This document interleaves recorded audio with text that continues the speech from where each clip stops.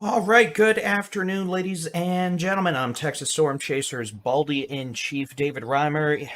We have our first tornado warning of the day, so we now begin our live severe weather coverage. This is going to be a tornado warning for Smith County in East Texas, although we note a supercell thunderstorm is getting organized pretty quickly down by Hiko, east on Highway 6 towards Meridian. Those storms may also become problematic in the Spinny Doom department over the next 30 to 60 minutes. And so we're probably going to have more tornado warnings soon. But again, we're here now because we have our first tornado warning of the day, and this is going to be for a severe thunderstorm very near the city of Tyler. This is going to be for a storm showing some rotation now coming up on the southwest sides of Tyler near 323 and 155, kind of like we had last week with that random, baby NATO, for the lack of a more educated term, because that's really what it was. It was like a dust devil in terms of intensity. But this storm, the potential for a spin-up tornado now coming into the south sides of Tyler. This is going to be moving east at about 35 miles an hour. This will be near ARP at about 4:20 p.m. So again, this is going to be a tornado warning for southeastern Smith County until 4:30 p.m.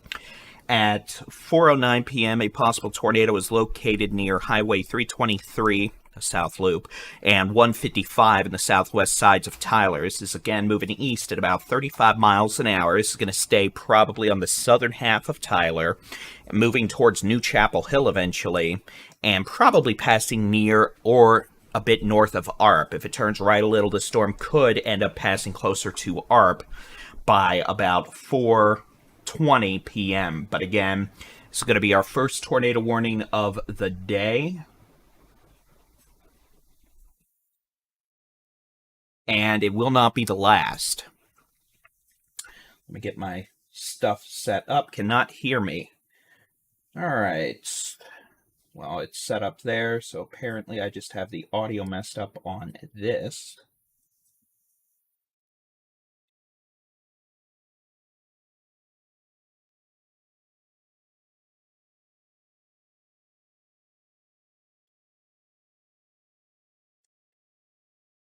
Y'all mostly can hear me. It's just one thing that can't hear me. But now y'all should be able to hear me just fine. My apologies, world of TikTok. Y'all should be able to hear me now. But again, this is going to be our first tornado warning of the day. This is going to be on the southern sides of Tyler. Once again, the possibility of a rain-wrapped tornado now. Southern half of Tyler, moving east at about 35 miles an hour. This is going to be a tornado warning until 4:30 p.m. for southeastern Smith County, including the city of Tyler, New Chapel Hill, and ARP. What we're looking at here is the which way the wind's blowing mode. Weather radar, this is what you typically see, the how hard it's raining mode. But Doppler radar and the weather radars we use are not only able to tell how hard it's raining, but the which way the wind's blowing mode. So even if you have a rain-wrapped circulation, there is certainly still the ability to see what's going on. What we have here, winds moving towards a weather radar in Shreveport in the green, winds moving away from the weather radar in Shreveport in the red, and that is where you have a circulation. South sides of Tyler right now, moving east at about 35 miles an hour. This is going to be near ARP by 4:20 p.m. if this storm keeps on its present course and speed. No reports at this point that we have anything down. But again, certainly can't rule out a spin-up tornado with this thunderstorm as it moves east at about 35 miles an hour. Now, going back further west, here's some other stuff we have going on. I'll tell you now, this cell between Hiko and Meridian, this probably is going to go tornadic in the next 30-45 minutes. This storm's in a very favorable environment to produce severe weather. Big hail, big wind, the potential for tornadoes. Let me turn on surface temperatures real quick. And something I want you to note. Temperatures in the Metroplex are in the 50s and low 60s. We've had an outflow boundary move south. Notice how the temperature in Hillsboro is 63, 72 to 75 in Waco, 81 in Gatesville. Where this boundary sets up, if we have any thunderstorms that end up sitting or riding this boundary off to the east, that is where we could have the potential for an enhanced tornado threat. So, again, that's why I think the boundaries near this thunderstorm on Highway 6, that's not 6, yeah, it is 6, between Meridian near Iredell. So there is probably going to be a problem with this storm. You can see the hook echo developing on the how hard it's raining mode. And again, it wouldn't be surprising if this storm ends up turning more to the east versus northeast. And if it makes that east turn, this thing's going to be a prime candidate to be a problem in the spinny, doom department. We're going to have to watch these storms developing farther south as well. This one southwest of Valley Mills and Crawford. This thunderstorm that is in the eastern big country, Eastland County, moving southeast, this is probably just north of the warm front, meaning it doesn't have a super high tornado threat. It definitely has hail. This thing could be dropping nasty size hail. It's got one heck of a hail core coming into Carbon right now. And again, this could be a threat to Stephenville by about 5:15 p.m. And again, that's a big hailer right now. It looks like it is north of the warm front / boundary. Storms north of the boundary, much lower tornado potential because surface temperatures are much cooler, 50s, low 60s, versus south of the boundary where we've got a much more unstable air mass closer to the surface with 70s and 80s. My webcam is frozen. Well, slap me silly and say hi-ho cheerio. Technology and I are not doing well. I'm singing a song because I'm obviously... Okay, we're okay now. So again, we're going to have problems out here in southern North Texas before long. These storms that are firing up from Graham up to Bowie, these are north of that boundary. They could have some small hail, but I'm not worried about tornadoes with them. And for now, we only have one tornado warning. It is with this thunderstorm in southern Tyler. I'll be honest, this is not a classic spinny doom signature, but we are seeing an area of at least modest rotation on the south sides of Tyler, and that could be a spin-up tornado potential moving towards New Chapel Hill on Highway 64. So we do have a tornado warning until 4:30 p.m. from the National Weather Service in Shreveport. The possibility of a spin-up tornado over the south sides of Tyler, moving east towards New Chapel Hill and ARP at 35 miles an hour. So, with that being said, those of you in the city of Tyler, give it another 10 minutes and then you'll be okay to come out. Those of you in New Chapel Hill, south and east of Tyler, down to ARP on Highway 64, need to be getting ready to move to your safe places. That's going to be the lowest floor, center room, away from windows, put as many walls between you and the outside as possible. And again, we'll see if the Weather Service decides to extend this tornado warning. I'm not seeing overly strong rotation right now, but there is at least some modest rotation. And again, this storm might be just north of that boundary that I was talking about. I'm showing it 59 degrees at Tyler Airport with north winds. But in Jacksonville, it's 71 with southeast winds. So this boundary is somewhere near the vicinity. So if this storm is north of that boundary, much lower potential for tornadoes. That being said, a tornado warning does continue until 4:30 p.m. for southeastern Smith County and East Texas, including the eastern, southeastern half of Tyler and New Chapel Hill to ARP. The storm also capable of producing large hail. All right, back into North Texas, and I'll tell you this, nothing good is going to come from these storms. From near Valley Mills to Cranfield's Gap up to areas of Meridian and Walnut Springs. These storms are in an environment supportive of organized low-level rotation, and in fact, you can see that already in the mid-levels here. We've got a pretty good mid-level mesocyclone there, southwest of Cranfield's Gap, and approaching Iredell. All these storms are in rotation. They're spinning like a top aloft. Our problem is going to be when they start to lower the rotation at low levels and then attempt to make surface circulations, which are also called spinny, spinny doom-dooms. All right, we've got a report of baseball-sized hail falling in Carbon in Eastland County. So that is with this thunderstorm right here. So this storm now is producing baseball-sized hail on Highway 6 in Carbon, which matches radar signatures. So Gorman, DeLeon, Dublin to Stephenville over the next 45 to 60 minutes. The potential for baseball-sized hail with this very intense supercell thunderstorm. We're going to have to watch this very carefully.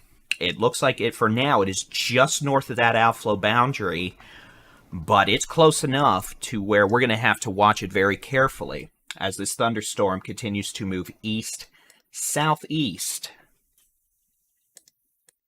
at about 40 miles an hour. All right.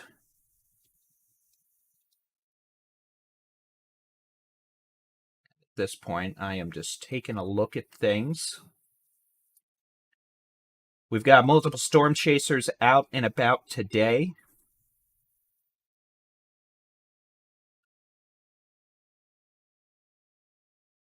Here's our chaser wall. What I'm going to do really quick, I'm going to do some real-time editing here. My apologies, but life is life, and sometimes life requires real-time editing and fancy-smancy stuff.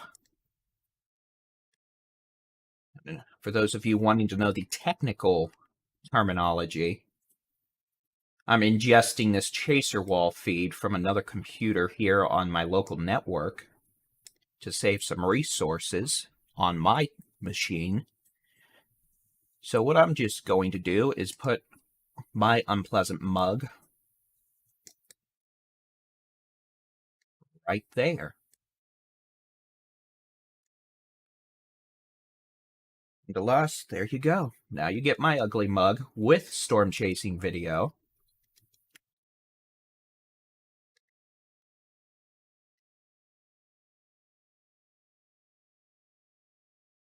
Okay, so we've got baseball-sized hail in Carbon, which is this supercell moving southeast towards Gorman, DeLeon, Dublin, and Stephenville over the next 45 to 60 minutes.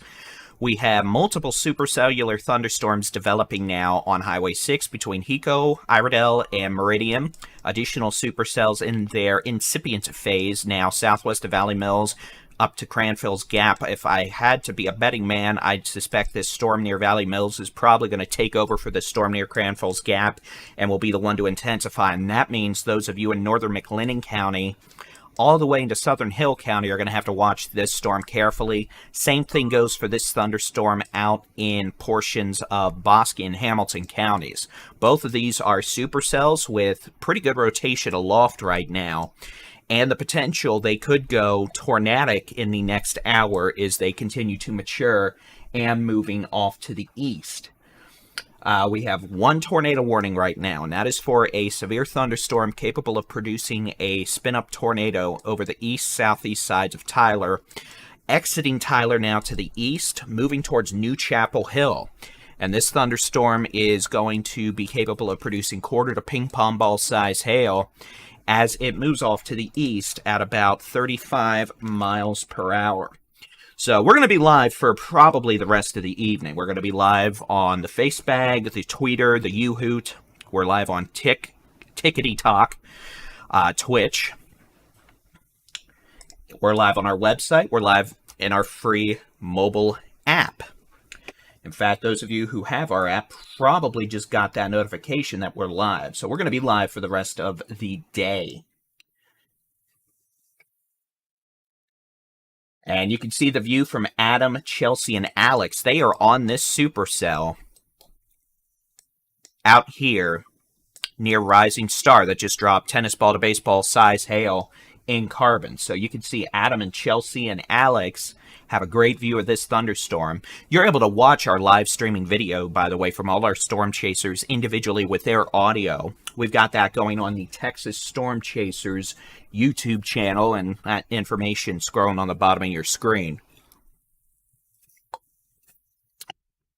Jason is heading south to intercept the new supercells developing across portions of southern North Texas that are still in their incipient phase and the maturing phase.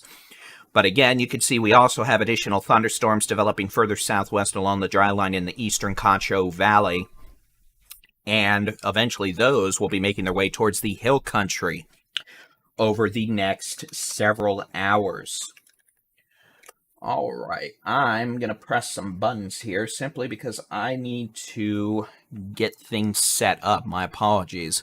I've got a plethora of monitors around me. I've got 1, 2, 3, 4, 5, 6, 7, 8, 9, 10 monitors on right now around me. And let me tell you, it really takes the need out of needing any sort of heater in the winter when all these are running, because these things put off enough heat to probably, well, let's just say it gets pretty warm in here at times, but that's okay.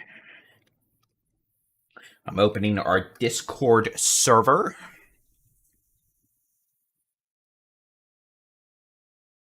And that tornado warning we have for Smith County is going to expire here in about 5 minutes. No indications yet they're going to be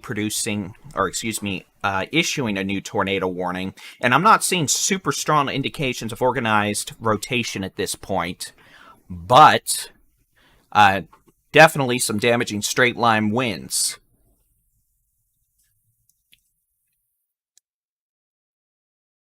And yes, we do have a Discord. In fact, I'll share the links in the chats real quick.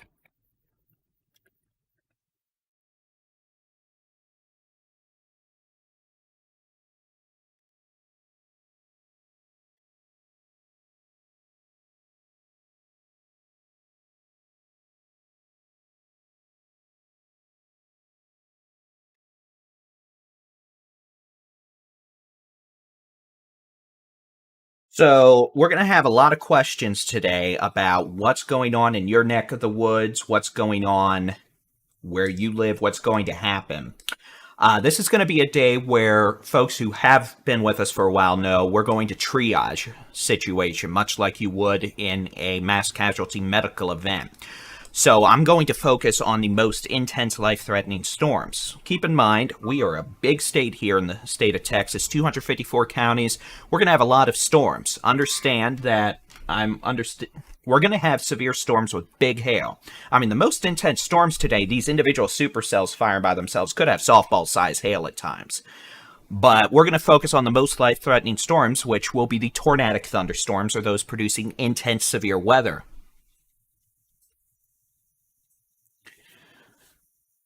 So, if you have questions about storms in your area, storms we're not talking about, that's probably a good thing. If I'm talking about a storm in your area, that's not a good thing. We do have a free mobile app that'll give you local weather forecasts, allow you to track storms in your area, watch our live coverage.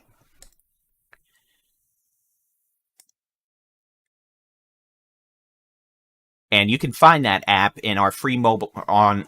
How about this? How about I talk coherently for one?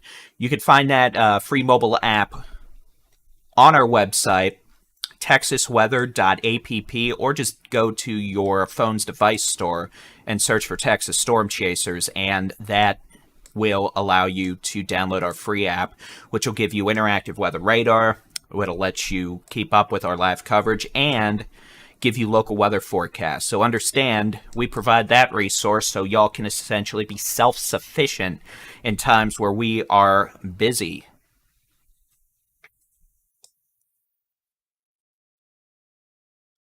And focusing on the most intense storms.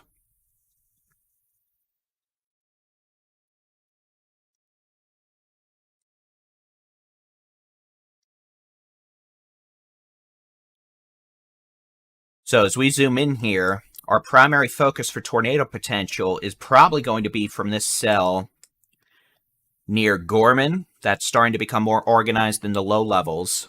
all the way to these storms developing in southern North Texas, from Hiko down to Clifton to Crawford, west of Waco, west of Hillsboro, to perhaps Jacksonville to center.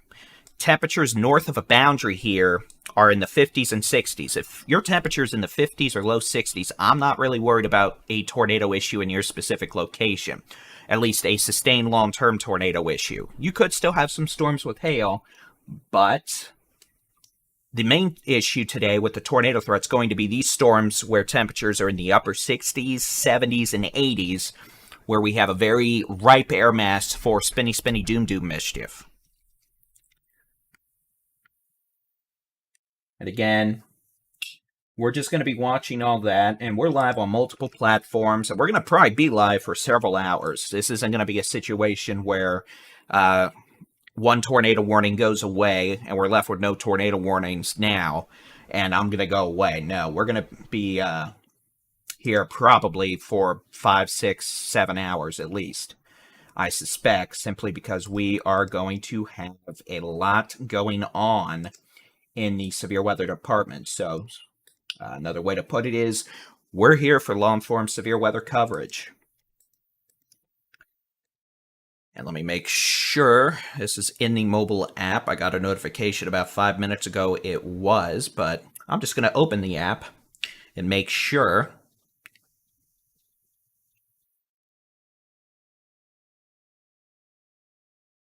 And so for those of you wondering what the forecast is for today, we do have a detailed forecast video posted on our social media channels and YouTube from earlier.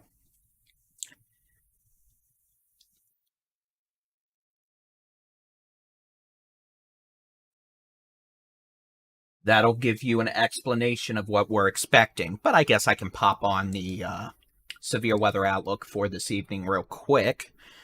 All right, let's press some buttons here.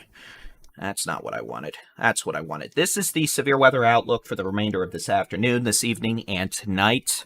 Higher your risk level, the more likely you're going to have severe storms in your neck of the woods tonight. Any risk level means you have the potential for severe storms. You can compare to this morning's forecast. This risk is shifted south of Interstate 20, south of the Metroplex, because we've seen rain-cooled air north of a boundary push into the Metroplex, helping reduce the overall threat for surface-based severe storms.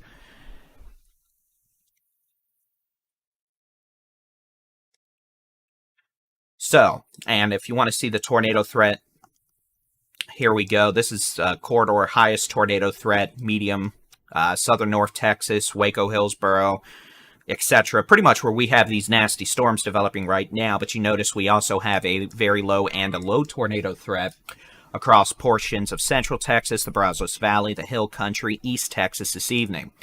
All right, the Tyler's tornado warning's gone. This tornado warning for Smith County is gone, replaced by a severe thunderstorm warning. And now we have a plethora of tornado warnings being issued in portions of central Texas. So, in the words of Dave, and Baldy in Chief, so we begin. We're going to have a tornado warning now. This is going to be a tornado warning. What? I get notifications of 2. Okay, so I think we're going to have 2 tornado warnings now. Both these storms are going to have tornado warnings. Let's go. We'll start with the first and work our way down. So again, this is where we're going to start working with the most intense storms. So we've now got twin tornado warnings. We've got a tornado warning number 1. This is going to be for Bosque County. This is going to include Meridian, Morgan up to 174, just east of Iredell, south of Walnut Springs on 144. This possible developing tornado is a direct threat to Meridian. This is going to be until 5:15. Tornado warning for central Bosque County. Meridian State Park around 4:45. Meridian around 4:50. That's the first tornado warning. That storm moving east at 25 miles an hour. Tornado warning number 2. This is going to be for a possible tornado developing about 8 miles west of Valley Mills or 11 miles south of Clifton on Highway 6. This is moving east-northeast at 25 miles an hour, and I definitely don't like where this one's going. This is going to be a tornado warning for Valley Mills, Crawford, Highway 6 from just northwest of Woodway, west of Waco, all the way through Valley Mills to just southeast of Clifton. Highway 317 from Crawford up to Valley Mills. At this point, it would be a very good idea not to be on Highway 317 and Highway 6, all the way from Crawford through Walnut Springs, Morgan. I wouldn't be on any roads near there right now, as these thunderstorms are getting organized and are now both capable of producing tornadoes. So again, we have 2 tornado warnings. First is for central Bosque County for a thunderstorm approaching the city of Meridian. The second is for a severe thunderstorm capable of producing a tornado 8 miles west of Valley Mills, moving east-northeast at 25 miles an hour. This is going to be near Valley Mills at about 4:50 p.m. Given the overall environment with today's thunderstorms, understand these may not be necessarily going anywhere quickly in terms of dying. So we need to look downstream and understand those of you in Hill and McLennan counties, aka Waco, West, Hillsboro, and everyone in between. Heads up now, y'all are going to have problems in the next hour with the potential for multiple tornadic supercells.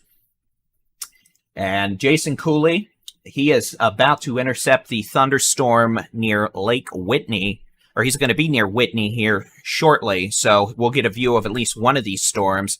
And understand, both these thunderstorms are capable of producing tornadoes. So southern storm, Crawford, Valley Mills, China Springs, tornado warning there until 5:15 p.m.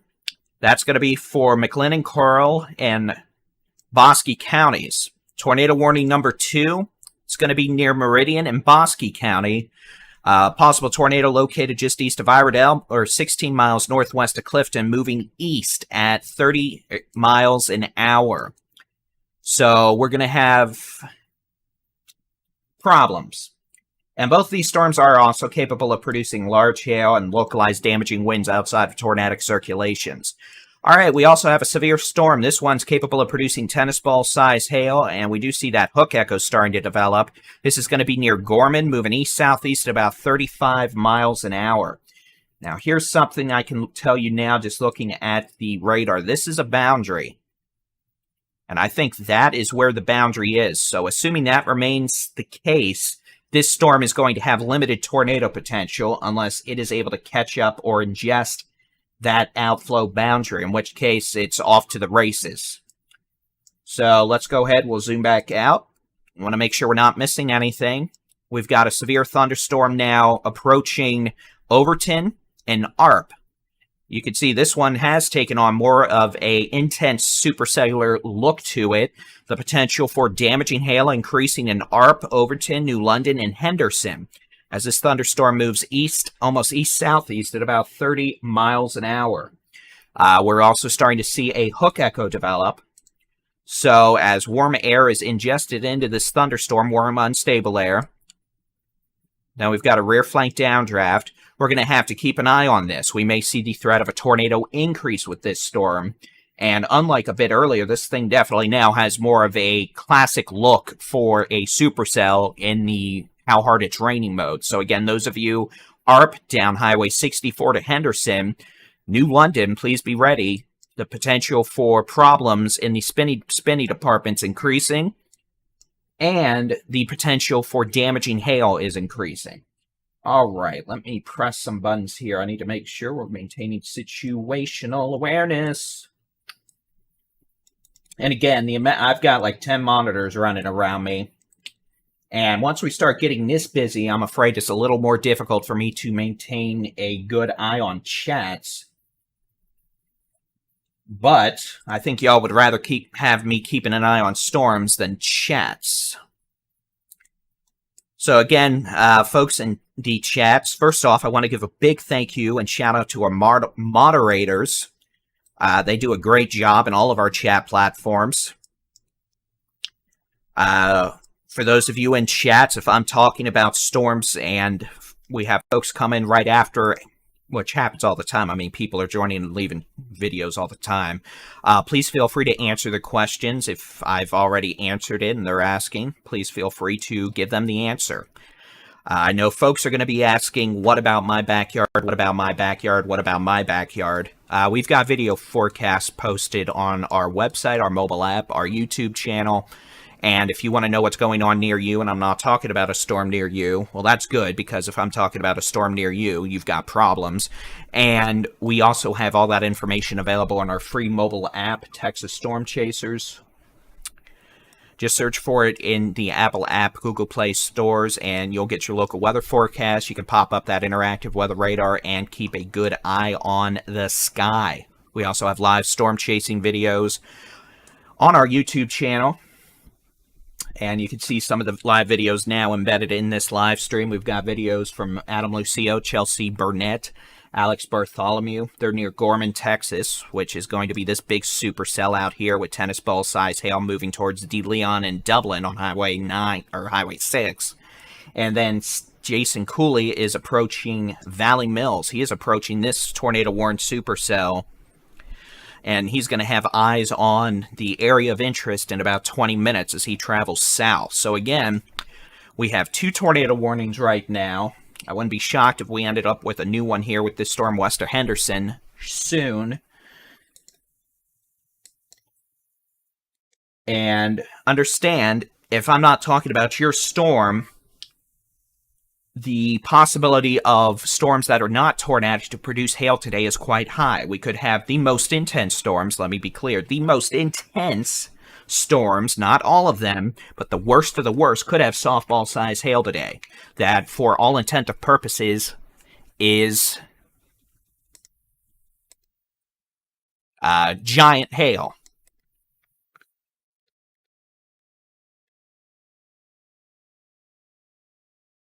Take your vitamins.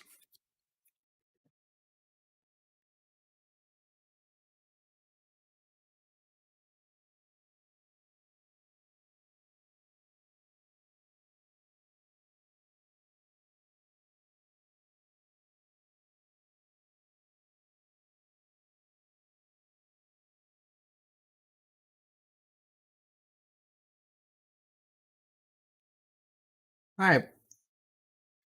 We just had a report of hail larger than baseballs near Gorman on Highway 6. That's going to be with the supercell, the westernmost severe warned supercell west of Stephenville. Sorry, I'm taking care of all the stuff I need to take care of. But in terms of the highest short-term issues, this thunderstorm near Valley Mills, northwest of Crawford, has the potential to produce a tornado at any time as it moves to the east at 25 miles an hour.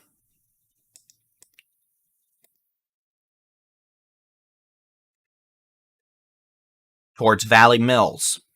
Notice how this one's also starting to slow down. It's only moving at about 15 miles an hour now. Another sign it's organizing, it's able to essentially control its environment. It's starting to turn more to the east instead of moving northeast, which would increase the threat to the city of Waco, Lacey Lakeview, up Interstate 35, Ross, West, Golson, Leroy. Hey, heads up. Problems. Be ready for tornadoes. We've got this severe storm near Meridian, capable of producing a tornado very near the city of Meridian right now. This storm is moving off to the east at about 25 miles an hour. After Meridian, it's going to be moving towards Lake Whitney and Whitney. Eventually, this could be moving towards the city of Hillsborough on Interstate 35. And then we've got this severe thunderstorm capable of producing baseball to bigger than baseball size hail. That's a report we got out of Gorman. And this storm's moving more to the southeast right now at about 30 to 35 miles an hour. We've got live storm chasing video from the Gorman storm from Adam, Chelsea, and Alex. And Jason Cooley is about to give us a view of the tornado-warned supercell near Valley Mills.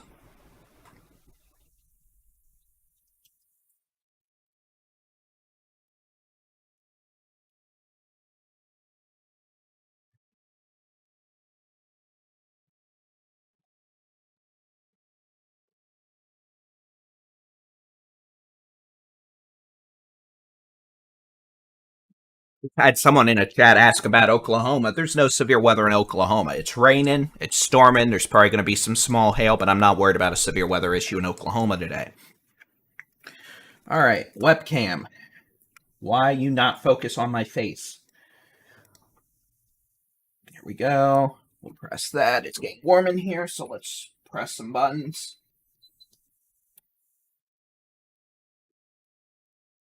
Sorry. In addition to 10 computer monitors and a rather angry computer next to me, we've got a server rack filled with equipment behind me that's helping to run these chase streams you're watching. But again, you've got Jason approaching a severe storm capable of producing a tornado near Valley Mills. And then we've got Alex, Adam, and Chelsea on this storm east of Gorman, north of De Leon, capable and with a history of producing baseball size to 3-inch diameter hail. Okay, let's go back to the East Texas storm real quick. This storm capable of producing golf ball to tennis ball size hail over New London, Selman City, about to move into Price. And you can see this storm has a nasty hail core now. This has taken on a major change in evolution since it was back over the city of Tyler, back over in Smith County. It looked more like a comma head, almost a little line segment back there. Now we've got what I would describe as very angry, pissed off supercell look, in the lack of a meteorological term. And this storm is moving east, maybe east-southeast at about 35 miles an hour. And this thunderstorm is capable of producing damaging hail. This will be in the city of Henderson sooner rather than later. Henderson, probably by 5 o'clock, the potential for damaging hail, 60 to 70 mile an hour winds, and if this little hook echo wraps up, the potential for a tornado. At this point, not tornadic, but we're going to keep a close eye on it. It may be just north of an outflow boundary. If that's the case, that'll help reduce, not eliminate, but reduce the threat of a tornado. But I'm not going to say that for sure right now. You can see Adam, Chelsea, and Alex. Again, they're on the storm out here with baseball-sized hail near Gorman, moving towards Dublin. And then we've got 2 supercells capable of producing tornadoes. This supercell near the city of Meridian, you can see a hook echo there. We have no ground reports of tornadoes at this point. This storm's moving east at 25 miles an hour. I'll put a storm track on that. Let me zoom out. That's not how we zoom out. Again, really? What are we doing? Be nice. Press the magic buttons. And again, assuming it's moving like this, this is going to be over Lake Whitney, about 510. Whitney proper, 520. And it's pretty much around Meridian right now. And this could put a tornado down at any point, especially on 174 between Morgan and Meridian. The potential for large hail and damaging winds with that thunderstorm as well. We have a severe thunderstorm that looks a bit more organized than the hail department approaching Valley Mills. This is a dangerous thunderstorm capable of producing golf ball to tennis ball size hail in Valley Mills in the next 5 to 10 minutes. Also, the potential for a tornado to develop at any time just southwest of Valley Mills. This is moving towards Valley Mills. This thunderstorm is moving more slowly at about 15 miles an hour, assuming this storm is going to take a bit of a jog to the east as it becomes more organized. This could pose a direct threat to McLennan County within the next 1 hour. Waco, Belmead, Lacey Lakeview, Ross, Golson, Leroy, China Springs, Elmont, Axtell, Crawford. You need to watch this storm very carefully, all right? And be ready. Additional warnings are likely to be issued. But again, this storm's moving pretty slow right now, so y'all got time. All right, so again, that covers the 2 tornado warnings there. This thunderstorm that is east of Gorman now, baseball-size hail reported. Hail larger than baseballs reported. Back in Gorman. This storm moving east at about 30, well, east-southeast at about 30 to 40 miles an hour. If it is going to move more east, it's going to hit Stephenville by 5:10. If this keeps jogging southeast, it's going to pass over 67 between Dublin and Stephenville by 5:05 to 5:10. And if this thunderstorm takes an even harder turn to the southeast, this could be an issue for the town of Dublin by 5:05 to 5:10. What?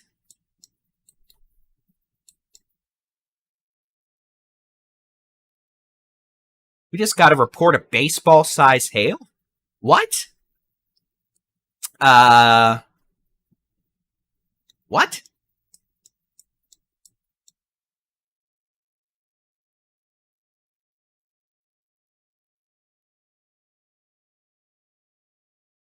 Interesting.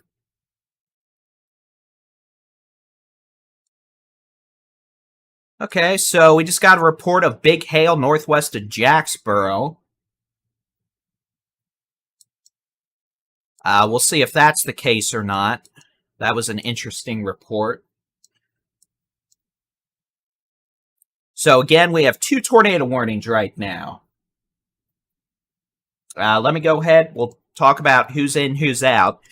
Tornado warning for northwestern McLennan, northeastern Correll, and southeastern Bosque counties until 5:15 p.m. A possible tornado now located very close to Valley Mills, a couple miles southwest of town. And this thunderstorm is moving off to the east, northeast at about 15 miles an hour. In terms of the storm structure on this, I mean, this storm near Valley Mills is in a very favorable environment and a very favorable look to produce a tornado at any time. Jason looks like he's enjoying traffic in Valley Mills right now. Folks in Valley Mills should not, I don't know why folks are driving around there right now. I mean, if you want to destroy your car with baseball-sized hail, go for it. You want to get lofted by a tornado, go for it. But come on, people. We got phones that give you all sorts of warnings that there's tornado warnings and all that, and yet we're driving around in it. I just don't understand, but oh well. So again, if you're in Valley Mills, you need to be in a safe place. That's going to be lowest floor, center room, away from windows. Put as many walls between you and the outside as possible. Do not be driving in the tornado warning. I mean, meh. That's about all I'm going to say to that. Meh. So this is going to be moving towards Valley Mills in the next 15 to 20 minutes. After that, China Springs and Golson, you're going to be under the gun. But again, this thing's moving so slowly right now. We've got a pretty good amount of time, it looks like, before this gets to China Springs or Golson. And we're also going to have to see if this storm's going to turn to the east at all. At this point, this is still over an hour away from Interstate 35 in McLennan County. Northern storm, we've got a possibility of a tornado now just northeast of Meridian. This storm is looking a little less organized now than what the other storm to the south is looking like. So we'll have to see what's going to happen. But this storm is moving towards Lake Whitney and eventually Whitney over the next 30 minutes or so. I'll zoom out. I'll give you a good look at both storms, and I'll put arrows on where both these storms seem to be going right now.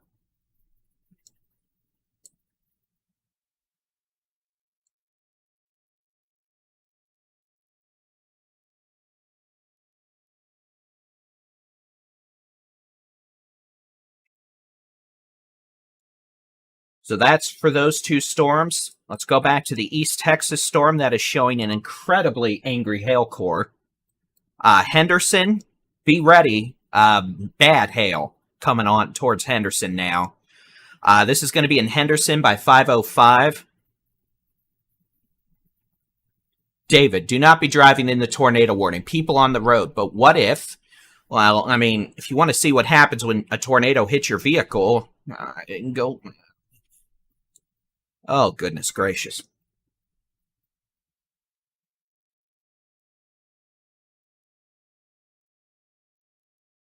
So again, we've had some nickel-size hail reported west of Jacksboro, it sounds like. That's more plausible.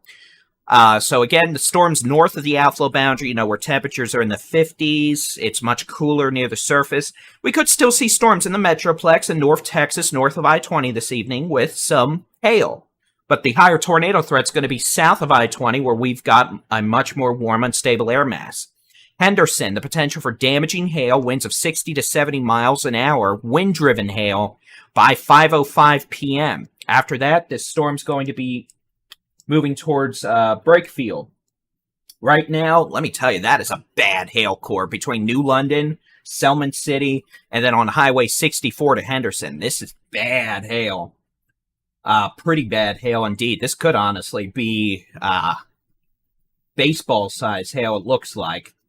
So at this point, Henderson, your phones are probably going off because this storm is now capable of producing baseball to maybe softball-size hail and winds of 60 to 70 miles an hour. So go ahead and treat this like a tornado warning. Get away from windows. Put as many walls between you and the outside as possible, as this storm is clearly capable of busting out windows and producing baseball size to 3.5-inch diameter size hail. That is very destructive. Heading back into central Texas, or southern North Texas. Meridian, you've got a possible circulation now east of town. Meridian, give it 5 more minutes, and then you can come out if you're along and west of 174. The storm's going to be moving towards Lake Whitney. Passing south of Morgan, moving towards the west sides of Lake Whitney over the next 30 minutes. We've got a severe thunderstorm capable of producing golf ball-sized hail to tennis ball-sized hail in Valley Mills, and the possibility of a tornado southwest of town. You see Jason Cooley's got a view now of this thunderstorm. He is going to be near Valley Mills, and I'm going to set his stream up here so we can look at his camera full screen in just a minute.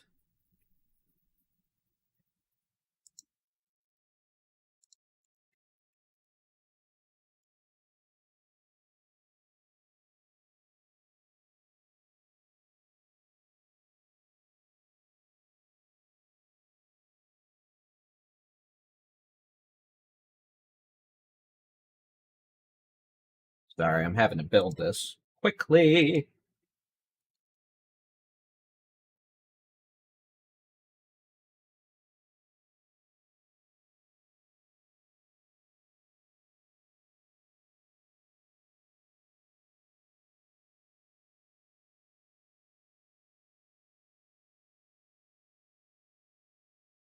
This is what Jason's looking at right now near Valley Mills.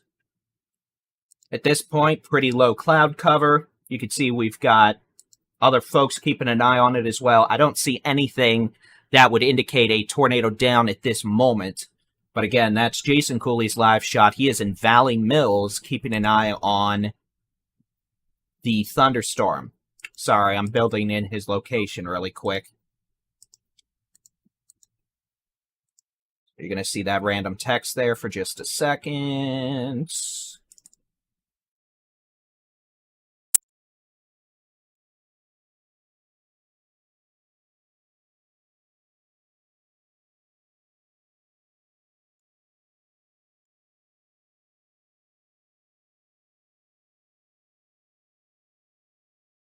I'll actually move it. Now y'all can actually see what's going on.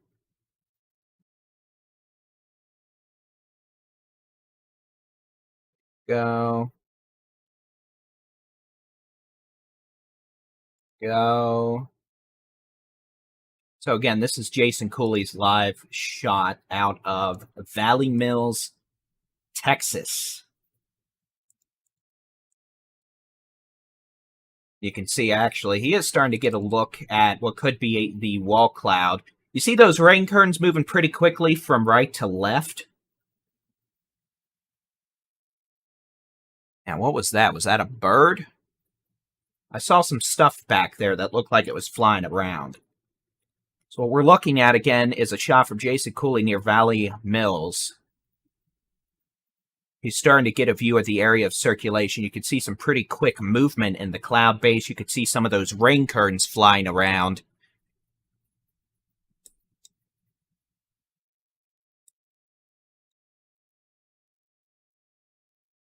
So at this point, we'd be looking for areas of, oh, whoa, whoa, whoa, whoa, look at that. We may have a developing, yeah, that might be a developing tornado. That might be a tornado. That's going to be a live shot from Jason Cooley near Valley Mills, just southwest of Valley Mills. So again, that is I'm going to say that is probably going to be a tornado in the development phases.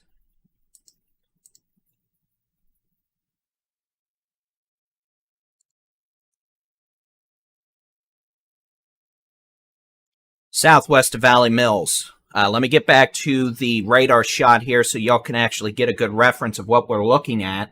And again, this is the supercell that is near Valley Mills.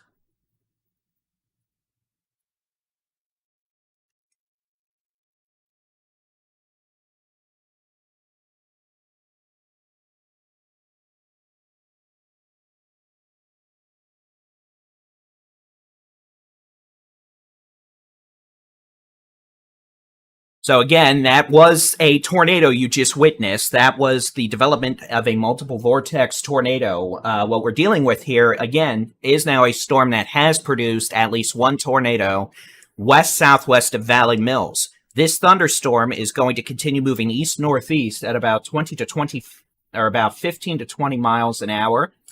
And the potential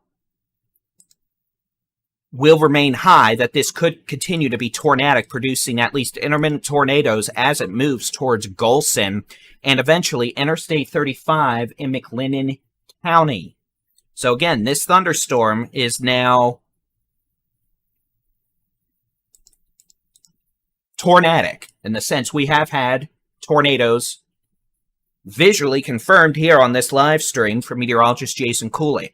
All right, back west, we've got a severe thunderstorm capable of producing baseball to softball size hail. This is going to be crossing over Highway 67 between the city of Stephenville and Dublin, moving east-southeast at 40 miles an hour. Again, this storm has the history now producing baseball size hail, could produce softball size hail. Moving east-southeast at 35 to 40 miles an hour. This could be a hailer for the southwest sides of Stephenville all the way to Dublin. This thunderstorm could also continue producing baseball to softball size hail in places like Alexander, Claret, and eventually Hiko. Depending on exactly how far southeast, this continues to move east-southeast, or the specific direction at least. So again, those of you in Hiko, Iredell, Walnut Springs, watch this storm to your northwest very carefully with the potential of a bad hailstorm, baseball to softball size hail. We've got severe thunderstorm capable of producing golf ball to baseball size hail in Henderson right now. The potential for very strong winds and the potential, at least not totally zero, for a tornado, but right now, no strong low-level rotation, which is good. But again, the potential for golf ball to baseball size hail around Henderson right now. And this storm's going to continue moving towards Brakefield, Clayton, Gary City, Tipson, probably staying north of Mount Enterprise, and possibly eventually near Tanea in the next hour, hour and a half. All right, let's go back to Jason's shot. I just want to look full screen with you at that shot.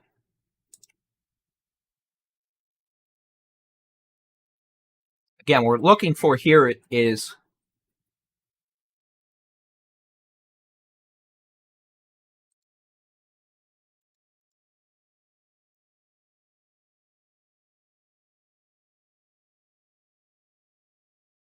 I get a, hold on a second.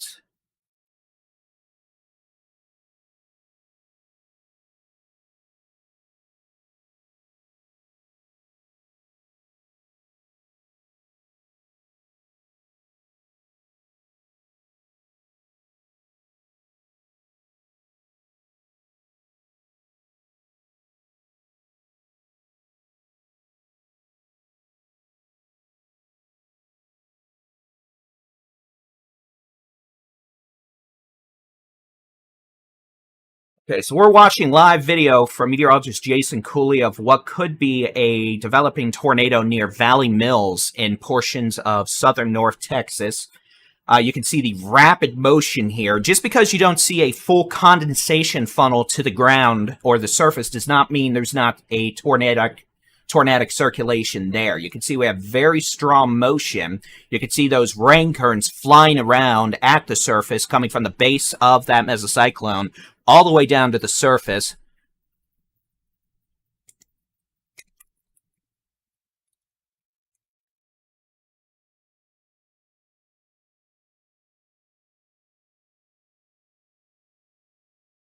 So we had a tornado about 5 minutes ago, a brief funnel that condensed down to the surface, a multiple vortex tornado, and now we're watching to see if we're about to do it again. You can see that strong left to right motion now. So again, this thing is definitely trying. We don't have a tornado solidly planted at this point, but the thunderstorm certainly has strong motion, strong rotation, and could drop a tornado at any time.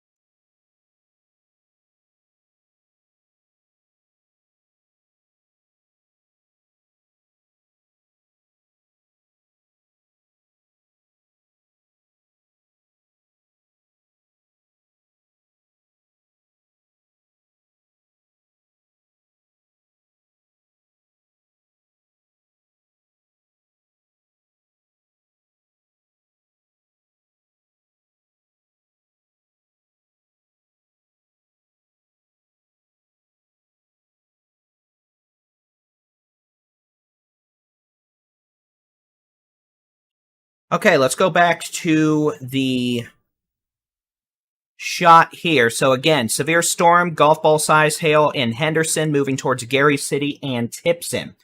Let's go back west. We have 2 tornado warnings in portions of southern North Texas right now. We've got this thunderstorm that has produced a brief tornado southwest of Valley Mills. That's continuing to move off to the east. East-northeast-ish at about 20 miles an hour. It's going to be moving towards Golson. That's going to be moving towards China Springs, Ross, Elmont, maybe Lacey Lakeview, and the city of West in the next hour. Do not be on Interstate 35 when this thunderstorm starts dropping golf ball to baseball size hail over I-35 north of Waco. Tornado warning number 2, that's going to be for this thunderstorm that looks less organized in the rotation department than its counterpart to the south, but is showing a pretty good indication of hail east of Morgan, east of Meridian, east of Highway 174, and this is going to be moving towards Lake Whitney and Whitney, probably staying just north of Laguna Park. Eventually, this could be an issue for Hillsborough and Abbott by about 5:50 p.m. with hail. Back west, this storm on 67 between Dublin and Stephenville has a history of producing baseball-sized hail. That's the storm Alex, Chelsea, and Adam have been on. This storm is not tornadic at this point. It is going to be moving towards the east-southeast towards Alexander, Claret. Staying, honestly, it may pass near Chalk Mountain if it's moving more easterly now versus southeast, but probably going to stay south of Chalk Mountain. Could eventually be an issue to Hiko if it's moving more southeast than this little storm track seems to think. Otherwise, in about an hour, this could be near Walnut Springs to Iredell, and eventually thereafter, maybe passing near Meridian and Morgan again. So again, those are the 2 tornado warnings we have. The most pressing tornado issue in the short term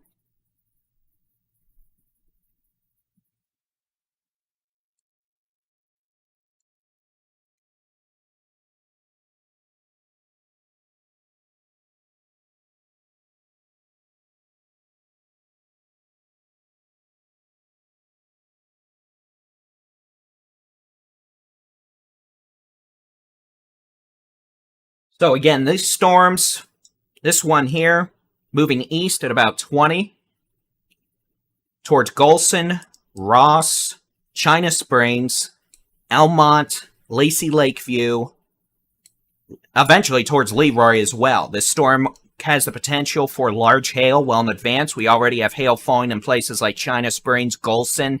We may have some hail within the next 15 minutes in Ross. Storm then going to be moving off.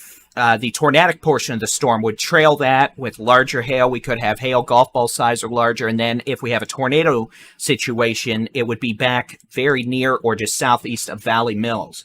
You can see meteorologist Jason Cooley is in the midst of repositioning, enjoying that camera ability. Jason's really done a good job with outfitting his vehicle with multiple cameras that he's able to switch quickly in the vehicle. So we can keep a view. But again, you can see he's trying to get back ahead of the storm. You can see the base of the thunderstorm back there on the left-hand side of your screen. And you can see as he encounters a wee bit of data issues from time to time, that feed will go in and out. But again, Jason's already visually confirmed one tornado with this storm near Valley Mills. And in all likelihood, this storm is not done. So we're going to have to keep a very close eye on it. Adam, Chelsea, and Alex are on this thunderstorm back on 67. That is showing indications of baseball to softball size hail. And this is going to be moving to places like Claret, Hiko, maybe as far north as Chalk Mountain on 67. Should stay well southwest of Glen Rose unless this takes a left turn and goes more east than southeast. But we're just going to have to wait and see. We've got more storms firing farther west. Again, we're going to have a lot of severe storms firing up, it looks like, over the next hour. And understand we're going to be focusing on the most intense storms, which means the tornadic storms mostly. Now, I'll load a loop real quick just so you can see what we've had going on the last couple of hours. And again, you can see we've got a heck of a lot of storms firing up now around Brownwood, possibility of some hail, and most of these storms today are going to be efficient hail producers. We got plenty of instability aloft to support large hail, whether it be south of the outflow boundary where temperatures are in the 70s and 80s, or north of that boundary in places like DFW where we have temperatures in the 50s. So, understand, if I'm not talking about your storm, that's a good thing for you. If I'm talking about your storm, that means it's capable of producing big-time severe weather. If the storm approaching you, I'm not talking about, yes, it could have hail. It could have some big hail, but understand we're having to triage the situation. I'm just one Baldy in chief here, and as big as my head is, I'm afraid sometimes even I have to triage things. Yes, that was sarcasm, by the way. I'm not that arrogant. But again, that's why we've got free interactive weather radar on our website, texasstormchasers.com/radar. We've got interactive weather radar, live storm chasing feeds, and local weather forecasts in the free Texas Storm Chasers mobile app. Just search for Texas Storm Chasers in the App Store. And those of you who've been asking about a ad-free version of the app, I do believe that is available now if you click on the ... more button. But again, we're going to focus on the most intense storms and try to keep folks up to date. You can see Jason's having to go through Valley Mills now, I believe, to get back east of the storm.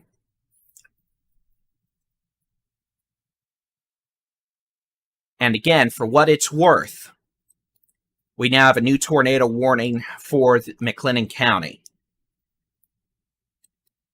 This is going to be a tornado warning until...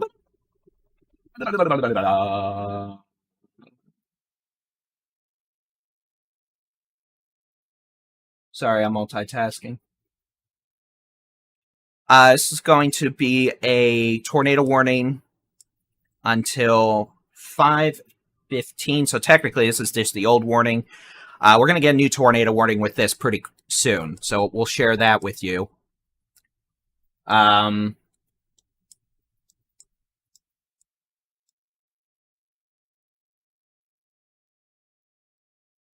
And then we've got this severe storm. This is not going to be a tornado warning, but a new severe storm warning for the storm approaching Whitney and Lake Whitney. Rotation's weaker with this storm now, maybe just north of the outflow boundary. Still capable of producing big hail. This could be near the city of Hillsborough by 5:50. We could have golf ball sized hail with this thunderstorm as it's now moving more to the east at 30 miles an hour. So again, we're going to be down to one tornado warning in a minute. We've got storms all the way from Stephenville to south of Gorman to just south of Comanche to just south of Brownwood to north of Brady, all moving either east, northeast, and even one moving southeast. And again, all these storms capable of very large damaging hail. But this storm in northwestern McLennan County near Valley Mills has the potential of producing significant severe weather, including the possibility of a tornado.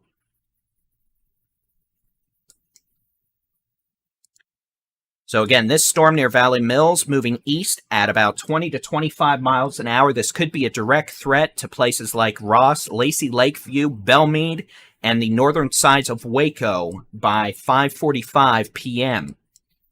Those of you in China Springs, Golson, Belmead, Lacey Lakeview, and Ross, you're going to end up under a tornado warning soon, and you will need to take your tornado safety precautions. What are those? I'm glad you asked. That's going to be the lowest floor, center room, away from windows, put as many walls between you and the outside as possible if you are in a sturdy site-built structure. If you are in a vehicle, if you are in a travel trailer, if you are in a manufactured home, you need to evacuate and move to a sturdy site-built structure nearby, a gas station, a hotel, a restaurant, a friend's house. All right, we've got the new tornado warning now. This is going to be a tornado warning until 6 p.m. for northwestern McLennan, southeastern Bosque, and southern Hill counties. At 5:13 p.m., a possible tornado is located near Valley Mills, moving east-northeast at 25 miles an hour, 13 miles northwest of Waco. This tornado warning does include Golson, Ross, West, Elmont, Lacey Lakeview. This includes the Waco Airport. So again, enact your tornado safety precautions, which we just talked about. This storm, in addition to producing the possibility of a tornado, may also produce damaging hail. You can see Jason is getting out ahead of the storm again. You can see it has what we refer to as a very large rain-free base. You can look under the thunderstorm and see clear sky. That's the rain-free base. That's where air is being ingested up into the thunderstorm inflow. That air is being sucked in, and as it's sucked in, it is then pushed straight up. Now, here's something interesting. You see that on the left-hand side? That funnel-looking appendage? We need to see what that is. And yes, because it looks like a funnel, but I'm not going to say that's surely a funnel. In addition to it possibly not being a funnel, it could just be a scary-looking scud cloud. For it to be a funnel or a tornado, you are going to see rapid rotation and rapid motion. Since we've got such a zoomed-out shot and Jason's moving, we can't see that right now. Now, obviously, if we had full condensation down to the surface, it'd be a bit easier to say that was a tornado, but we'll see what Jason has there again in a second once he gets out of the trees and the terrain.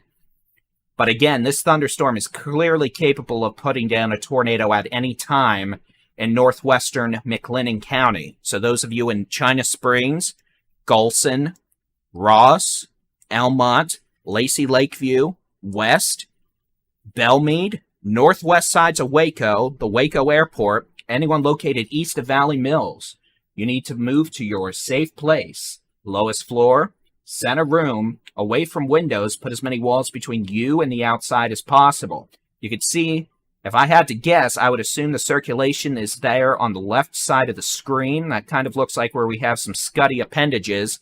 But again, we'll see what Jason has to say here in a bit. All right, let's get back over to these storms back in Erath County. We've got baseball-sized hail reported by the fire department in Dublin from this storm. So this storm moving towards Hiko, up to Chalk Mound, Glass, probably passing just southwest of Glenrose, moving southeast at about 35 miles an hour,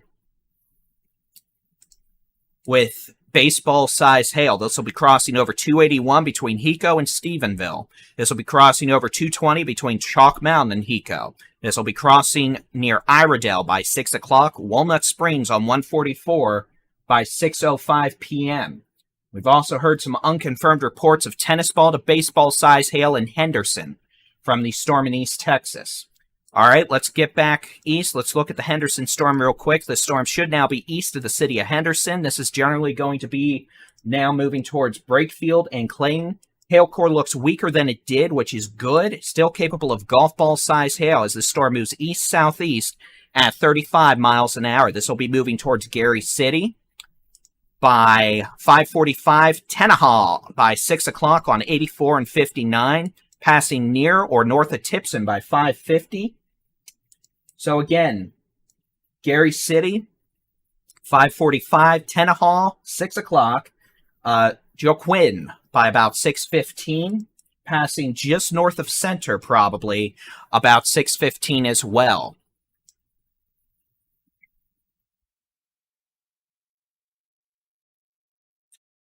All right.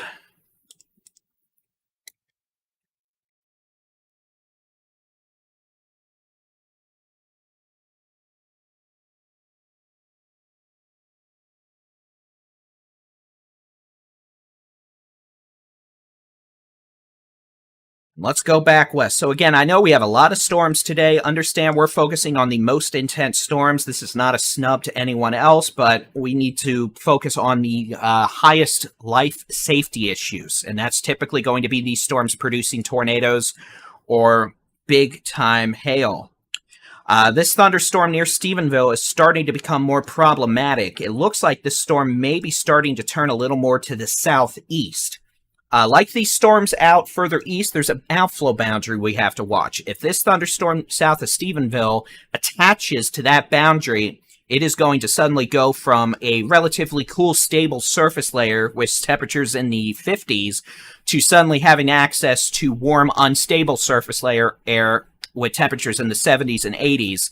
And that would result in this thing going from just producing baseball-sized hail to producing softball-sized hail and possibly an increased potential for tornadoes. So we're going to need to watch that very carefully. So if that happens, we may see this get upgraded to a tornado warning pretty quickly. But for now, we have one tornado warning. It's going to be this thunderstorm on Highway 6, east of Valley Mills now, crossing over 6 just south of China Springs. This is then going to be crossing over the Loop, crossing over, pretty much, it's moving almost right towards the Waco Airport, honestly.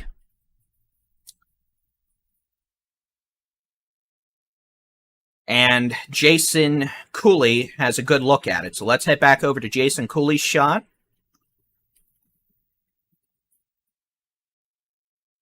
And you can see this is rain-free base. You can see lots of interesting colors here. Jason's going to be located east of Valley Mills, probably closer to China Springs now. And at this point, we're just watching for this large rotating wall cloud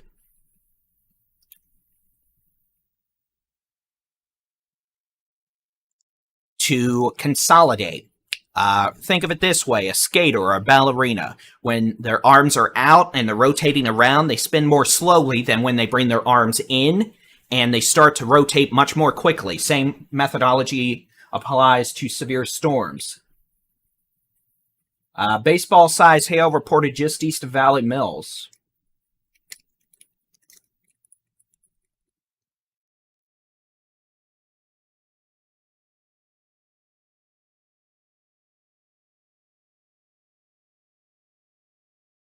Jason Cooley's reporting rapid rotation now. And again, you're watching the same thing I'm watching.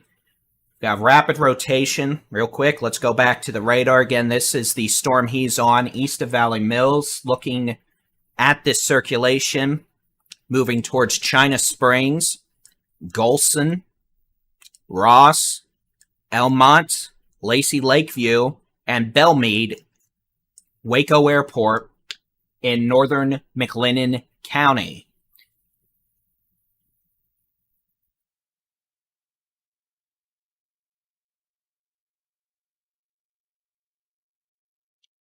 So looking at Jason's live stream, you can definitely see that rapid rotation.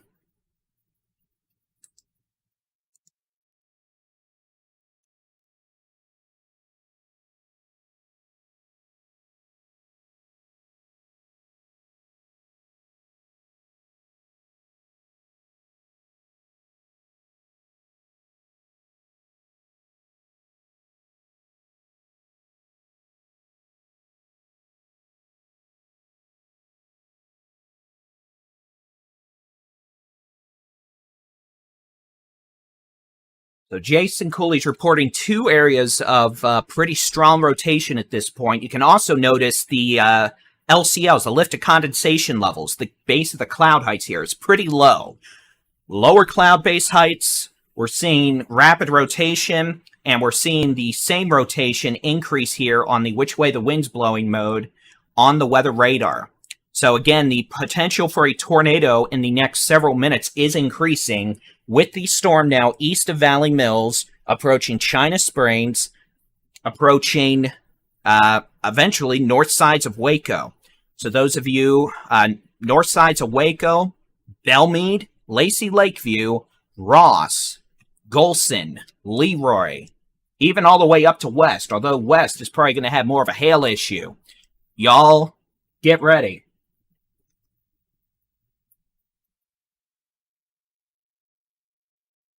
This thunderstorm, in addition to producing a possible tornado, now has a history of producing baseball-sized hail just east of Valley Mills. Also, a storm near Whitney starting to show a bit of a increased low-level circulation. We're going to have to watch that carefully. The storm east of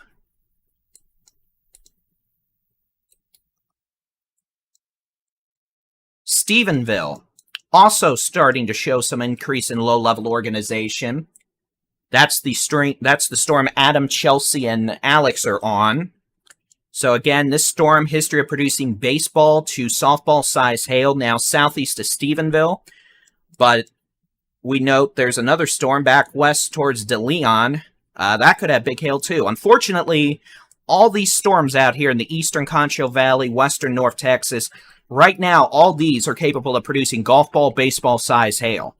Let me turn off the storm tracker mode here. You can see most of these storms are going to be moving east at 35 miles an hour. Some of these storms are going to be moving more northeast. Some of these storms are going to be moving more the southeast. So understand, we're focusing on the most life-threatening storms, but I know we've got a plethora of storms right now. All right, Jason Stream, you can see that cloud-based motion there. He's east of Valley View. And this thing is getting really close to dropping a tornado. Jason Cooley's reporting a tornado. Stand by. Let's go full screen. Oh, tornado. There you go. There's condensation at the ground.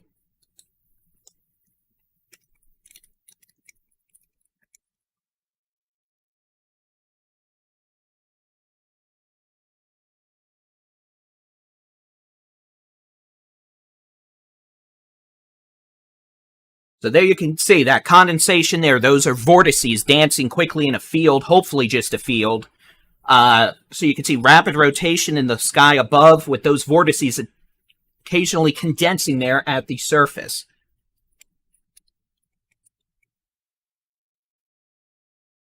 So that was a very impressive shot of vortices east of Valley Mills. So again, this thunderstorm capable of putting a tornado down at any time. And just because you do not see the condensation at the surface does not mean we don't have something down.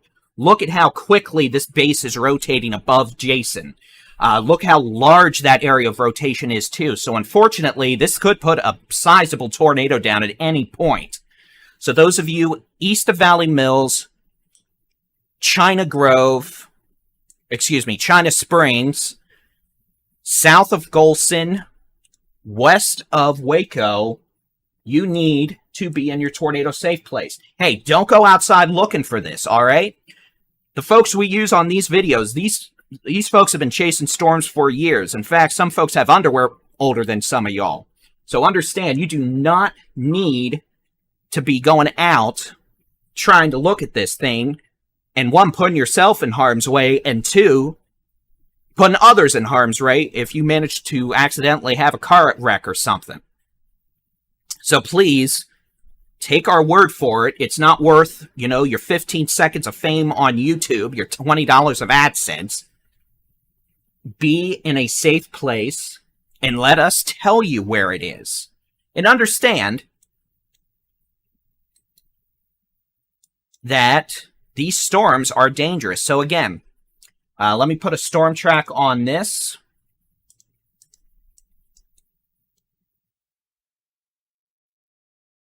This is going to probably be crossing Interstate 35, north sides of Waco, Belmead, Lacey Lakeview around 6 p.m., give or take a few minutes. And we're watching Jason's stream with interest. He's had the occasional tornado touchdown. They haven't been down for long. These have been brief spin-ups. But again, Jason's located right now on FM 185 southwest of Highway 6. This is going to be crossing over Lake Waco. And we may have a circulation. You see those? You may be able to faintly see it. Let me adjust the contrast a bit. Oh, that didn't do what I wanted. I'm going to adjust the contrast. You see those rain curtains on the ground there rotating quickly? That might be a tornadic circulation. What I'm doing is I'm trying to bring those rain curtains out.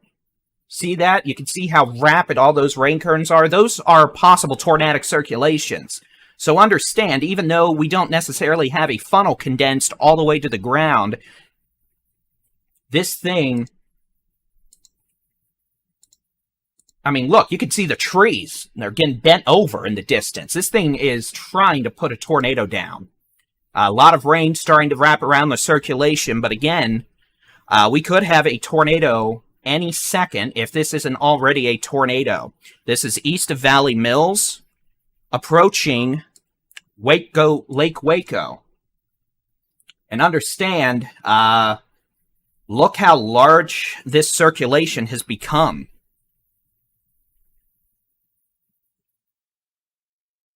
So again, I'm just going to put I'm just going to keep his thing full screen. I'm going to put the radar so you can see what I'm looking at, but you don't need to see my face.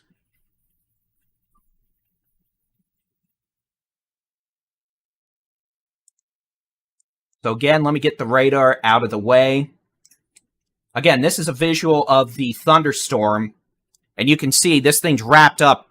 I mean... classic wrapped up hook. You've got your hook echo on the back southwest side there, northeast of Crawford. Which way the winds are blowing mode. You've got winds in the green moving towards the Waco, moving towards the radar in Granger. You've got the winds in red moving away. Very strong gate-to-gate circulation developing. In all likelihood, we're about to have a tornado in progress if we don't already have a tornado down. Unfortunately, as that rear flank downdraft comes around and wraps around on the backside of the circulation, it is going to obscure the area of rotation with precipitation, becoming a rain-wrapped circulation. Okay, he's repositioning. We're going to keep a very close eye on his stream. Let's go back to this. Let's look at some other storms. This is the only tornado warning we have. Again, this is the only tornado warning we have. Northern McLennan County, possible tornado developing a couple miles west of Waco Lake, or Lake Waco. Pick your dyslexic version of the day. Moving east at about 20 miles an hour. This thing may have taken a bit of a right turn, in which case this is going to place more of Waco, especially the northern half of Waco, up to Belmead, at direct threat from a possible tornado in the next 30 minutes. And understand, there's big hail north of that. Places like West, Elmont, Ross. If the tornado stays to your south, y'all are still going to get blasted by baseball-sized hail. And if anyone from TxDOT, McLennan County Sheriff, or DPS is watching, it would be a very good idea to shut down Interstate 35 between West and Hewitt. Or at least the north sides of Waco and Hewitt, so we don't have cars and trucks and all that traveling on the interstate with a possible tornado about to cross the interstate in the next 30 minutes. But fortunately, all those folks are great about keeping an eye on this stuff. You can see Jason shot there, Adam, Chelsea, and Alex. They are on this thunderstorm now east of Dublin. And this storm is starting to show some indications of rotation in the low levels. But again, it is, not strong low-level rotation, but enough to keep an eye on. This storm has a history of producing baseball-sized hail. And this thunderstorm is moving off to the east-southeast at about 35 miles an hour. I do not know why we have vehicles and traffic on that highway right now, but come on, folks. This has been forecast for a couple days now. You've got phones chirping at tornado warnings and for baseball-sized hail, and yet we've got traffic jams. This is how people get killed on roads. This is why we are so animate. Please do not be on the road in severe weather. I know it's inconvenient to have to stay at work a little late or stay wherever you are a little bit later, but trust me, it is worth it if you're not hit by a tornado, impaled with debris, or your vehicle thrown into a field. And yes, I'm quite passionate about that. All right, back west. Let me turn off the storm track mode so you can see the hail markers and storm tracks. All these storms moving off to generally east at about 35. But we also have some storms moving more northeast, like this one east of Comanche. Let me switch radar sources. I'm going to try to get y'all a loop of this so you can better estimate what we have going on. I'm just going to give you a quick 1 hour loop. So when you might understand now why I can't just broad brush everything and say it's all moving east at 35. Because look at these storm tracks. These storms are not, just linear movers. They fluctuate. Sometimes they turn a little to the northeast, sometimes southeast. But most of these, generally speaking, are going to be moving more to the east at about 30, 35 miles an hour. We've got the storms around Waco moving at about 20 miles an hour. We've got storms in Hill County moving at about 30 miles an hour. We've got storms, mainly one storm at this point. I'm switching radar sites so you can see this. And then we've had this storm that went through Henderson, moving southeast at about 45 miles an hour. And I'm trying to, there we go. It's loading the data, sorry. Technology and I just never get along. But again,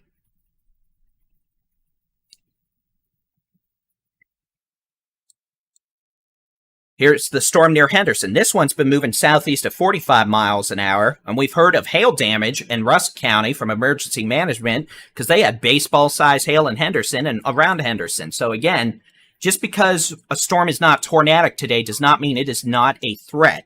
A lot of these storms are dropping golf ball to baseball-sized hail right now, but we're having to focus on these storms that are capable of also producing tornadoes and, the life hazards they bring.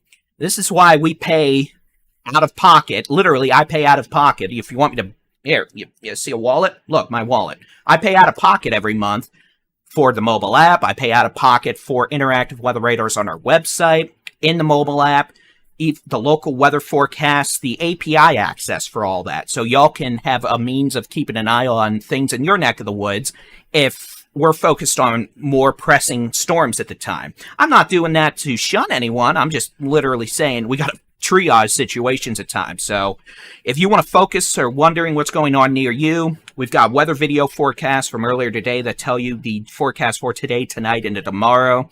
And we've got the free mobile app, Texas Storm Chasers, in the Apple app, Google Play stores. We've got our website, TexasStormChasers.com. We've got radar on there. We've got the live videos. We've got the interactive weather radar. And if you're on the Texas Storm Chasers YouTube channel, if you're not, you should be. We've got all these live storm chasing videos. Each feed has its own video feed going with their chaser audio, where you can watch those individually.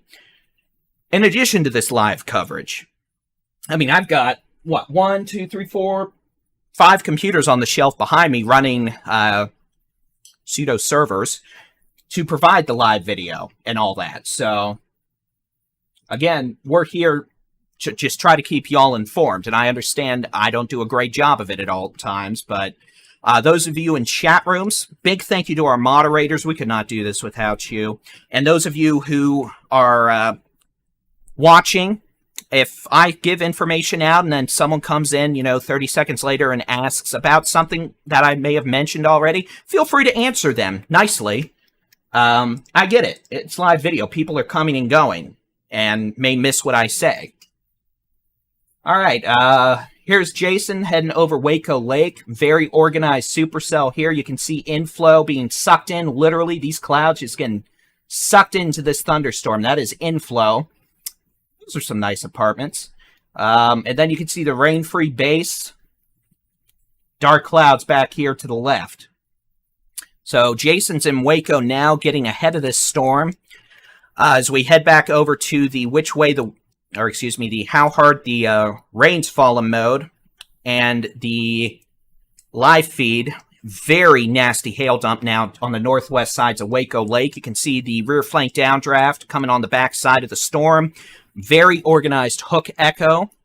And this thunderstorm has the potential to put tornadoes down at any time. We've already had a couple of spin-up tornadoes observed by Jason on his live video this afternoon. And again, this storm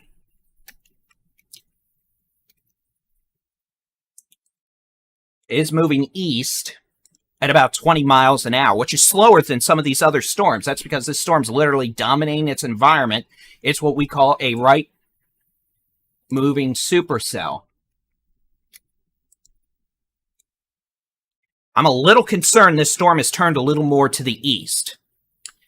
If this has turned more to the east, they may have to issue a new tornado warning that includes more of the north sides of Waco. But again, this is what it looks like right now in the how hard it's raining mode. The which way the wind's blowing mode, I realize we have some de-aliasing issues, but again, it doesn't take a meteorologist or a weather weenie to see that this is a problem in storm organization. But again, we don't have any reports of a tornado down right now. The tornadoes we've had so far, at least visually observed today, have been short-lived and weak, probably. I haven't observed any damage. But again, storm's in an environment that could put a tornado down at any time. And as this heads into a highly populated area, that is quite concerning. But as long as you take your tornado safety precautions, you know what? Everything's going to be fine. Look, even if we had a mile-wide EF4 tornado today for some reason, if you take your tornado safety precautions, you in all likelihood are going to be just fine. That's why we tell you, get as low as you can go, put as many walls between you and the outside as possible. Put on a helmet, put on hard sole shoes. Many injuries that result in fatalities from tornadoes involve injuries to the neck and head, which is why we tell folks to put on helmets, because that can greatly reduce the chance of a fatal injury to the cranium from a tornado. So get away from windows, many walls between you and the outside as possible, in a sturdy, site-built structure. If you are in a vehicle, a mobile home, a travel trailer, a commercial vehicle, that's not going to do it. Evacuate. Go to a friend's house that's in a site-built structure. Go to a local gas station, a hotel, a restaurant, or get out of the way.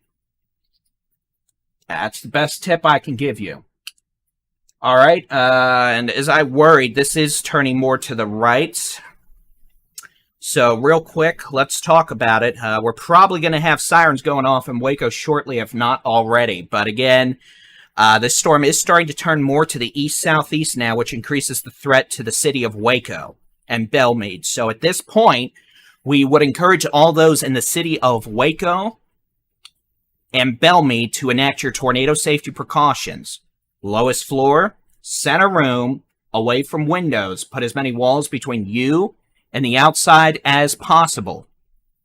Do not go outside looking for this thing when it gets close to your location. I understand the human nature is to go outside and look. You want to know what it looks like? Here, I'll show you. There you go. Jason's in Waco dealing with traffic, trying to find a view. And let me tell you, we do not want folks stuck on roads in traffic when this thing comes into town. All right? So please, if you are traveling today, we would strongly encourage no travel now on Interstate 35 between Hewitt, or at least Highway 6, Loop 6 on the south side of Waco, and Interstate 35 all the way north to west. I am hopeful they're shutting the interstate down, or at least blocking traffic to the point where folks won't be able to accidentally drive themselves into a tornado as this crosses the interstate. But again, no travel recommended between Hewitt and west on Interstate 35 as a dangerous supercell thunderstorm with a history of producing baseball-sized hail and tornadoes moves east at about 15 to 20 miles an hour towards Belmead, Waco, Lacey Lakeview. We've got baseball-sized hail likely falling in Lacey Lakeview now, maybe up to Belmead, back west towards the north side of Waco Lake and the Waco Airport. South of that Hook Echo, that's going to be your area of developing circulation and the possibility of where we could have a tornado develop at any time. We now have a severe thunderstorm warning. This thunderstorm near DeLeon earlier produced softball-sized hail. We've got softball-sized hail reported 4 minutes ago in DeLeon. Those of you in Dublin, you had baseballs earlier. You now have the potential for softball-sized hail coming into town. This storm near DeLeon, Dublin, moving east at 40 miles an hour, softball-sized hail. We now have a new tornado warning for McLennan County. This includes Woodway, Beverly, Robinson, all of Waco, Belmead, Hallsburg, Wrightsell, Mart, Axtell. This is a tornado warning until 6:30 p.m. A dangerous supercell with a history of producing tornadoes, baseball-sized hail, is located near Highway 6, west of Waco Lake. This storm is now moving east-southeast at 20 miles per hour. This thunderstorm has the potential to produce a tornado in the city of Waco within 30 minutes or less. This thunderstorm has the potential to produce baseball to softball-sized hail in Belmead, Lacey Lakeview, up to Ross, to north sides of Lake Waco now. And understand, this is one of the situations we worry about greatly. A organizing thunderstorm capable of producing a tornado with big hail about to cross over a highly populated area with a lot of traffic, all right? If you are in Waco, wherever you are right now, you need to get off the road and get into a shelter, all right? This is not a reason for you to be driving around trying to get somewhere. We do not need folks being killed because their vehicles got hit by either a softball-sized hailstone coming through a window or by a tornado. And do not take shelter under a bridge under any circumstance, all right? That's just asking to get killed. Bridges do not provide shelter from tornadoes. Bridges these days essentially funnel the wind and collect and channel debris. Many gruesome tornado fatalities have occurred over the years from folks taking shelter under highway bridges that are hit by tornadoes. Understand, the popular tornado video from Kansas in the 90s, that was a rare bridge type that, they got lucky. Bridges we have these days funnel debris. They collect debris. They are not good places to take shelter from tornadoes. That's how people get killed by tornadoes. And understand, blocking the interstate or blocking roads by parking under bridges in travel lanes, that's how we get traffic backed up everywhere, and then we have a tornado come plowing through if that happens, and that's how we're going to end up with, cars being thrown all about. That's one of our worst concerns, one of our worst case scenarios in the weather world. Just had a 65 mile an hour wind gust at Waco Airport.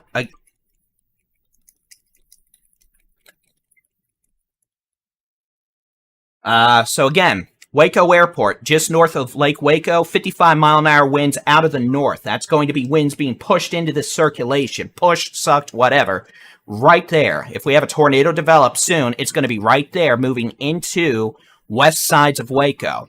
This thunderstorm is capable of producing baseball to softball size hail north of where a tornado may develop. And again, this is a situation to where we don't have a confirmed report of a tornado right now, but I have concern it's going to try to spin up as it gets into Waco.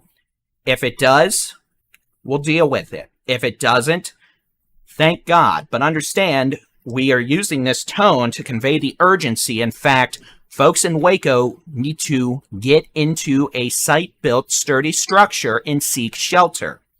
If everything goes well, there'll be some hail, there'll be some wind, and this will be done by 6:30, and you can go about your day. But understand, we do not need folks trying to go outside and look at this thing. We don't need folks trying to go outside and see what's up. We need folks to get into shelter. You can see Jason, he's looking over the city of Waco west at this circulation. We now have a report of softball-sized hail near Waco Airport. So again, north of this potential developing tornado, softball-sized hail now reported, Waco Airport, north sides of Lake Waco, moving towards northwest Waco, Lacey Lakeview, and Belmead. Rotation is rapidly increasing over Lake Waco, moving towards downtown Waco. This is an urgent call to action. All right, those of you in Waco, please get into shelter now. Get off the roads. Get into a sturdy site-built structure now. Do not go outside looking for this. Do not go outside thinking you're going to get 15 seconds of fame from a tornado coming down your street. Understand, if we have a tornado develop in Waco, the amount of debris we're going to have flying around is going to be very, very life-threatening to anyone trying to be outside and not in a safe place. And understand, I really am hoping we're not going to have a tornado develop here, but we've got alarm bells going off left and right now saying this thing is really trying to drop a tornado. If hopefully everything goes well, we can get through this without a tornado. We can all look back at this video and be like, Baldy in Chief was having angry moment for no reason. But understand, this is a situation that is serious. And folks need to be in shelter. Folks need to be in a safe place until this storm passes. And we're going to look at other storms in a minute. This is the only tornado warning we have, I believe. Yes. We have plenty of severe storms with hail, but again, this is a storm that has a history of producing tornadoes, a history of producing softball-sized hail, moving into Lacey Lakeview, Belmead, the city of Waco, circulation over Lake Waco now, that'll be moving into the core of Waco in the next 10 minutes. And again, what Jason's doing right now is looking for areas of tight rotation. There we go, that might be it. Let me get rid of this radar. And again, understand, if we have a tornado develop, it may be wrapped in heavy rain and hail. You may not be able to see it. But we're looking for it.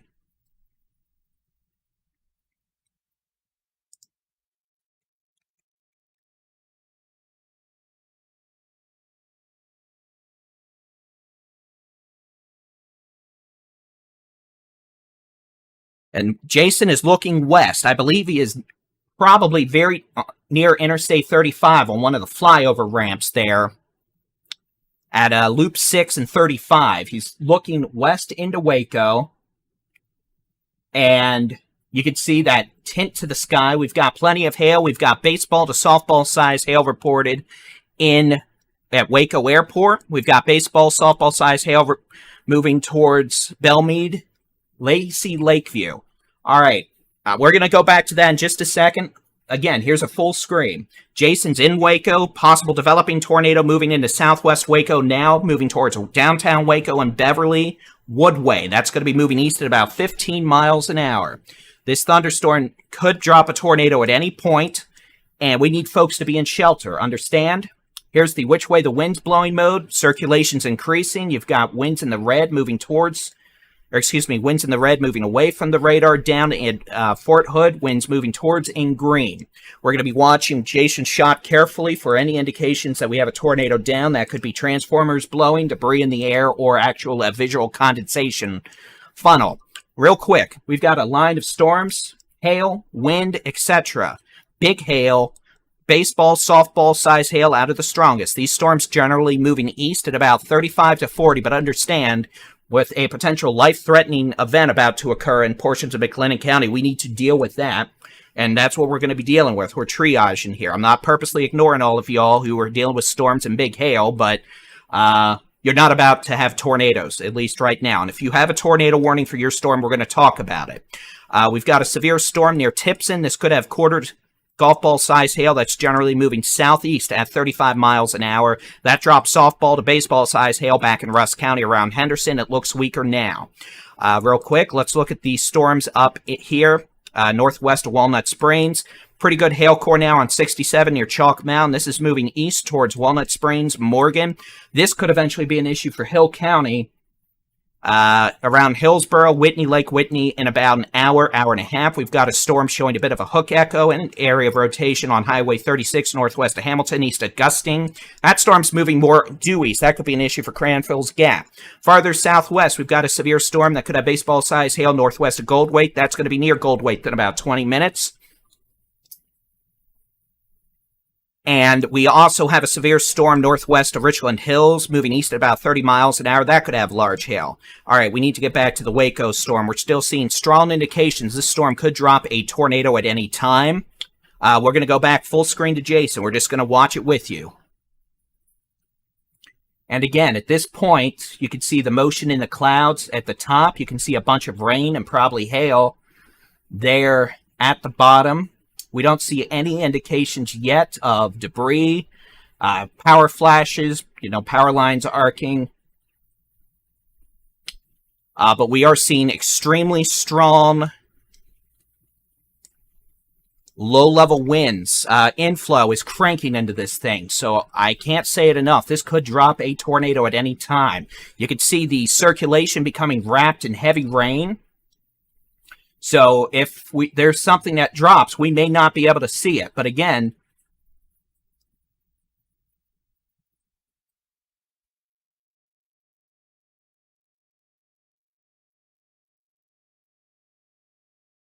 so what Jason's looking at, you can see, we're just looking to see if we see any sort of essentially tornado. And understand, what he's looking at there, those are going to be your wrapping rain curtains in and around the circulation. Very strong winds, maybe some hail. And again, we're looking at a tornado warning, a possible developing tornado in the city of Waco, coming up towards downtown Waco at this point. We've got very strong indications of circulation intensifying, and this could drop a tornado at any time. Those of you in the city of Waco, you should have been in shelter 15 minutes ago, but if you're just hearing this, get in shelter now. Get your butt to shelter now. All right, you are about out of time. If we have a tornado drop, it is going to be in the city of Waco. And again, we're watching. We're doing the same thing as you are. We're literally watching out the window.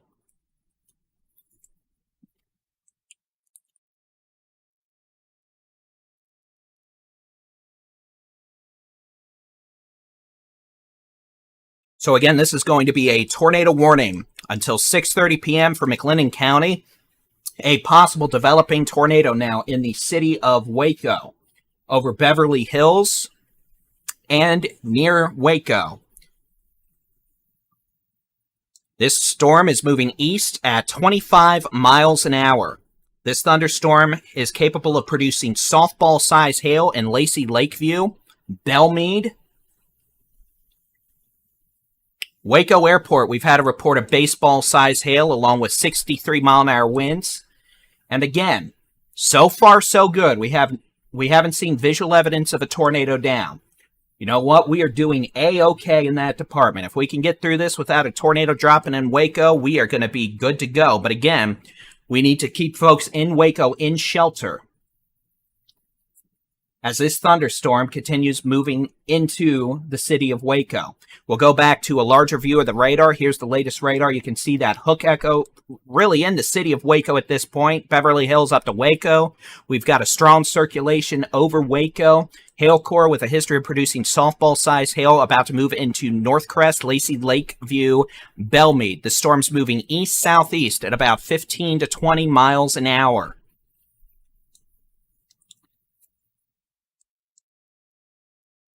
And again, a view from Jason, I believe.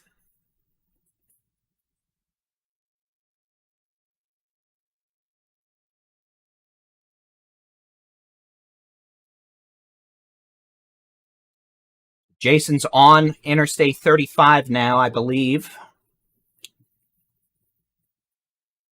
Perhaps, honestly. He's on one of the highways, let's say that. I believe he is looking north on 35.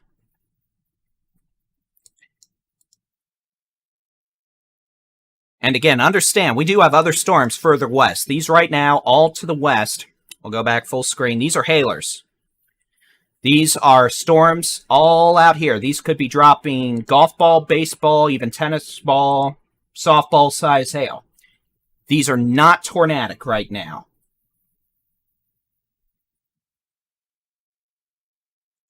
Which is why we're focusing on this thunderstorm in the city of Waco.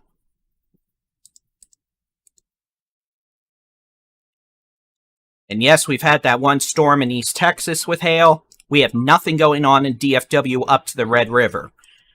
I've gotten some tweets saying, oh, you busted the forecast for DFW. No, if you watch my forecast this morning, you know exactly what's going on right now. And if you didn't, well, that's your fault, frankly. But I'll be happy to explain it. We had a rain-cooled outflow boundary continue moving south this morning. I said that could happen, and if that happened, it would shift to severe weather threat 40 to 60 miles further south. And I think it's safe to say that's what's going on right now, in proximity of this warm front / outflow boundary where we have the highest threat for tornadoes. You can see storms still dropping, golf ball, baseball, softball size hail. Further south, this is where we have temperatures 60s, 70s, and 80s versus 50s in the Metroplex and across portions of Texoma. But again, we have one tornado warning right now. Storms as a whole generally moving east. Bit southeast at 30 to 40 miles an hour. This storm in the city of Waco, moving east-southeast at closer to 25 miles an hour.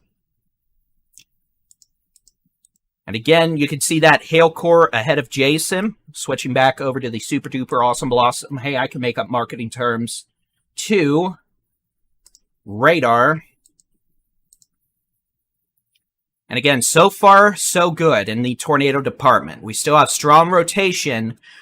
We could have rear flank downdraft winds of 60, 70, 80 miles an hour coming into Waco right now on the backside of the circulation. But as of yet, this has not put a tornado down, and at least visually that we can confirm. Jason Cooley is in Waco. He's looking at the thunderstorm. You can see quite a bit of rain and hail now with it. The circulation likely wrapped in heavy rain and hail now, meaning any tornado would likely be difficult to see.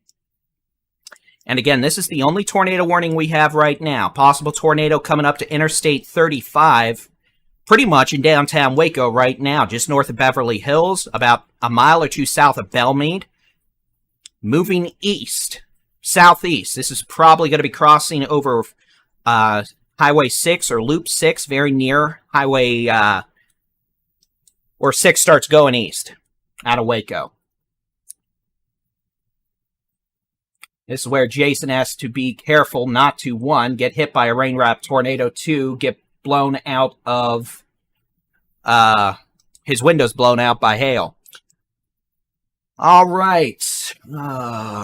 Goldwave. All right, looking further to the south, we're starting to see a strong circulation develop west of Goldwaith. We'll go back over to the radar so you can see what I'm looking at. This is going to be probably our next candidate for a tornado warning. This circulation is about 15 minutes west of Goldwaith, moving east towards Goldwaith. Those of you in the city of Goldwaith, you're probably about to have a tornado warning. This thunderstorm capable of producing a tornado possibly soon, in addition to baseball-sized hail moving east at 35 miles an hour. Probably going to be paralleling Highway 84 east of Goldwaith towards Avant after it hits Goldwaith. But again, baseball-sized hail, softball-sized hail, the possibility increasing for a tornado in the city of Goldwaith in the next 15 minutes. There's the latest scan. Eventually thereafter, moving towards Center City and Avant. The weather station, we've got one in Goldwaith reporting 85 degrees at the surface. We've got a weather station in Gatesville reporting 81 degrees with a dew point of 70. That is jet fuel to these thunderstorms. So, yeah, these definitely are in an environment supportive of tornadoes, unlike some of these hailers close to Interstate 20. So again, we may have a tornado warning soon for Goldwaith, in which case we'll come back. Waco.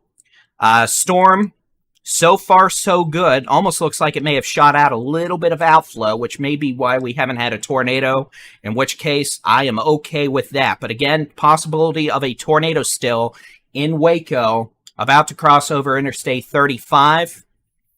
Then it's going to be moving towards Hallsburg and eventually Mart as the storm moves east-southeast at about 20 to 30 miles an hour. And again, this storm still has a large rotating wall cloud, and this storm is still capable of putting a tornado down at any point.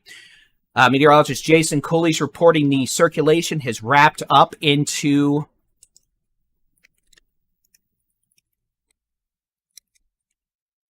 wrapped up now. It's wrapped up into heavy rain and hail, but it has a lot of rain currents flying into the circulation. So again, this could still put a tornado down at any time. But you know what? So far, so good, Waco, but you need to stay in shelter for at least another 10 minutes if you're west of Interstate 35 in Waco. There could be some big hail and a lot of wind on the backside of the circulation as this storm moves east-southeast at about 20 miles an hour. Jason's repositioning, and we've got a tornado warning for Mills County, a possible tornado located 4 miles west of Goldwaith, moving east at 20 miles an hour. So let's go ahead, we'll take a look.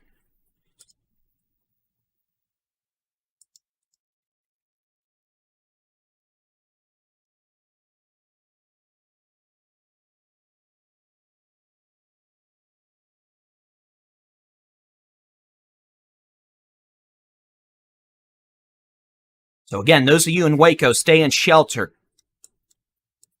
Okay, it's going to be a new tornado warning for Mills County. This is until 6:45 p.m. A possible tornado located 4 miles west of Goldwaith, moving east at 20 miles an hour. The storm could also drop baseball to softball size hail and has a well-defined circulation from the Fort Hood radar.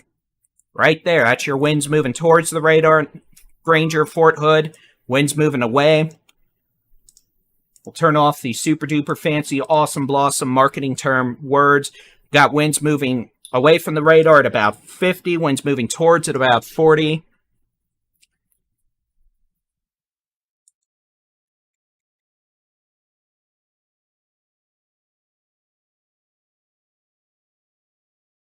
So again, 2 storms now capable of producing tornadoes. One in Waco on Interstate 35. Second storm about 4 miles west of Goldwaith, moving east towards Goldwaith in Mills County at 20 miles an hour. This storm is a threat to places like Center City, which is on the Bennett Creek, and then Star.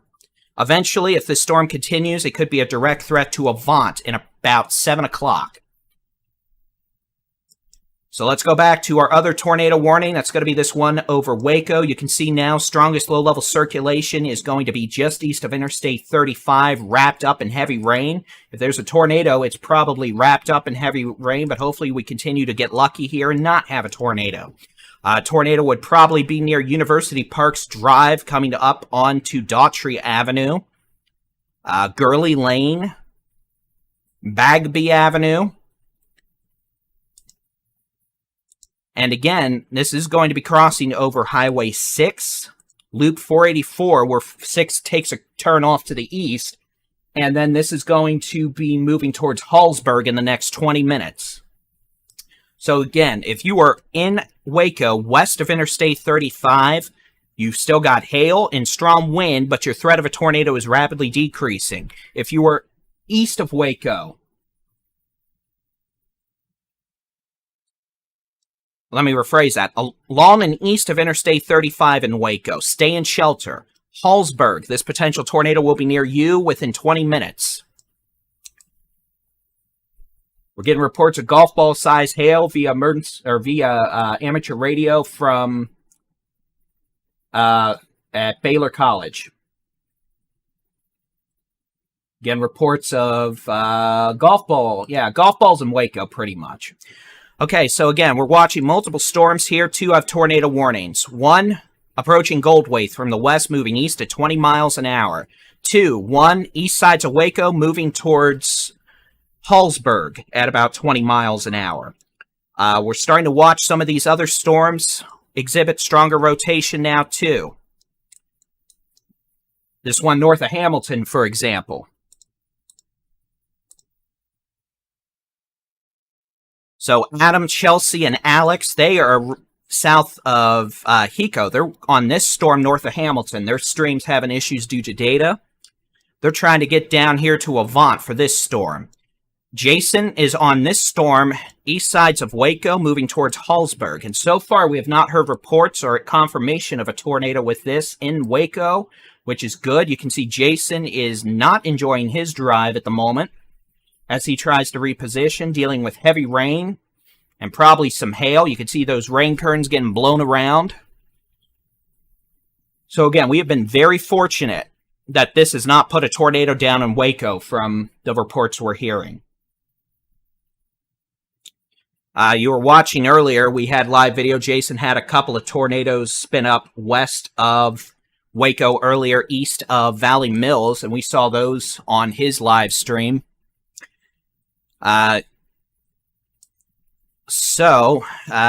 2 tornado warnings at this point. If you are along and west of 35 in Waco, you know what? I'd give it till about 6:15, and then you can come out of your shelters. If you are in Waco, along and east of Interstate 35 to Loop 6, stay in shelter till at least 6:20. I'll give you an all clear.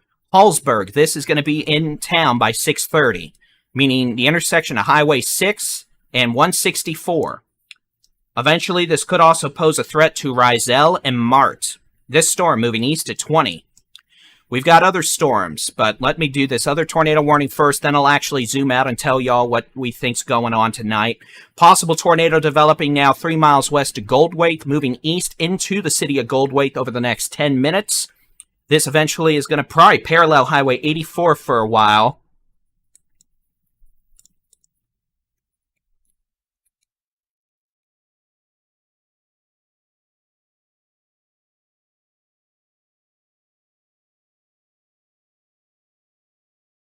Eventually moving east and paralleling 84 towards Center City and Star and Avant. All right, now I'm going to zoom out to the state real quick. I'm going to turn on the super duper fancy, awesome blossom, I can make up marketing terms too radar. Let me get rid of a few of these cities so y'all can see what's going on. And again, here's what we have going on over the last few hours. You can see we've got needed rain in the Panhandle, not a thing severe with that. We've had a single severe storm in East Texas that continues moving southeast out of Tipson towards Center and Shelbyville. That could have some hail and some gusty winds. That storm, for all intents and purposes, is behaving itself for the moment. We've got supercell thunderstorms moving into the hill country, southern North Texas, south of Interstate 20. The whole DFW Metroplex at this point is in a stable air mass with temperatures in the 50s. Severe weather threat is very low for the Metroplex now. That's good news. Like I theorized this morning with the Texas Weather Roundup this morning, the outflow boundary continued to push south because we had reinforcing thunderstorms helping push it south along the Red River in North Texas this morning. That means the rain-cooled air mass has settled in over the Metroplex, greatly reducing the severe weather threat, shifting it south by 40 to 60 miles, which is why we're dealing with tornadic supercells in places like Waco instead of places like Arlington right now. So that is the theory I said could happen this morning, and it did. Merry Christmas, happy birthday, cookies for me, yippee. Actually, just an energy drink, truthfully.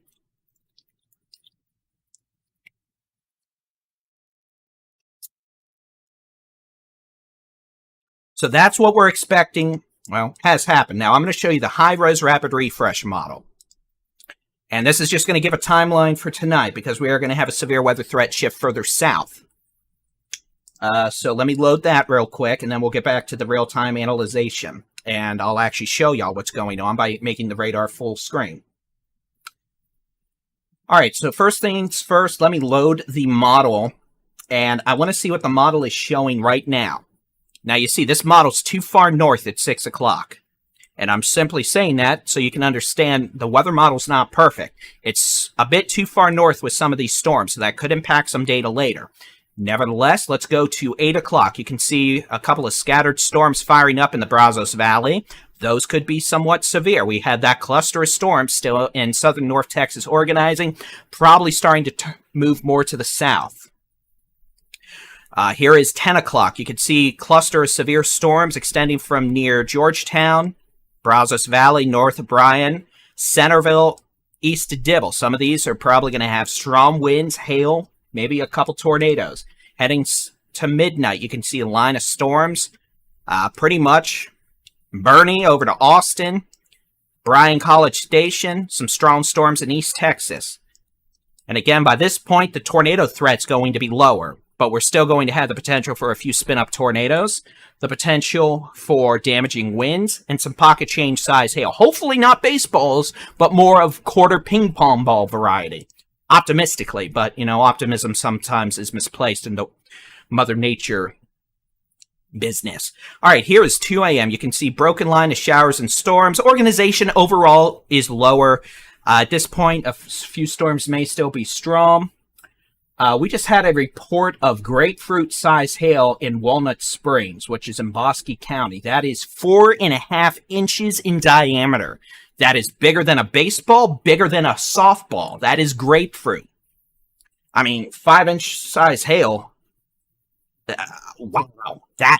Ouch. That is,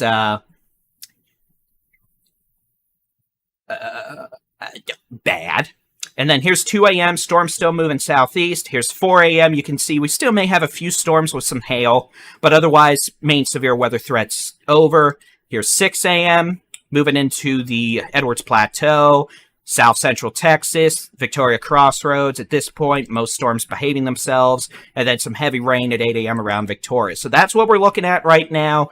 Let's get back, or looking at tonight. See, this is what happens when I start thinking ahead of myself. Let's get back to business at hand. We're going to go from east to west. Let's deal with it. All right, severe storm about to move into center. This could have quarter to ping pong ball size hail. No tornado threat. Back in central Texas, if you are in the city of Waco, along and west of Interstate 35, you are clear. If you are in Waco, west of Loop 6, you are clear from a possible tornado now. So the city of Waco, you're clear to come out.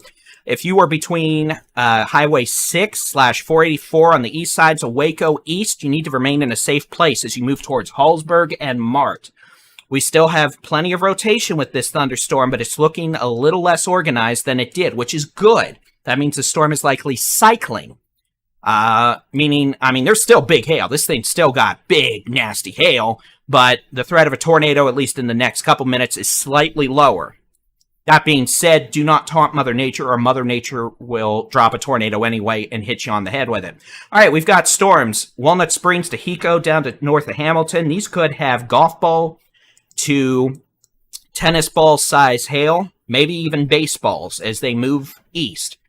We had a report a few minutes ago of grapefruit-sized hail out of Walnut Springs. So actually, I stand corrected.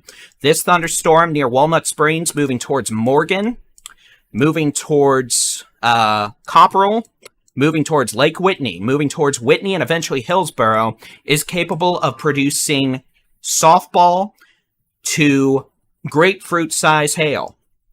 For measurement purposes, baseball is 2.75 inches in diameter. Softball is 4 inches in diameter. Grapefruit is 4.5 inches in diameter. So understand, that's the kind of hail that will go through roofs. That is the kind of hail that will obliterate any sort of window. And that is the kind of hail that will kill you if it hits you and you're standing outside. So take that storm extremely seriously as it moves east at 30 miles an hour towards Morgan, Copperell, Whitney, Lake Whitney, and eventually Hillsboro in Hill County. Understand, these are not tornadic at this point, and hopefully we can keep it that way, but they are producing, I hate to use this marketing term, but they're literally producing gorilla-sized hail, giant hail. I want to throw up just saying it. But again, that is bad. That is nasty hail. Same thing with this storm south of Hiko, moving east at about 25 miles an hour to 30. This is going to be moving towards Meridian. It's going to be staying north of, hopefully just north of Cranfill's Gap, unless it turns to the southeast. But those of you from Clifton to Meridian, this storm's capable of producing golf ball to baseball size hail. All right, down to our Goldthwait tornado warning. A storm capable of producing a tornado and baseball size hail is near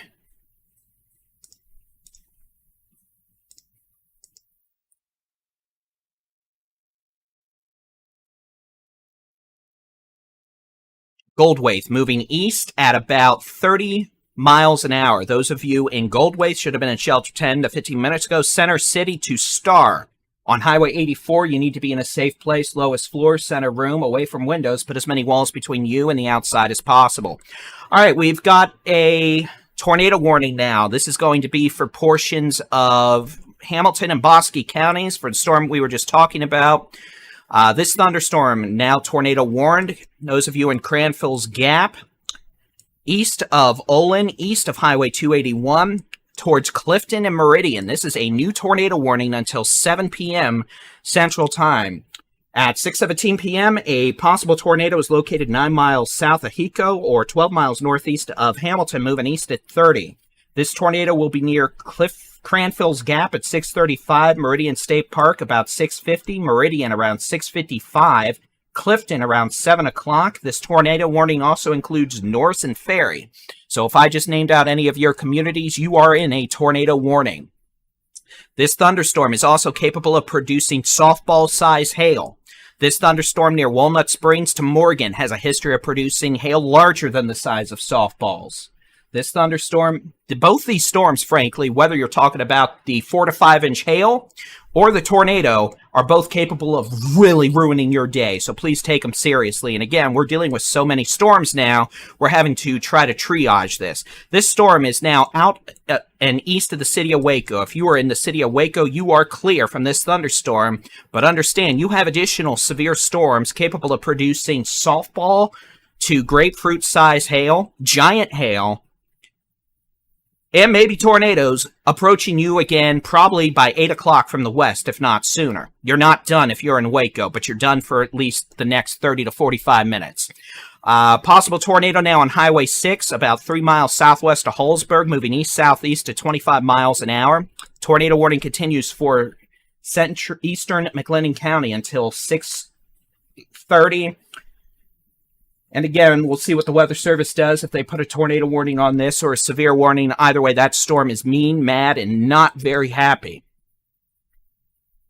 So again, if you want to know what's going on in your neck of the woods, Texas Storm Chasers Interactive Weather Radar on our website, texasstormchasers.com/radar. We've got free interactive weather radar there. We've got free interactive weather radar on our free mobile app, Texas Storm Chasers, in the Google Play, Apple App Stores. And if you really just want an easy way to download it, open a web browser, type in texasweather.app, and that'll take you right to the mobile app and allow you to keep an eye on the sky with storms in your neck of the woods. So again, we've got 3 tornado warnings right now. Tornado warning for eastern McLennan County until 6:30. We'll see what they do with that. Tornado warning until 7 o'clock for northeastern Hamilton and southwestern Bosque counties. And a tornado warning until 6:45 for eastern Mills County. These are all in southern North Texas or central Texas if you prefer. And then we've got a plethora of severe thunderstorm warnings. The storm near center and east Texas, capable of producing ping-pong ball-size hail, winds of 60. That's going to be in Shelby and northeastern St. Augustine counties. Severe thunderstorms capable of producing baseball, softball, grapefruit-size hail from east of Walnut Springs to Meridian, west of Meridian, down to Goldthwait, down to Brady, to north of Mason. And again, understand, these are your classic Texas springtime, holy moly guacamole, massive hailstorms. You know, we get 1 or 2 days a year where we can see like hailstones 5 inches plus. Apparently today is going to be one of those days. So unfortunately, bad. All right, we've now got 4.5 inch hail reported 2 miles east of Waco with this thunderstorm. So this thunderstorm is dropping grapefruit size hail. And nothing good is going to come of that. We've got live video from Alex, Chelsea, and Adam. They are in Hamilton. They are on these western storms. They're moving to position themselves for this storm near Goldwaith. Jason is going to be closer to Rizel and Hallsberg to keep an eye on this storm moving east away from Waco. If y'all want to watch the live video, by the way, from each of our chasers, you can watch each of their streams individually on the Texas Storm Chasers YouTube channel. They've got their audio running. So if you want to watch their streams full screen with audio, you can do that on the Texas Storm Chasers YouTube channel. Those streams are also technically on the Texas Storm Chasers mobile app and website. Here's a look at Jason's stream. You can see what he has. Pretty good wall cloud there, it looks like. He's got a rain-free base. With this thunderstorm, we don't see anything down. But again, this thunderstorm, in addition to the potential of producing tornadoes, is producing 4 to 5 inch diameter hail, which is much larger than a baseball, larger than a softball, the size of a grapefruit. I mean, honestly, here, you want a comparison real quick?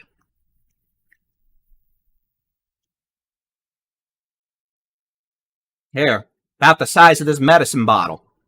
Up against my head. Vitamin bottle, whatever. So again, these are not only destructive hail, these are producing giant hail. 4 to 5 inches in diameter.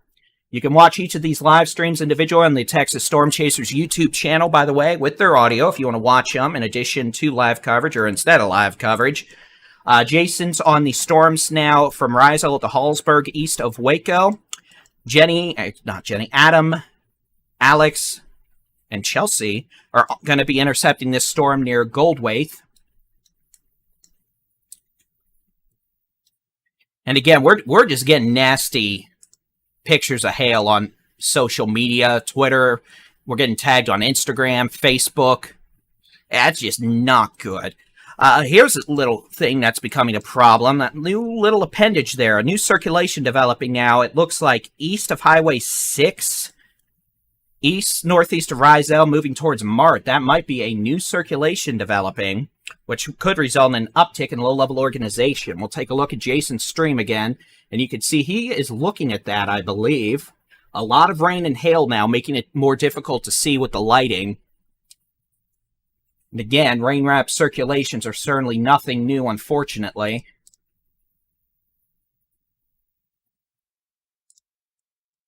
That storm east of center, moving into Shelbyville and far east Texas, now capable of producing golf ball to baseball size hail, moving towards Huxley, Goober Hill, Patroon, and eventually the northern Toledo Bend Reservoir with that severe storm east of center. If you want to track it, well, here, I'll show you. The one right here, but you could track it in our interactive weather radar if you'd like. So again, a couple tornado warnings while we watch Jason's stream. I'm just going to read them aloud for you. We've got a tornado warning, possible tornado located just southeast of Hallsberg, moving towards Mart in eastern McLennan County. That storm has a history of producing softball to grapefruit size hail, 4 to 5 inches in diameter. Tornado warning now approaching Cranfill's Gap, Highway 22 between Cranfill's Gap and Meridian. This storm capable of producing softball-size hail and a tornado. Severe thunderstorm now on Highway 174 approaching Lake Whitney near Morgan. Has a history of producing softball-sized hail and grapefruit-sized hail, 4 to 5 inches in diameter. Severe thunderstorm capable of producing a tornado near Goldwaith, perhaps baseball-sized hail on Highway 84, generally moving east-southeast now. A little bit of a right turn that's going to place it near Center City. Eventually, this could be an issue if it continues turning more to the southeast for Adamsville on Highway 281 by 7:15 p.m.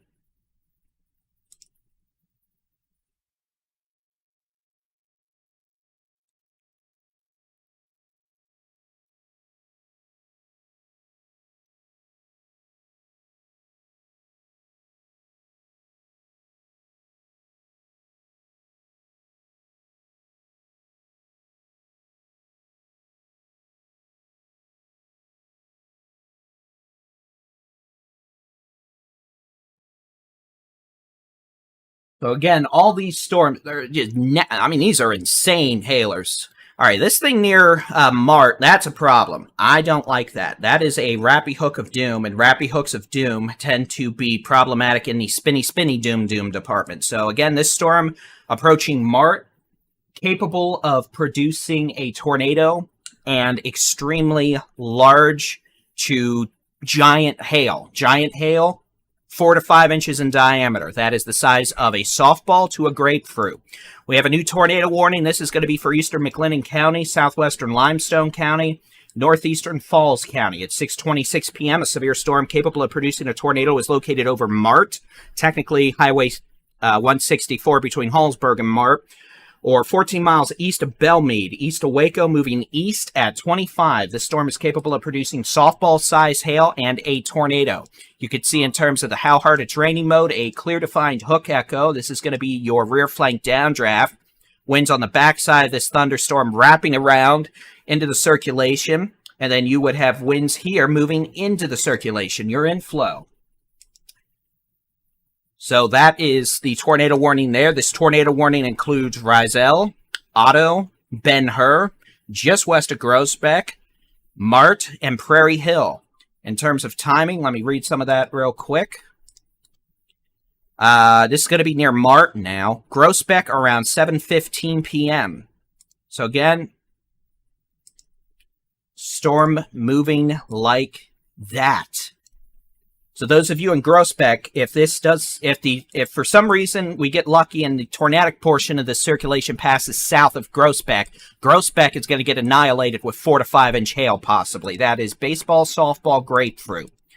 And again, both hazards are very dangerous. We've got a severe storm approaching Cranfill's Gap, still showing a strong indications of rotation aloft. The potential for baseball-sized hail. This is going to be passing over Cranfill's Gap, moving towards Clifton.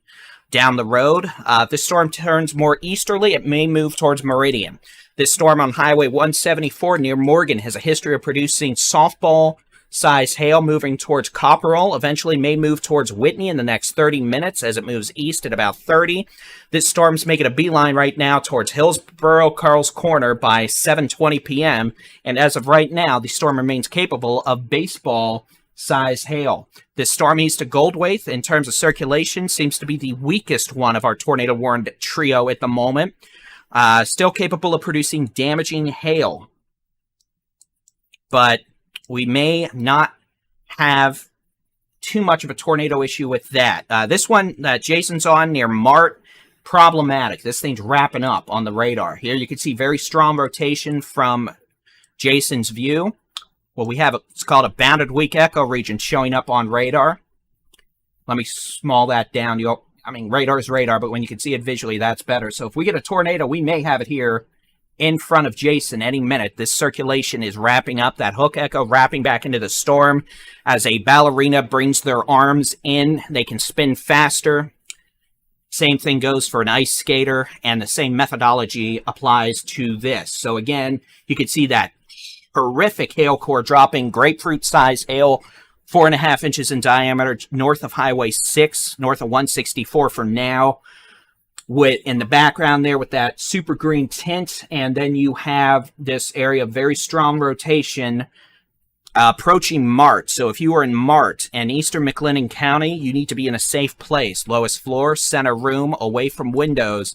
Put as many walls between you and the outside as possible. And again, this is a live video shot from meteorologist Jason Cooley from near Mart. You can see well-defined rotating wall cloud there. You can see the strong left to right rotation in the foreground. If you look on the right side of the image, you can actually see what we call an inflow tail or a beaver tail. That is a cloud essentially of inflow being sucked into the circulation and corkscrewed wrapped around it. So if I wanted to draw with a whiteboard, let me see if I can do that real quick. I might be able to.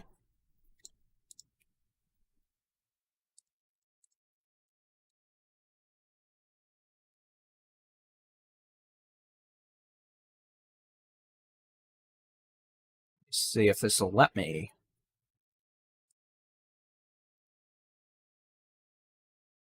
Here we go. This is your inflow. your beaver tail inflow wrapping around here. There's your circulation. It's wrapping around like this. Here you've got rear flank downdraft. That's your RFD. I know my handwriting's about as atrocious as a pre-K. There's your rear flank downdraft right there. And again, you can see well-defined, that rear flank downdraft starting to clear out the cloud line over here. This is your wall cloud. These are your winds coming in, rain and hail wrapping around the backside of the circulation. And then this is your area of strong rotation with the wall cloud there.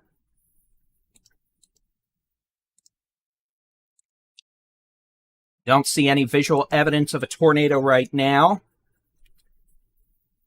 We'll see if one's able to spin up. The storm is showing a very strong circulation again on radar as I switch back over to give you that look.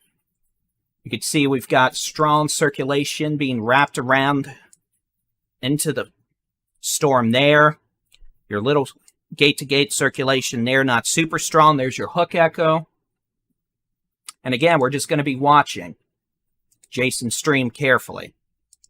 All right, let's zoom back out. We've got hailers now, almost a small cluster of storms, which hopefully would reduce the tornado threat and eventually the big hail threat. But unfortunately, we're also having to monitor for damaging winds with these. Again, these storms generally moving east, 30, 35 miles an hour. Morgan down to Cranfield's Gap could bring an additional round of big hail wind to Hillsborough and Waco over the next hour. We've also got a problem down here. We're starting to see discrete storms firing up northern Bexar County, west of New Braunfels. These storms, as they continue to develop, are going to have to be watched very carefully. As they continue to do so, they may become supercellular, and like the storms to the north, they may be in an environment supportive of all modes of severe weather. Big hail, wind, maybe even a few tornadoes.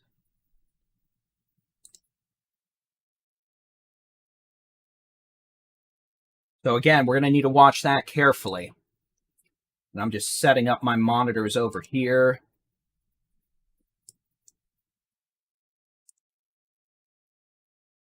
All right. So again, severe thunderstorm warnings. If you're in one this evening, could have big hail, big wind. Tornado warnings, all those, plus the potential for, well, tornadoes.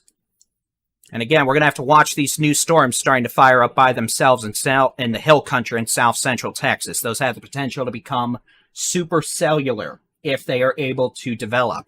We'll see.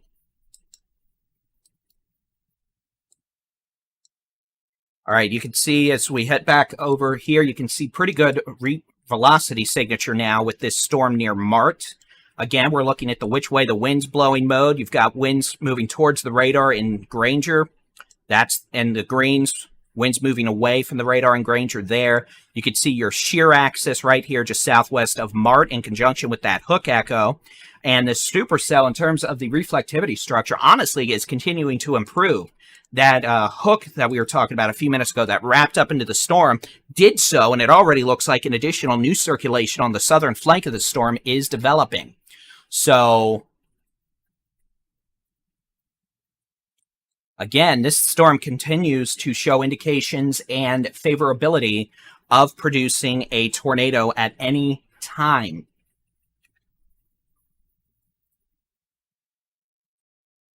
In addition to softball-size hail.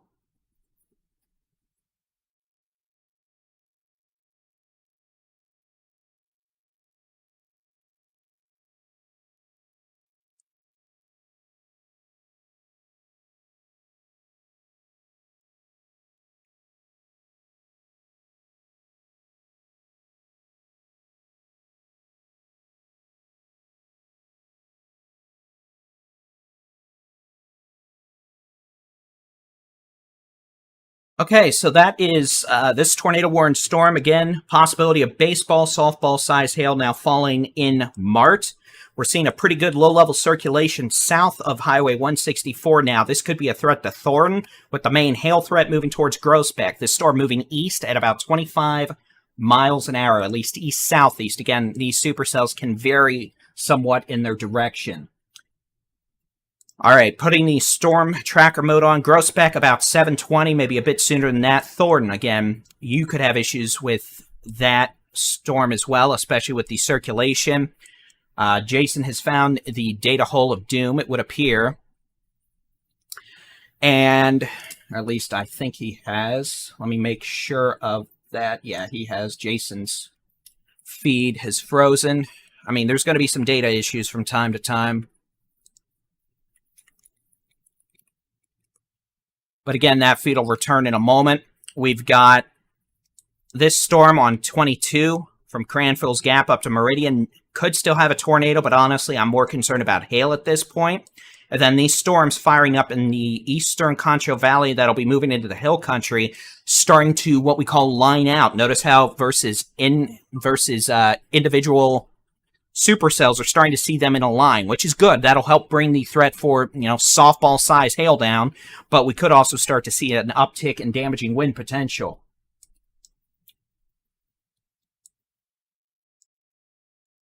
And then we're going to watch for any sort of cells that fire up by themselves here in the Brazos Valley or the hill country, like this one west of New Braunfels. But for now, that storm does not appear to be taking off, at least yet. But we're going to watch it carefully.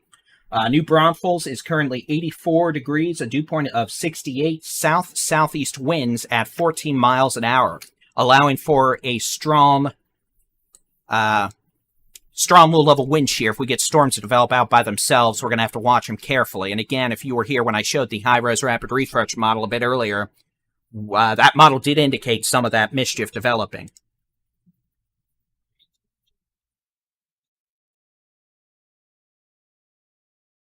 So again, we have 3 tornado warnings right now. Tornado warning number 1, and the most dangerous storm in the tornadic department right now is near Mart, moving east-southeast at about 25 miles an hour. This is going to be moving towards Thornton and Groesbeck. Let me go ahead. We'll put a tracker on it. I'm going to put it, and again, this is for, I'll put it on the hail version too there. And again, notice I'm giving it a little bit of room here simply because I'd rather be a little early than late in terms of timing arrival here. So Groesbeck by 7:05, Thornton by 7:10. Those of you in Thornton and Groesbeck, Ben-Hur, this is about to be right on top of Ben-Hur. You need to be in a safe place. We're likely seeing very strong winds on the backside, the circulation in Mart right now. We could have winds 60, 70, 80 miles an hour in Mart. And this all is moving towards Ben-Hur. It's going to be crossing what is that, FM 614? Come on, show me, show me, show me. Please be nice. I do not want to be Spice. Was that Limestone County we're getting into? So that might be Limestone County Road 614 out here. So again, that is the most organized in the low-level spinning department right now. No recent reports of a tornado. And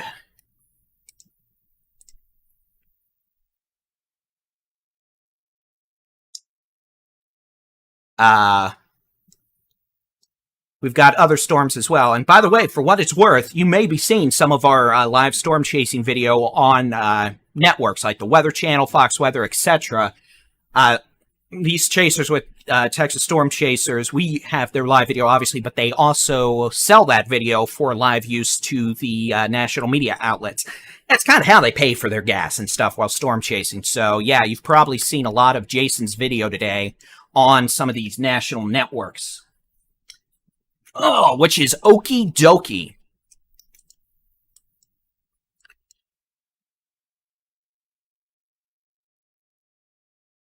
So again, we are live on the YouTubes, the Tweeters, the Twitch, the Facebag. We better be on the Facebag. I'm going to double check that real quick. And yes, for those of you who are weather weenies, you probably recognize that terminology from James Spahn as well. And we're also on TikTok.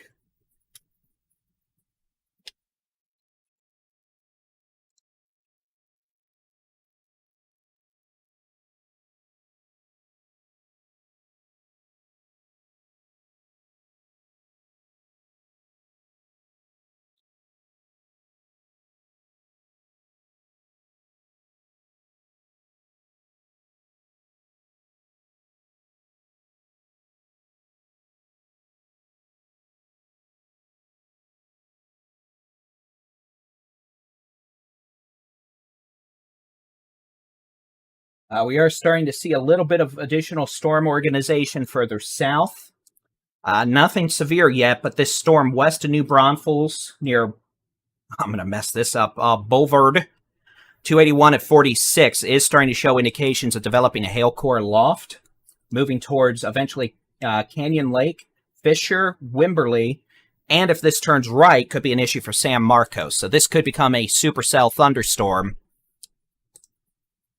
over the next 30 minutes.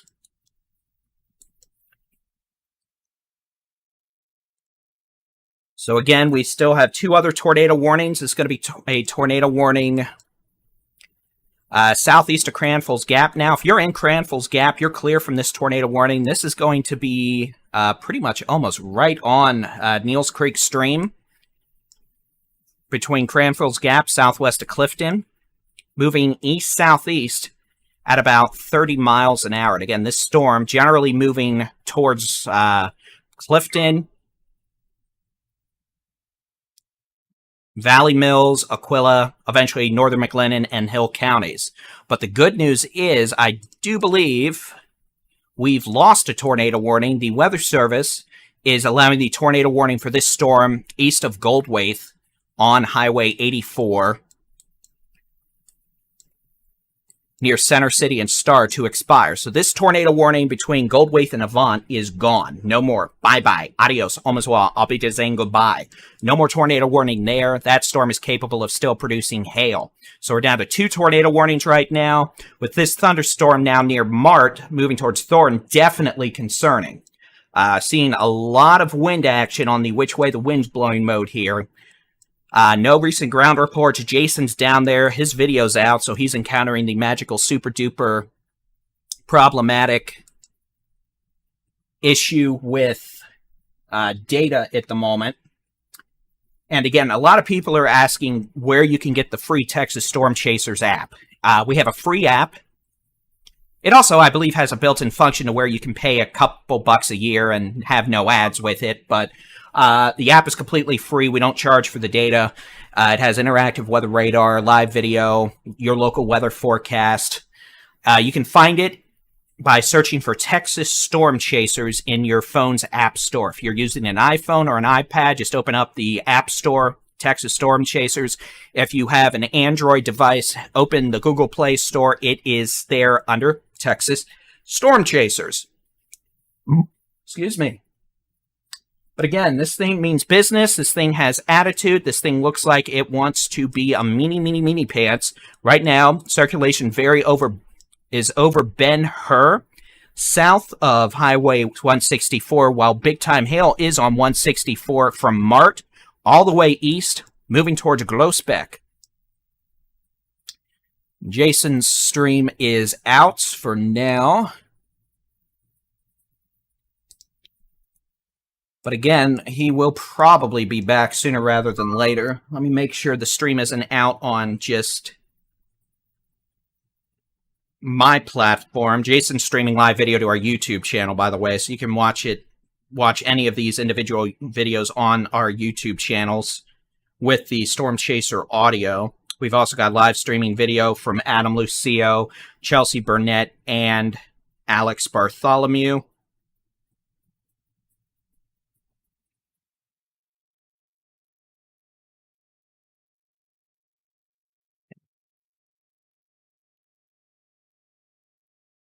I'm just looking to see. Yeah, everyone's having issues with data right now. But as soon as we get their live videos back, we will show it to you. But for now, I guess we can head back to the bigger version of my head. It is 6:46. I'm Texas Storm Chaser's David Reimer. It's the 26th of April, 2023, working a severe weather outbreak across portions of southern North Texas, Central Texas, soon to include the Hill Country. We have a couple tornado warnings and a few severe storms at this point, and we have additional storms rapidly increasing in intensity now in the Hill Country, west of New Braunfels. That could be a problem. As those continue to develop, the threat for hail will increase. A possible tornado now located near Ben-Hur, moving off to the east-southeast at 25 miles an hour. This is going to be crossing over Highway 14 in the next 20 minutes. Groesbeck, probably 7:15, 7:20, maybe 7:10. Honestly, it's probably going to start hailing in Groesbeck here in the next 10 minutes, and it may just keep on going for a while as the hail core is riding 164 all the way back west of Mart. Threat for a tornado right now is high as south of 164, generally from Ben-Hur, Limestone County Road. You know what? Let's just press some buttons.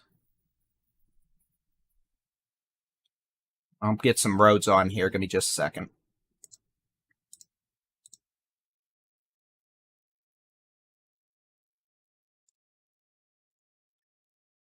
It's going to be...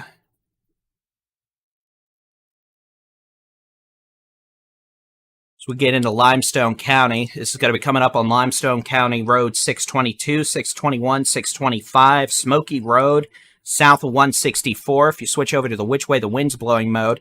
Now, this velocity does look somewhat noisy here, but a well-defined supercell storm, still getting plenty of inflow. Pretty good circulation wrapping winds around on the back side of the circulation, so we're likely seeing a lot of rain and hail with 60 to 70 mile an hour winds from Ben-Hur down to Otto. And this is about to move into Limestone County. I think probably the tornado is going to stay just south of Groesbeck. But if this thing starts to occlude as circulation moves northeast, it could definitely make it into Groesbeck. Groesbeck, you definitely have a pretty high chance of hail over the next several minutes, and as we get into the 7 o'clock hour. I just wanted to see if Jason's stream has returned. It has not. Once it's back,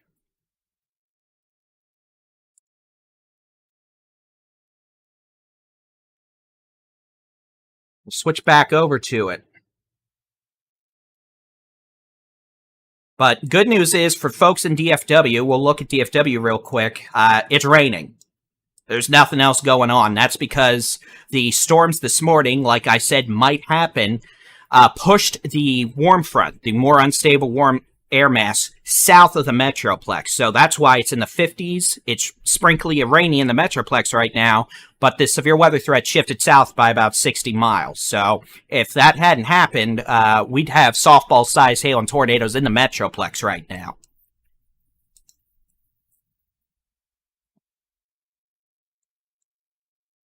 All right, so let's see.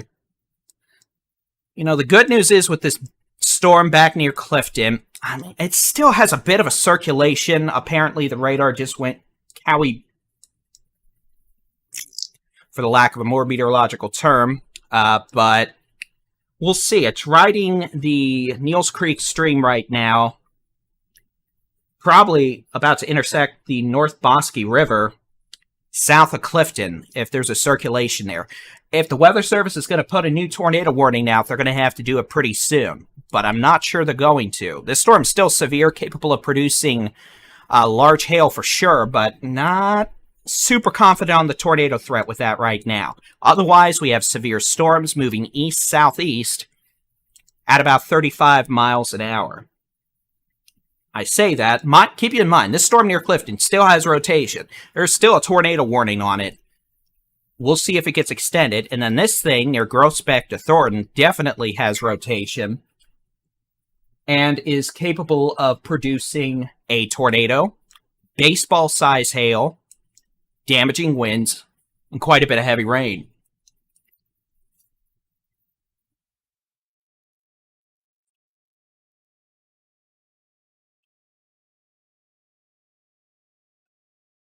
Real quick, I want to read a discussion from the Storm Prediction Center.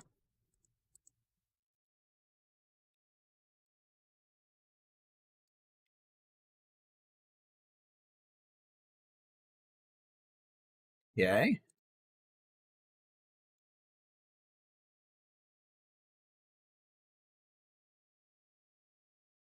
That's a purple box. You see, that's a little short-term discussion issued by the Storm Prediction Center that allows us to...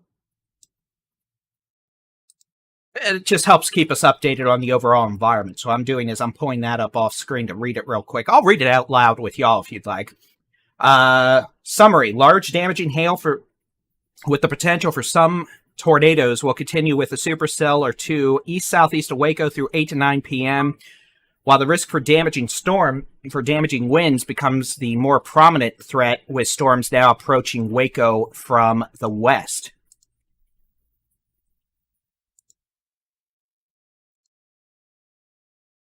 And that makes sense. So we may also see a new tornado watch issued for parts of the Brazos Valley and East Texas here soon as these storms start to make more progress to the southeast. And we are going to keep watching this storm west of San Marcos, capable of producing small hail right now. This is going to be north of Bulverde, coming up to Spring Branch on 281 Canyon Lake. Moving right now, the storm's moving pretty much northeast towards Fisher and slowly intensifying. If this storm is actually able to become a supercell, what we may see it do is turn more to the east-northeast, and that would place Dripping Springs, Wimberley under the gun, assuming the storm can develop and mature. So that's just something we're going to watch. Jason's stream is back. So Jason's located in Thornton, Texas. So it's going to be with this cell. Very nice hook echo now, visually. You can see his stream there. We still got good velocity. We'll just head back and look at his stream full screen. You can see we're dealing with more of a rain-wrapped high precipitation supercell now versus the very well-defined clear look we had earlier.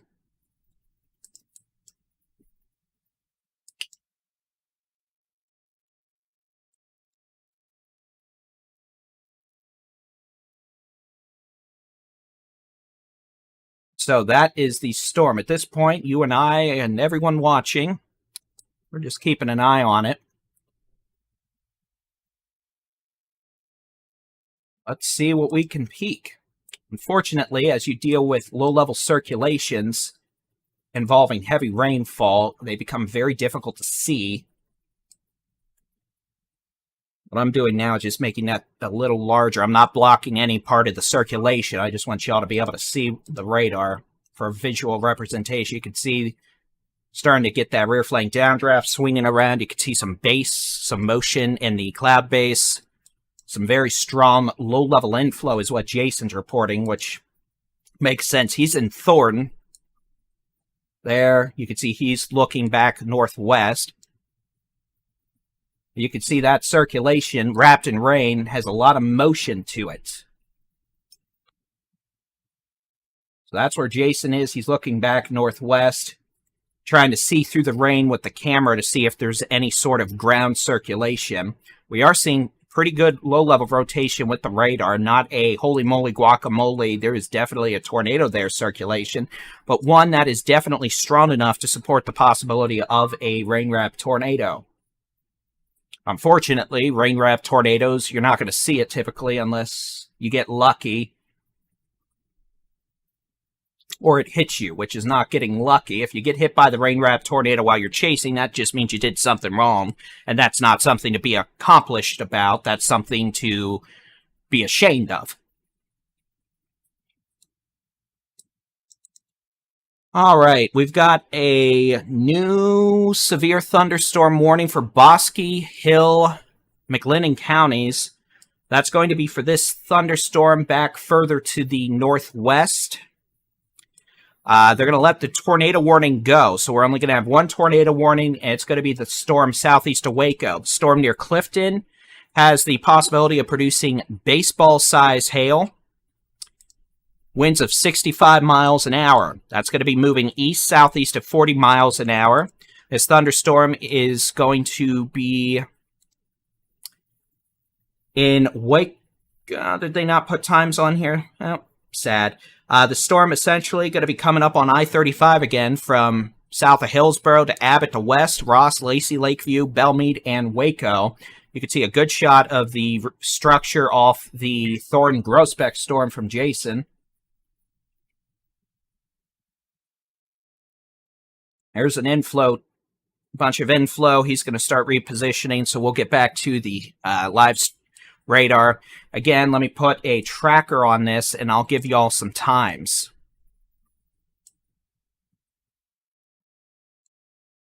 Again, this is generally moving east-southeast at about 40 now. So Valley Mills, about 7:05. Crawford, about 7:15.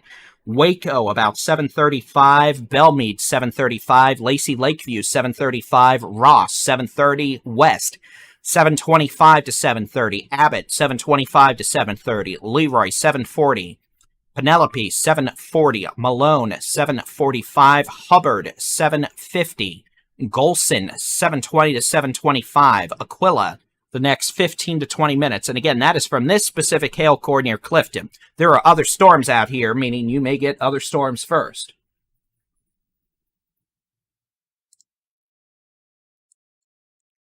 So that is that severe thunderstorm warning, with that storm capable of producing baseball-size hail moving back towards I-35 and Southern Hill and McLennan counties. Apparently, Jason Cooley's Texas Storm Chasers hat has been sacrificed to the storm. The strong inflow winds ate the hat, and now the hat is gone flying away. So apparently, we're going to have to start a fundraiser to get Jason a new Texas Storm Chasers hat. Sad. I guess that means I have to order more hats. Sad. All right, this storm down in portions of the hill country northwest of New Braunfels near Spring Branch to Canyon Lake may have some nickel-sized hail in it now, moving northeast at about 25 to 30 miles an hour, moving towards Wood Creek, Wimberley, Dripping Springs. If this thunderstorm shows any additional intensification, a severe thunderstorm warning may be required.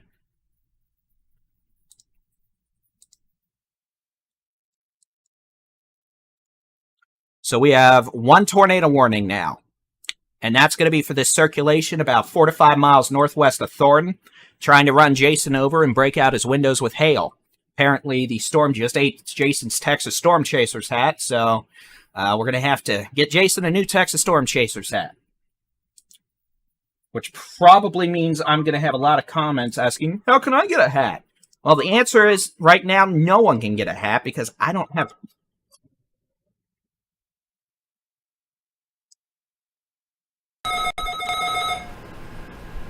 You may have caught that in time.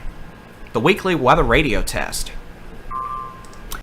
Scared everything out of me. But we'll order hats here soon, and I'll put some up for purchase and all that. But would not be shocked if the storm, again, coming up to Canyon Lake, Spring Branch, Fisher has a severe thunderstorm warning on it soon, in which case we'll talk about it. That's down the hill country. That storm continues to slowly intensify.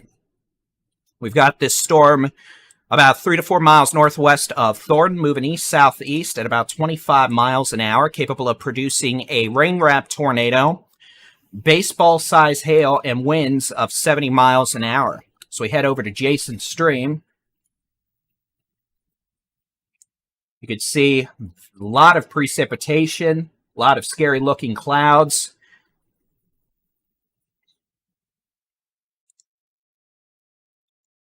And about what you would expect with a high precipitation supercell.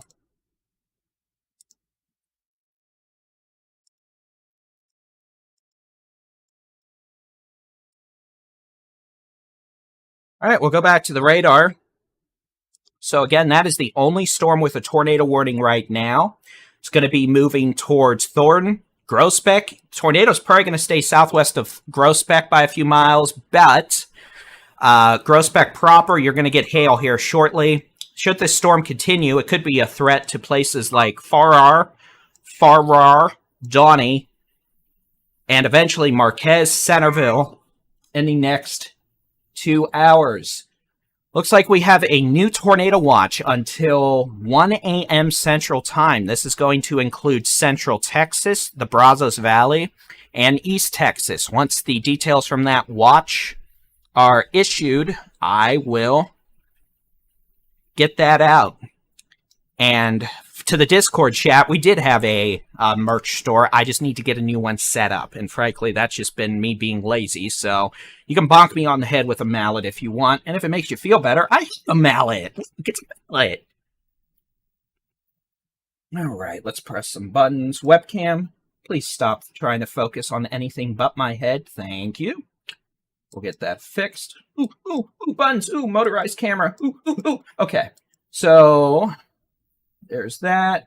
That storm near Canyon Lake starting to intensify. Could have some quarter-size hail now, it looks like. And the tornado watch. Actually, not overly large tornado watch. Let me see if it is out on the graphic system yet. It is not. But tornado watch is going to go from San Marcos, Austin, Bryan College Station, east to Conroe, east through the Piney Woods of East Texas, all the way to Jasper, Center, Lufkin. So pretty much this storm down here north of New Braunfels to Conroe to Jasper north. All right, and notice we do have a few storms firing out ahead of this main supercell in portions of the Brazos Valley now. Those storms, for now, just some small hail. This storm, let's go back to Jason's feed while I talk about this, showing a stronger area of circulation now, passing maybe 3 miles northwest of Thornton. This is going to be crossing over Highway 14. Jason's looking up Highway 14. You can see that sign. He is about 8 miles southwest of Groesbeck, or about 20 miles southwest of Mahia on Highway 14. I love it when those street signs are placed to a point to where I can see that. And again, Jason's about to get blasted by a rear flank downdraft, it looks like, and that probably has a lot of hail in it, so he's probably not going to want to play in that just because, you know, glass is expensive.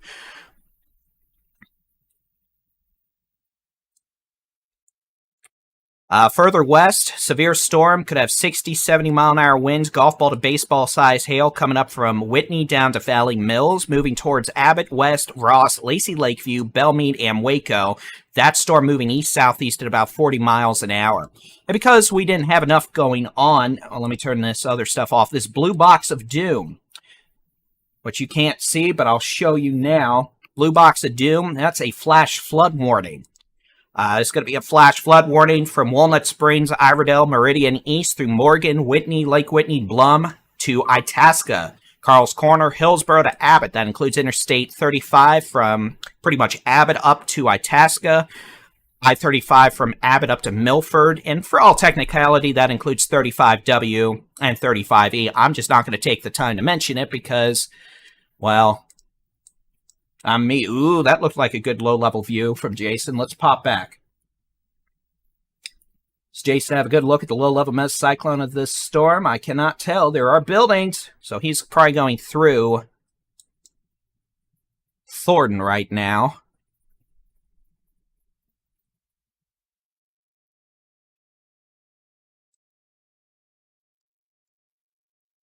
And again, I'll build a better layout to where we can have Jason's camera or Adam's camera and just the radar in bigger boxes before we deal with more severe storms on Friday.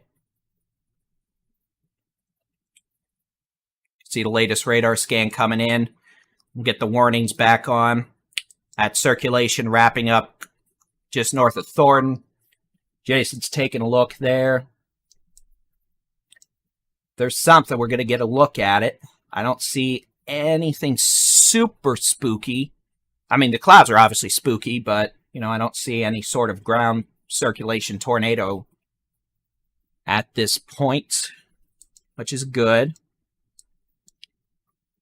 Again, this storm continues to move east-southeast. They're probably going to put a new tornado warning on it for the circulation near Thornton, so that tornado warning would extend downstream to places like Farrar, Donnie, probably almost to Marquez and Hewitt there on Highway 79.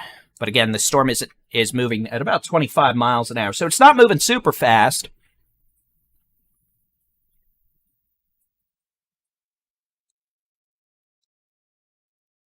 We'll keep an eye on his stream.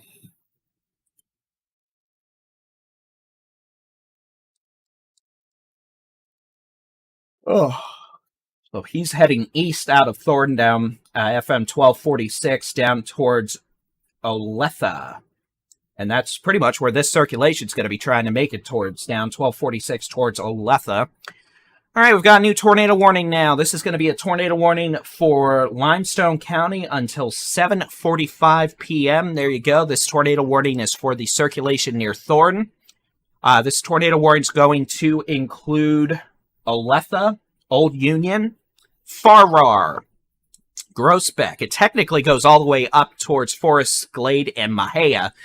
There's going to be hail between Mahia and Groesbeck, Forest Glade and Groesbeck. The tornado is not going to get anywhere near Mahia unless we have some really funky stuff happen.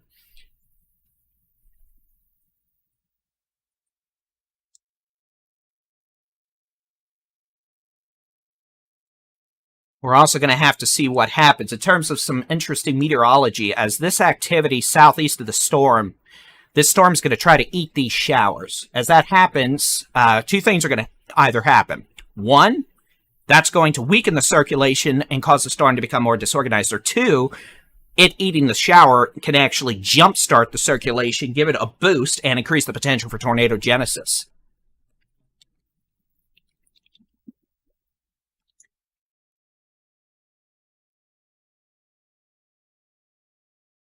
We've got golf ball size hail reported by Stephen Jones, 5 miles southwest of Avant.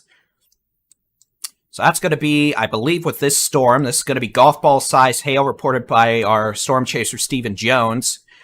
It's going to be on Highway 281, about 5 miles south of Avant, moving towards Gatesville, Fort Gates,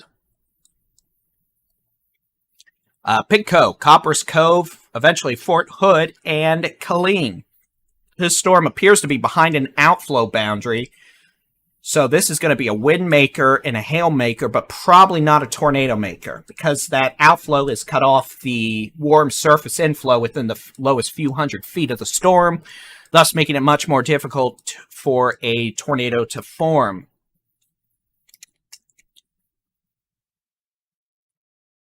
Storm near Valley Mills, continuing to produce large hail.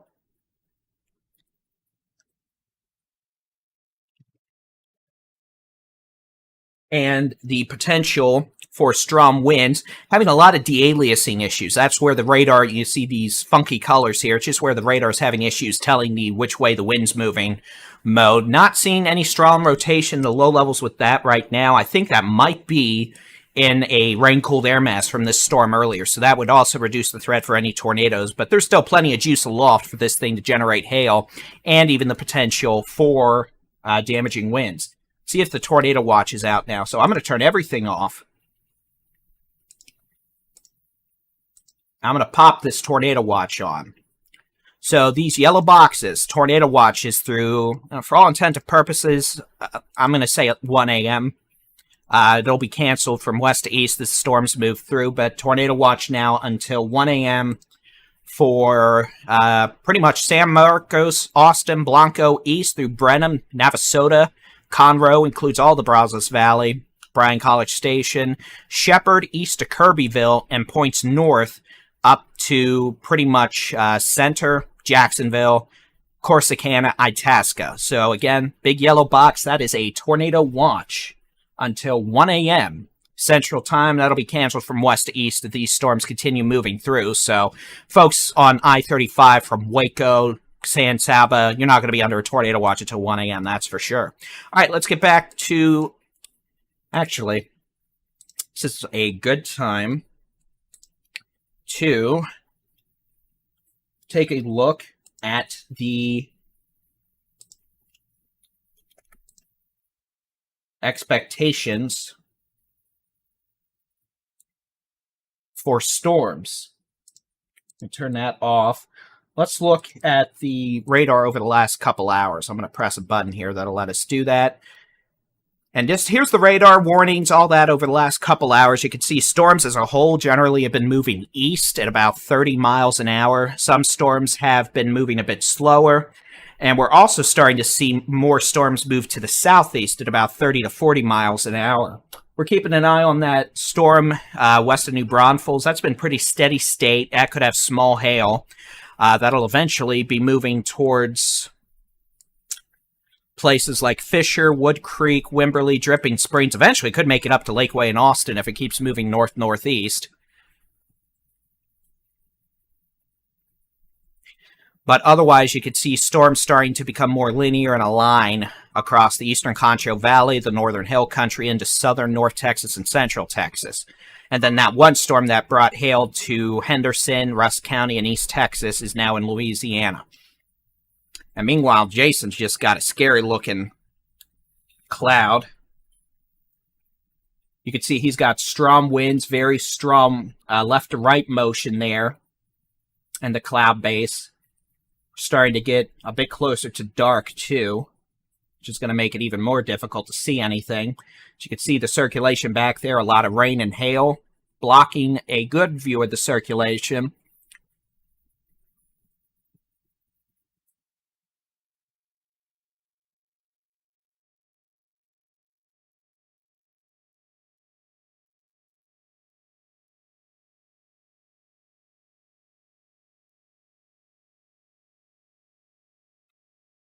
And while we watch that, Jason's located near Thornton, Texas, near that tornado-warned storm that's moving east-southeast at about 25 miles an hour.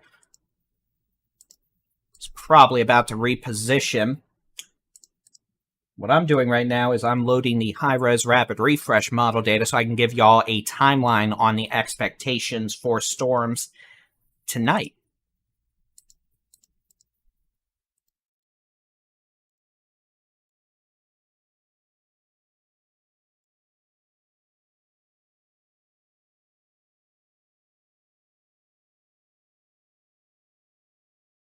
Right. We'll keep an eye on that, but let's come back to the high-res rapid refresh model. Now, this is what the model believed the radar would look like at 7 p.m., so about 15 minutes ago. It's overzealous with storm coverage across the Brazos Valley at this point, kind of, but overall, it's not doing too bad of a job. Keep in mind, this is a weather model. It's not perfect, and it's not going to be perfect, but it can at least give a general idea of how tonight may play out. So let's just fast forward to 10 o'clock. You can see we've got maybe isolated severe storms in the southern Brazos Valley. Otherwise, by this point, we've got a line of storms from near Temple, Belton, east into the northern Brazos Valley, Crockett to Lufkin. Storms themselves probably moving east-southeast. Here is 11 o'clock. You can see this tries to make a line of storms back west to I-10 near Kerrville. Here's midnight storms moving into the hill country, Austin, just northwest San Antonio, Bryan College Station there in the Brazos Valley, Centerville to Huntsville, moving, and then farther to the east, Crockett, Dibble, Nacogdoches to Jasper. And you can see some of these storms may have some pocket change size hail still at this point, maybe some strong wind gusts. The overall tornado threat by this point would be low to very low, but couldn't rule out some spin-ups. Here's 2 a.m. You can see still moving southeast about 30 miles an hour, moving into the Golden Triangle, southeast Texas, approaching I-10 from San Antonio to Columbus. You could see more disorganized by 2 a.m. than it was at midnight. Here's 4 a.m. You could see starting to fizzle out, but still some scattered showers and storms across south central Texas, the Victoria Crossroads, the upper Texas coast. 6 a.m., you could see off the upper Texas coast now, and then still some residual storms across portions of the Victoria Crossroads, the coastal plains, and south central Texas. And here's 8 a.m. tomorrow morning. Still got some storms of the Victoria Crossroads, the coastal plains, and the middle Texas coast. Some showers across Oklahoma, maybe Texoma, and North Texas. So that is what we think may occur overnight. But let's get back to what we expect now.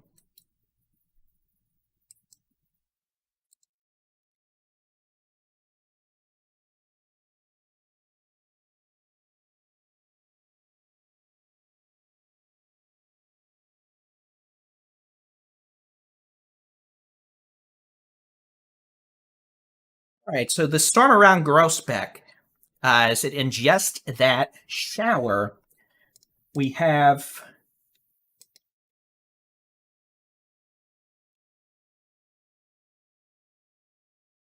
a bit of a reorganization going on. Now, again, like I said earlier, there's a question. Is this going to actually help the storm organize in the rotation department, or is this going to cause the storm to weaken?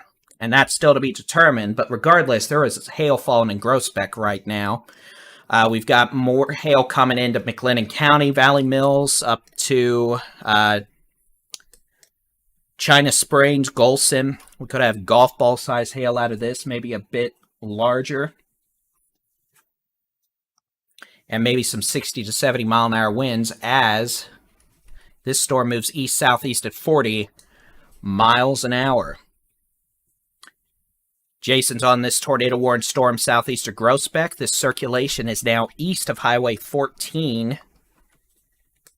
Well, I say that, honestly, with the reorganization, let's just say the circulation's around Thornton, but we could have...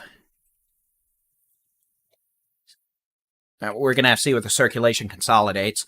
And then this is going to be moving east-southeast at about 25 miles an hour. Could have golf ball to baseball size hail falling in Groesbeck right now. And then these storms back in the Western Hill Country still could have some golf ball size hail. Hail sizes have come down out here with this broken line of storms now extending through San Saba, Mason, and Junction. And again, most of those storms moving east or east-southeast at about 30 to 40 miles an hour.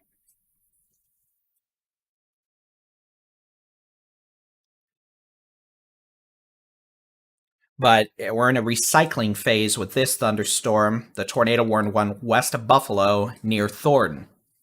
And that's what Jason's dealing with. He's near Olathe right now, FM 1246 and 937. And he's trying to get in a better position to visually watch the storm. And, of course, he's also in a data hole right now, so that's why the video has frozen.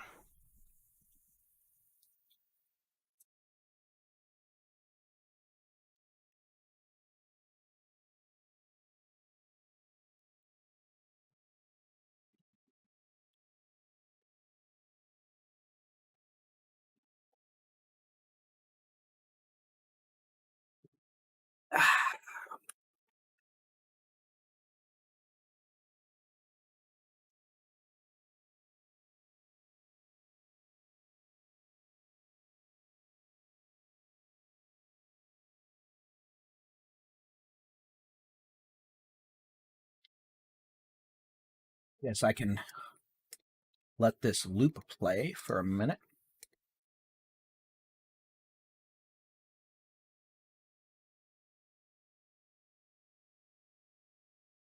Let me turn the tracks off. We can at least see what's going on.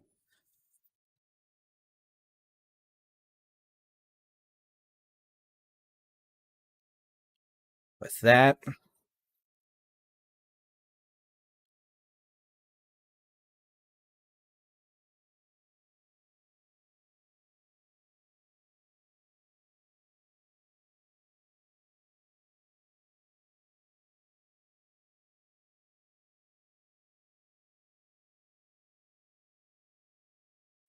so again, most storms are going to be moving east-southeast at about 30, maybe 40 miles an hour.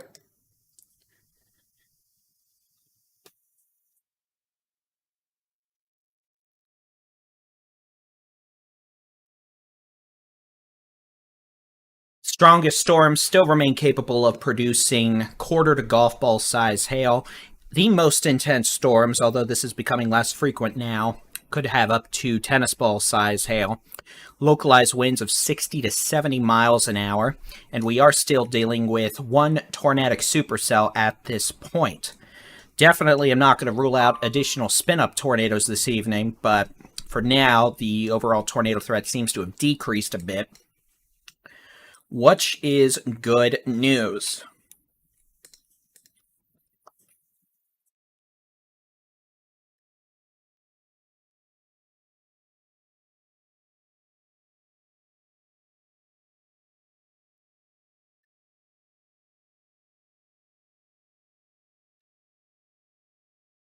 So again, nasty looking storm about to come into Waco. We could have quarter to golf ball size hail Hopefully nothing any bigger.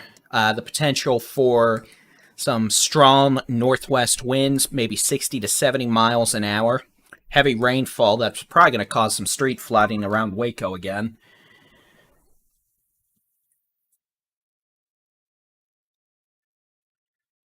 As that storm moves east-southeast at 40. This storm near Groesbeck looking messy right now, which is good. You don't want an organized supercell in the rotation department.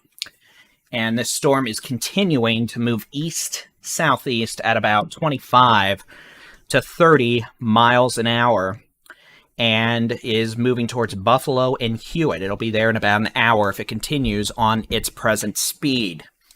But we're starting to see more storms develop, which in terms of storm competition is a good thing. The more storms we have in a small area, that means the less likely it is we're going to see one storm become dominant and, go spinny, spinny, doom, doom, and all that.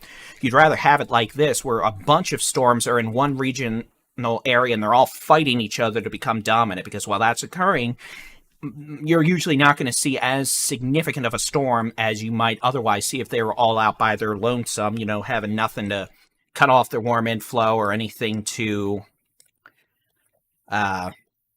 disrupt their organizational processes. And we are seeing disruption to the storm near Groesbeck right now. I mentioned a few minutes ago we had showers being ingested. If I switch to this product here, I can probably show that, where we had showers essentially run up into this thunderstorm, and now it looks like a big blob. As that occurs, we could see two things happen. One, this storm may become less organized. Or two, it may help spin up a new circulation. Right now, it looks like it is reorganizing, which means it's not spinning up a circulation this second. But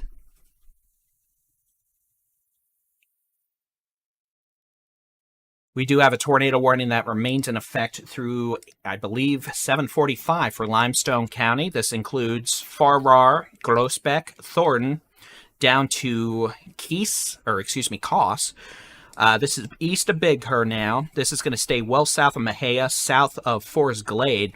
We've likely got some very large hail falling on 164 from Groesbeck to just west of Farrar and Donnie right now. This is going to be moving towards Buffalo. Circulation right now south of 164 and east of Highway 14. But again, we have a lot of reorganization going on right now, so there's not necessarily a well-defined, clear-cut spot of circulation here, which is good. But we're going to have to wait and see if this is able to uptick again and develop a new, concise, low-level mesocyclone once it's done fighting off these other storms, if that actually happens. We've got this thunderstorm south of Gatesville. Now, here's a piece of good news. This is not going to this may not be a tornadic issue, at least in the long term. But here, you see this little boundary? This is an outflow boundary.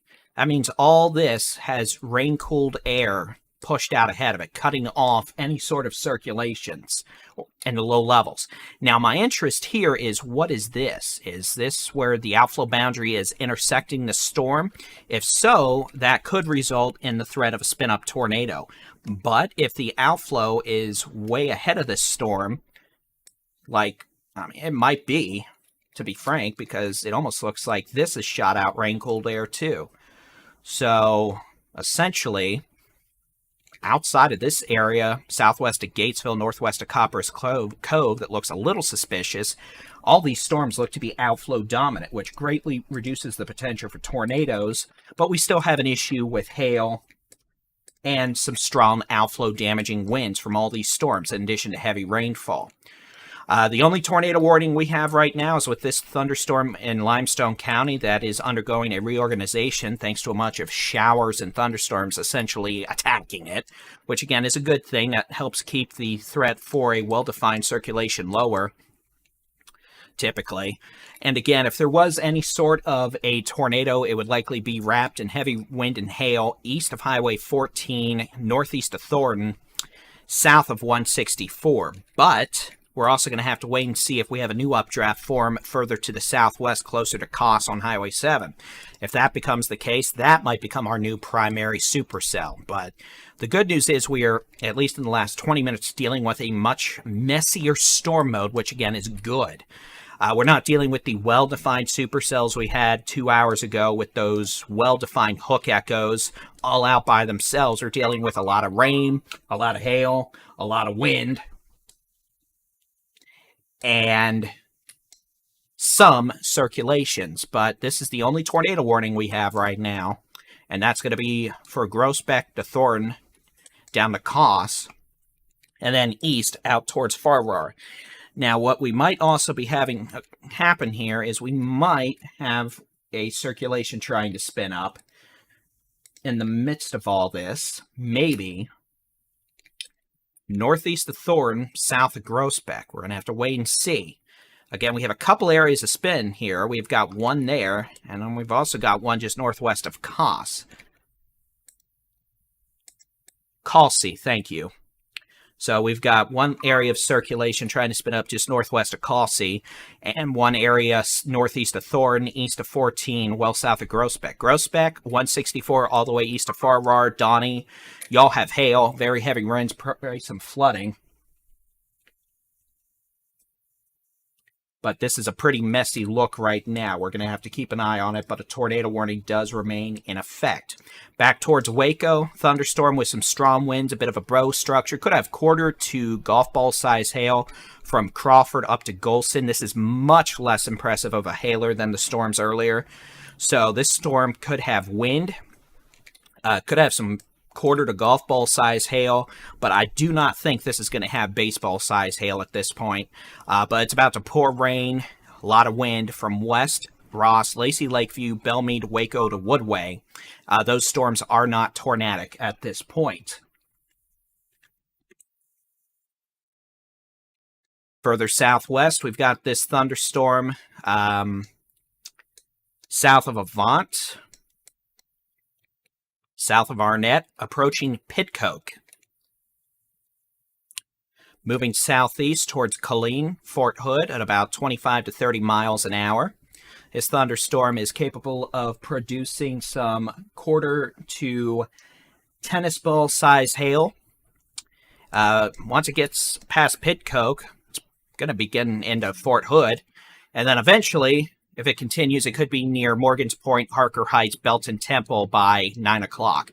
Farther southwest, we have some strong but sub-severe storms that could have nickel-size hail. San Saba to Mason to Junction. Those storms moving to the east-southeast at about 20 to 30 miles per hour. And then the only tornadic storm at this point is this one near Groesbeck, showing signs of a rain-wrapped circulation. Southeast of Groesbeck, northeast of Thornton, no indications of debris. And at this point, it's just a very messy-looking storm, which is good. Hopefully that means perhaps this storm will be gone sooner rather than later in the spinny department. But this could easily spin up a new circulation. We're just going to have to wait and see where and what. Because there's plenty of wind shear. I mean, there's plenty of hail. There's plenty of strong winds. But I can't easily pick out a circulation at this point.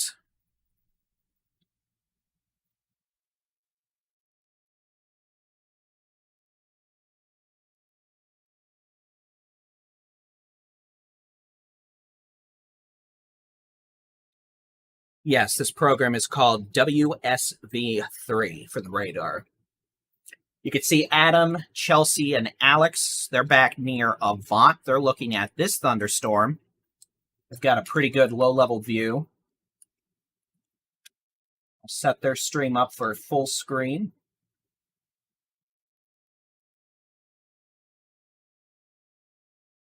Just a second.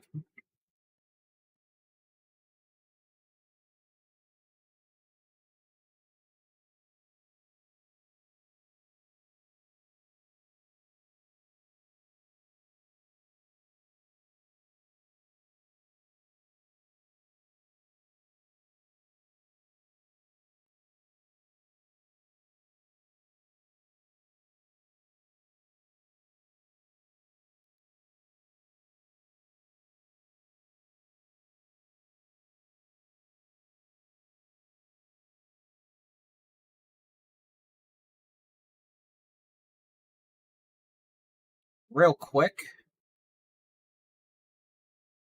I just have to set up stream.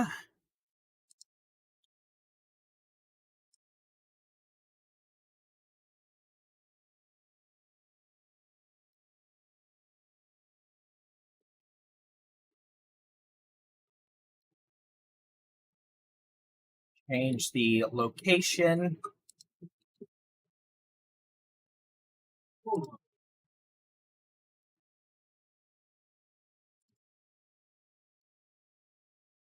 That's Chelsea, Adam, and Alex's view from this thunderstorm southeast of Avant.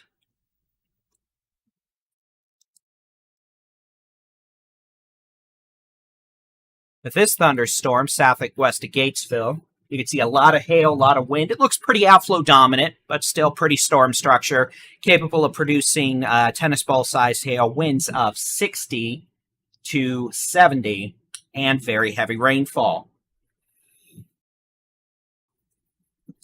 In terms of anything else, we've got some strong winds, some hail, quarter size, moving into Waco again. And then we've got this one storm with quarter to tennis ball size hail from Groesbeck to Farrar down to Thornton and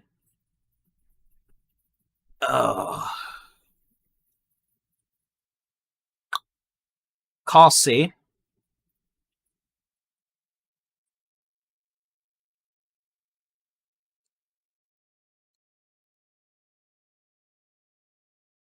And this whole little complex of storms is moving back to the east, southeast at about 30 miles an hour. But fortunately, we're not seeing a lot of organized low-level rotation right now because this thunderstorm's become pretty messy. If that's the case, hopefully that means we're done with the organized low-level rotation with that for now.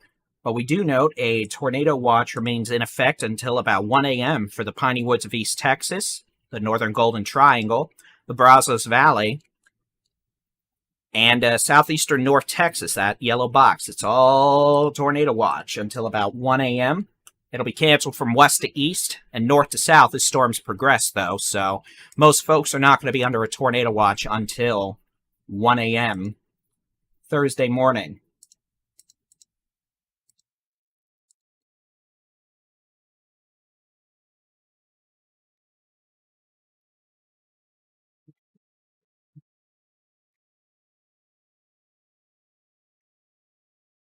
Some indications on radar from this little guy. There's going to be a left split. Might have some hail trying to increase just south of Dripping Springs. Moving to the northeast towards Dripping Springs, Bee Cave, Lakeway, Briarcliff. And this storm looks like it may be anticyclonic. A left split supercell. It just means it could have a higher threat for some hail. And if so, they'll have to issue a severe thunderstorm warning, but it's perked up a little in the latest scan. So take a look at that real quick. Try to give some times, just in case we get a wee bit of hail out of it. See the latest scan there. Dripping Springs, Highway 290, about 750. Bee Cave by 805. Lakeway, about 810. And again, that's going to be if this storm is actually still around.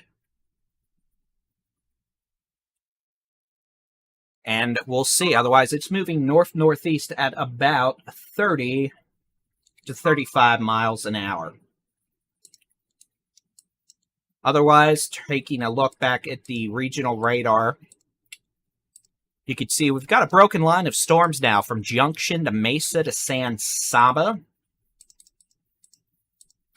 to Gatesville to Hillsboro. It's going to be moving southeast now at about 30 miles an hour. Some of these storms are capable of producing hail, damaging wind gust, and can't totally rule out a spin-up tornado. The Weather Service has not extended the tornado warning for this storm near Groesbeck to Thornton. We have a new severe thunderstorm warning now. And this is going to be for Hewitt, Buffalo, Donnie, and Flo. This is going to be crossing Interstate 45.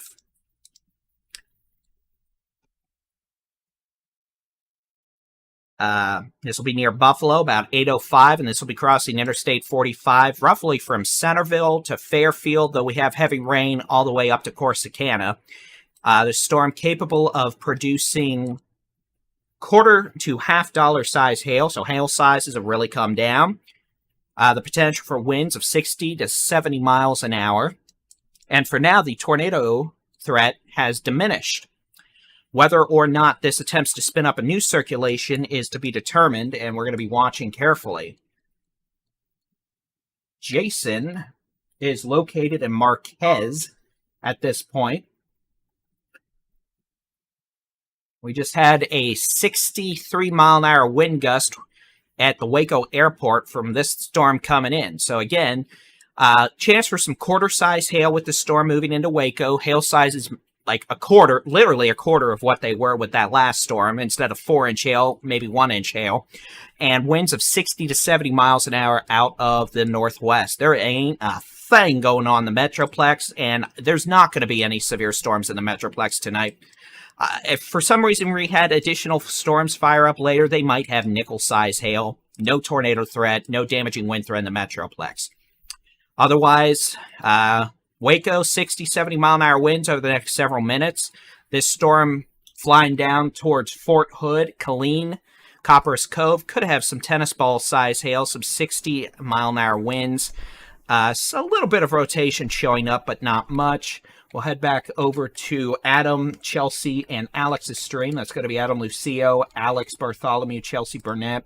They're looking from Killeen, I believe, or that area looking west. You can see a lot of motion in the base of that cloud, but no organized rotation. We'd be looking for both right to left and left to right motion. We're just not seeing that right now, but definitely a lot of wind energy in that thunderstorm.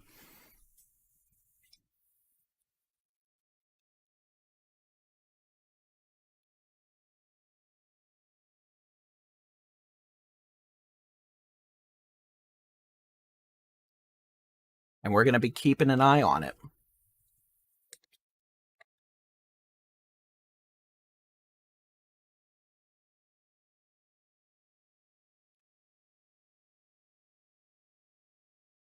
So again, let's go back over here to the radar and both our cameras.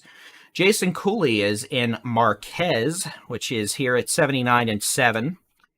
Other folks, they are keeping an eye on this storm northwest of Fort Hood and Killeen.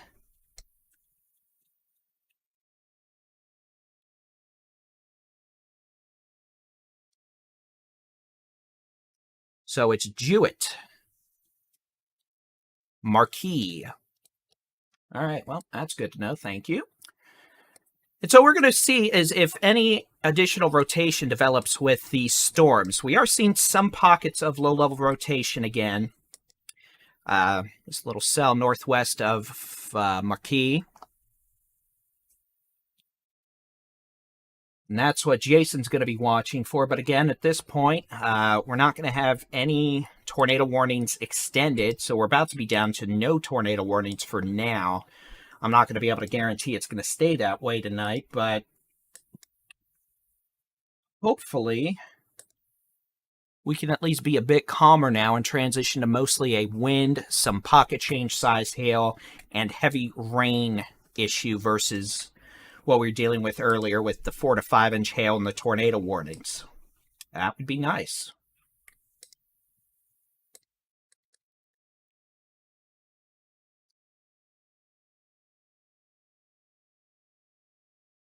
And that's what we're going to be watching for.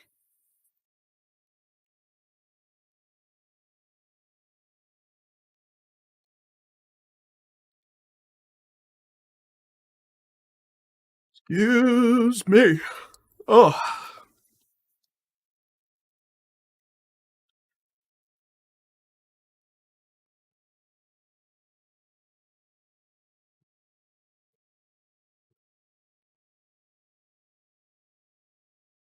It is about time for more coffee. I'm probably going to go grab some in a minute.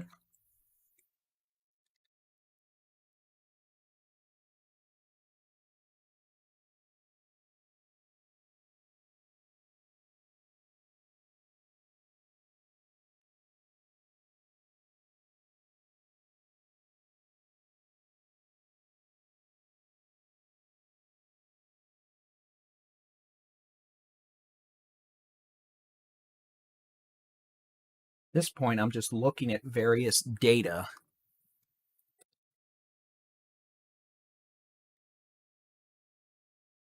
It looks like they did just put a severe thunderstorm warning on the cell coming up towards Travis County.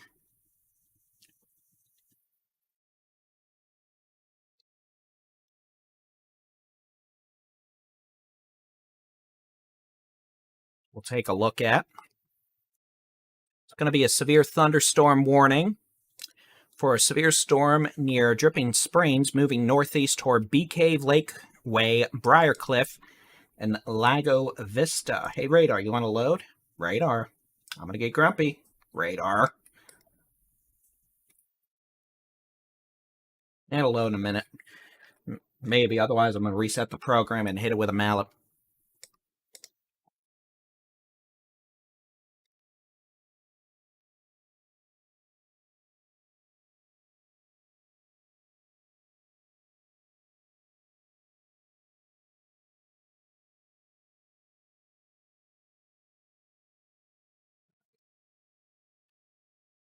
So Adam, Chelsea, and Alex are in Pitcoke, and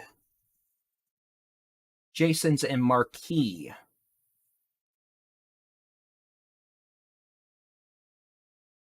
Back, let's look at the Pitcoke storm.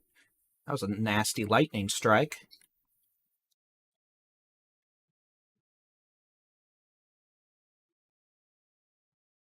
I'll turn the audio button on so y'all can hear the hail. Coming in this way. Yeah. They're not big. A lot of them. Yeah, I can feel the thudding on the windows.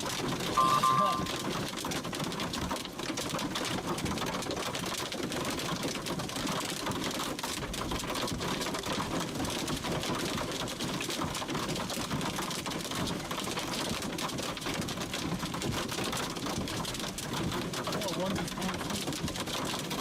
Now I hit the mirror and roll the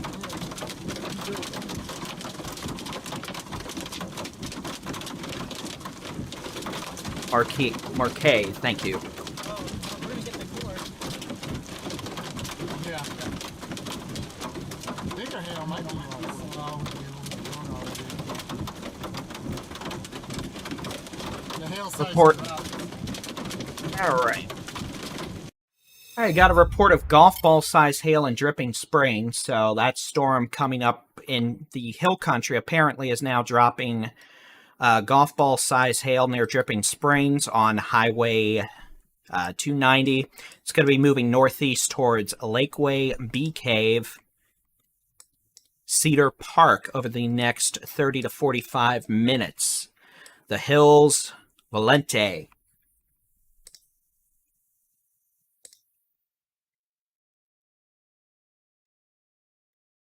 We'll put a button on this.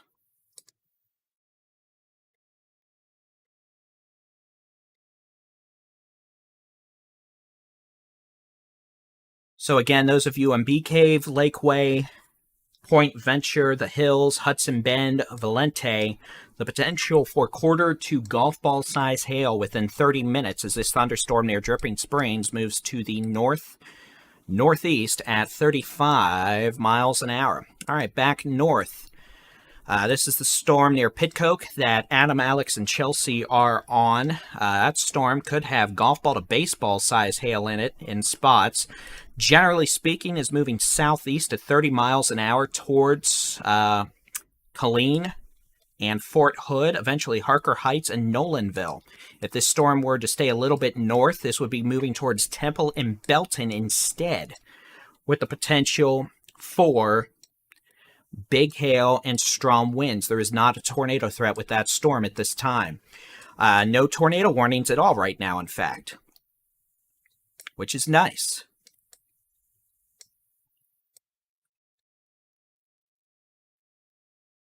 So,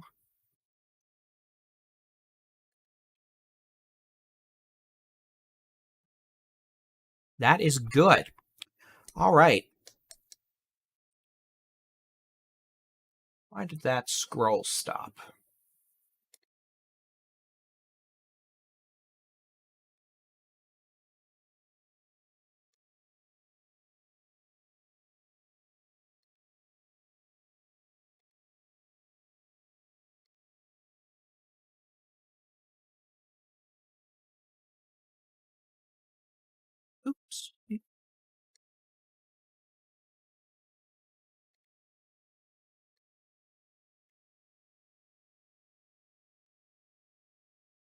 I'm just breaking stuff.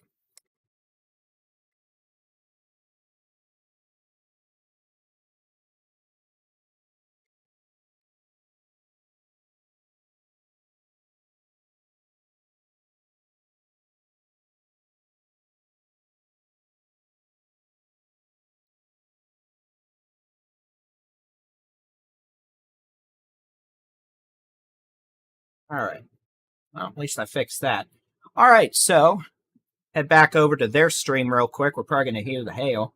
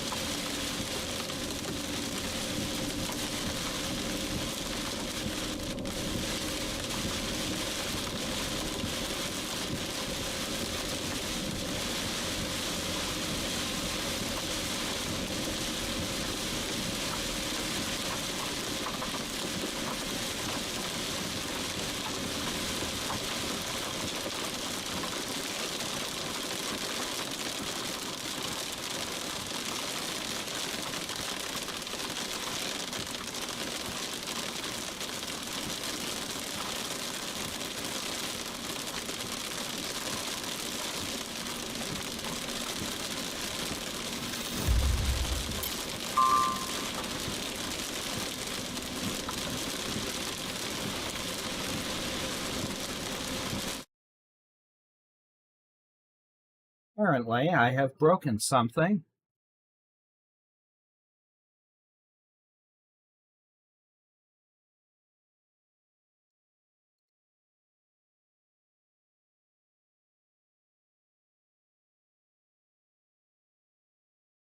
All right, that's better.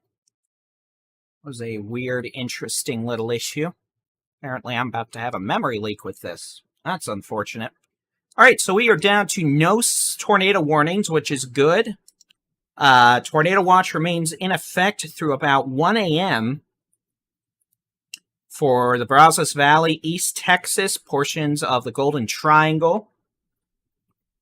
I'll zoom out and show that. And then again, we've got a line of storms now that have set up from northeast of Junction to east of San Saba, approaching Fort Hood and Killeen to Waco to Buffalo. And what we're going to do now is let's take a look at what we are expecting for the remainder of the night using the high-res rapid refresh model. We've got a storm in Dripping Springs moving northeast with golf ball size hail towards Bee Cave, the Hills, Lakeway, Valente over the next 30 minutes.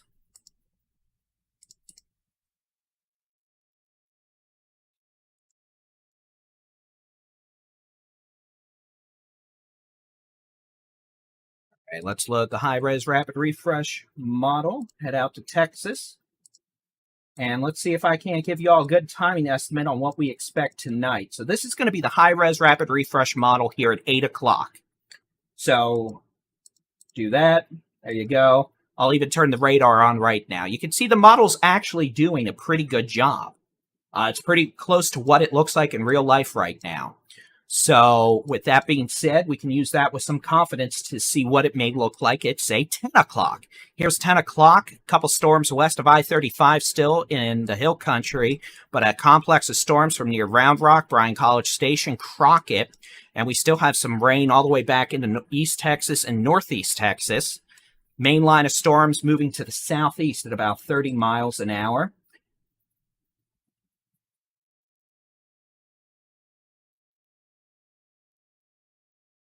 So we head back to head to midnight. You can see Brazos Valley, Austin to Brenham, north sides of the Houston Metro over to Jasper. Leading edge of these storms could still have some with hail, gusty winds, maybe a spin-up tornado, and then some rain across East Texas, Northeast Texas, and the Arklatex. Main line still moving south at about 30 to 35. Here is 2 a.m. Leading edge of the storms, much more disorganized after midnight from essentially New Braunfels to Sealy, Katy, Houston to Beaumont. Still a couple storms that may have some pocket change size hail and some strong winds. Can't totally rule out a spin-up tornado, especially across the Golden Triangle and the Piney Woods this evening. plus the Brazos Valley. But here's 4 a.m. You can see, generally speaking, more spotty showers and storms. So the highest severe weather threat is going to be through midnight, decreasing afterwards. Although some storms may still have some pocket change size hail and some strong winds. Let's head over, take a look at Jason's stream. You can see he's enjoying the pleasures of not having data. So we'll just come back over to my camera real quick. Again, here's a look over the last several hours with satellite as the sun sets. Here's the warnings. You can see storms were initially moving more easterly. Now we're starting to progress more to the southeast, with the exception of the storm over Highway 290 and Dripping Springs to Bear Creek. And that's moving northeast at about 35 miles an hour. Rest of these storms, generally speaking, moving either east or southeast at about 30 to 35 miles an hour, with the strongest storms producing quarter to golf ball size hail. Still the potential for tennis ball size hail approaching Fort Hood in the next 20 minutes. Those heavy storms approaching Hewitt to Buffalo, still showing indications of some quarter to golf ball size hail, some heavy rain and wind, and some pockets of low-level rotation. The storms around Waco have gone kaput, weakened quickly. So the good news is, hopefully that means we're going to be down to just a few potential tornado warnings for the rest of the night, with mostly severe thunderstorm and flash flood warnings. But since we have no tornado warnings right now, coming up to 7:55, we're going to take a bit of a break. I'll keep the streams are going to stay up, mind you. You're just not going to hear my voice. We'll keep the chaser cams up and radar, and we'll get some audio going from their cameras as well. So for now, let's head back to the chaser wall, and we'll let y'all keep enjoying the show.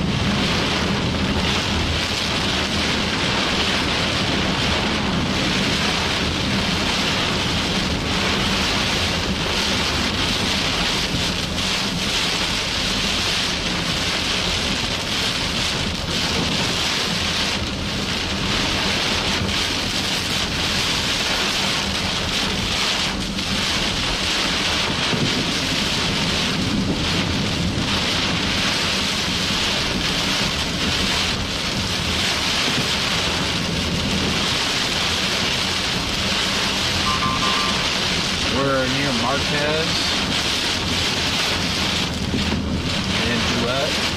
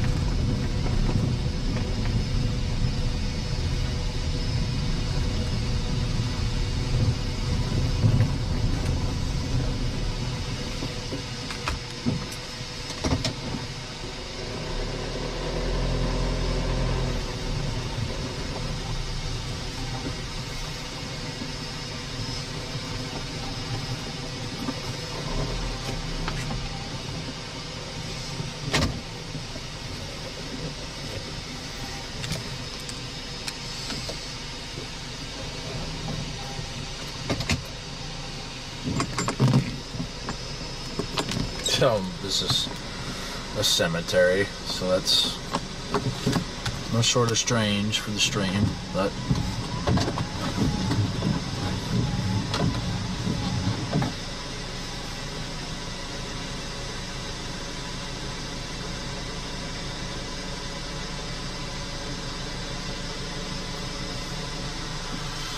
we're in Marquez looking north. Most of this is pretty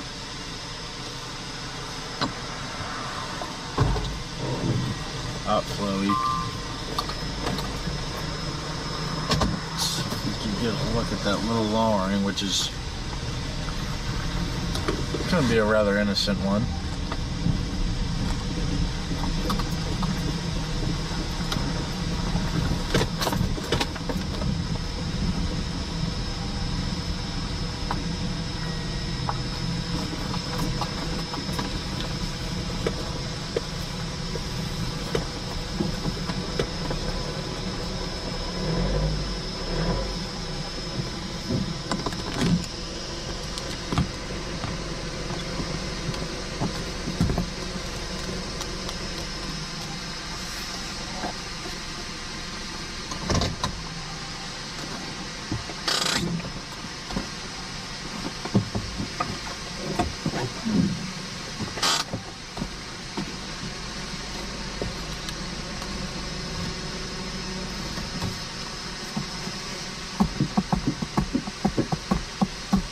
Marquez.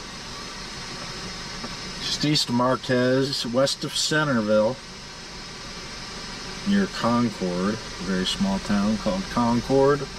Looking north from the Concord Cemetery, we got undercut storm. See kind of a whale's mouth feature, so cool airs emanated out ahead of this storm.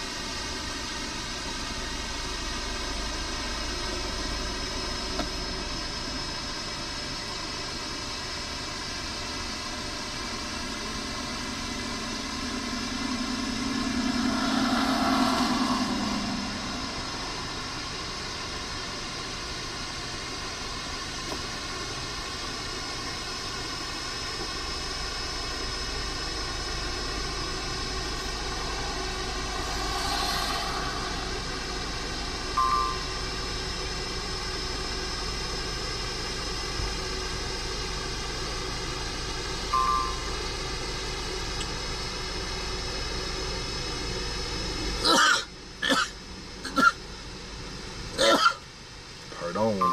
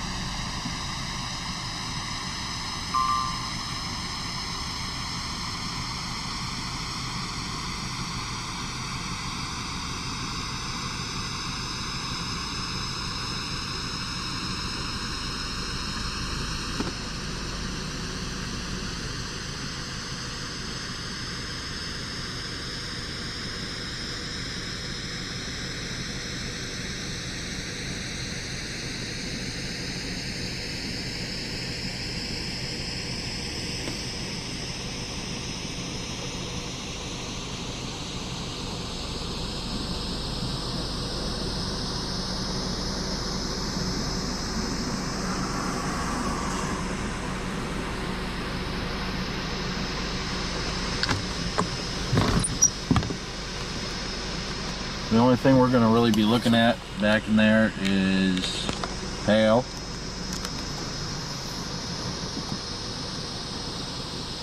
A lot of this is just scuddy garbage.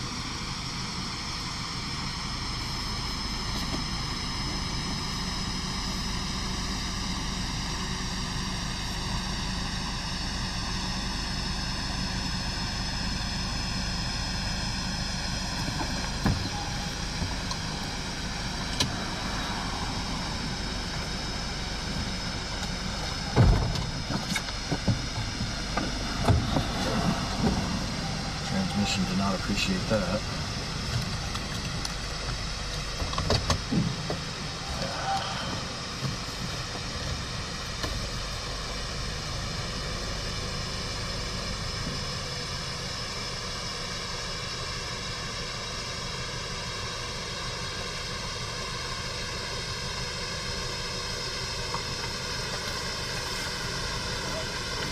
Hey. Well, there's lightning.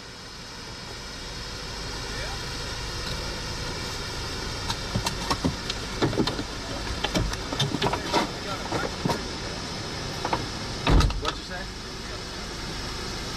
Yeah. Just chilly surface.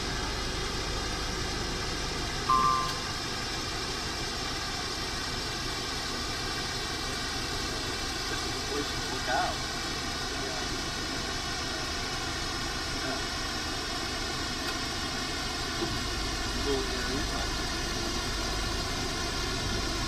Everything's still streaming in, it's just chilly here.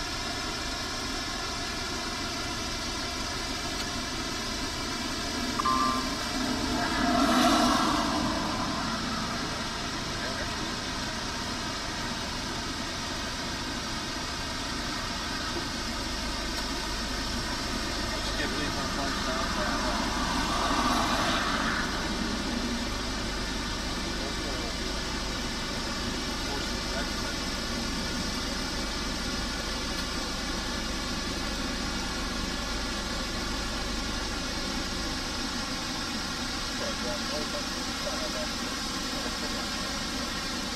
There's 45 all the way.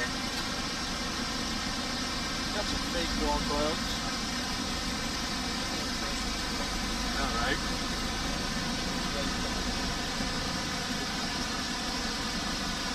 Yep. It is what it is. I know, right? I wish it'd be hit this way, but there was a 1.75 before, but I think it's coming down anymore.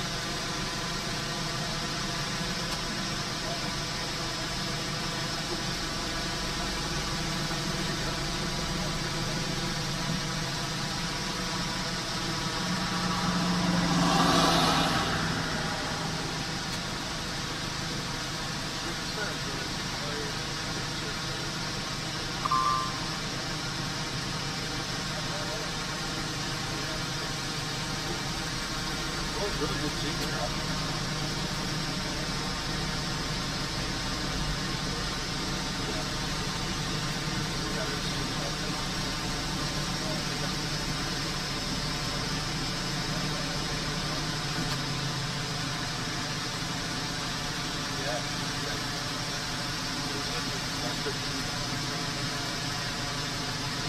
All they got is done.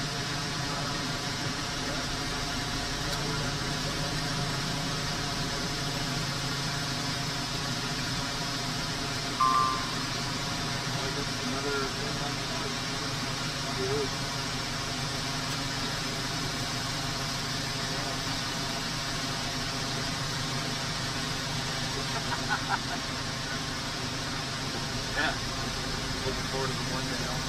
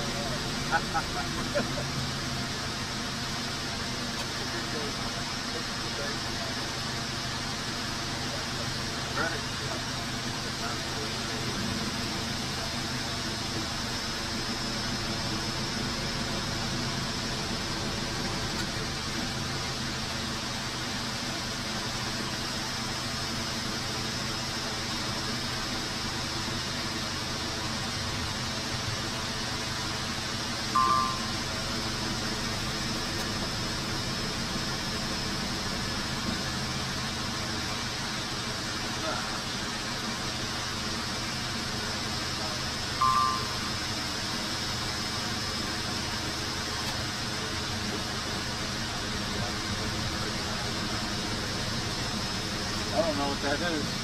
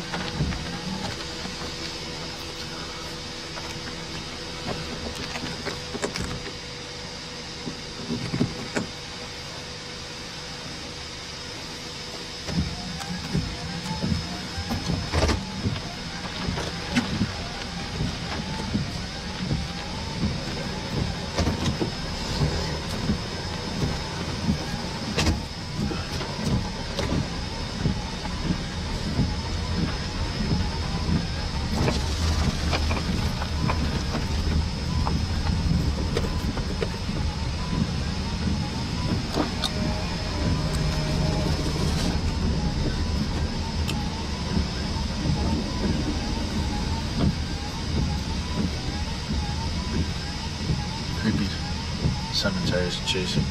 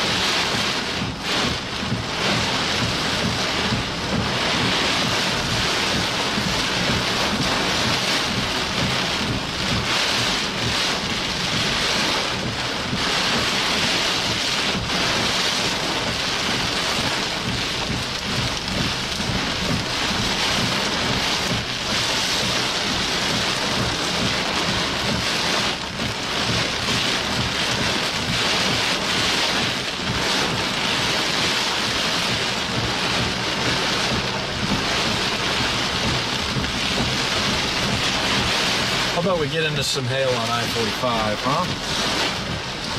Everybody loves some I-45 hail.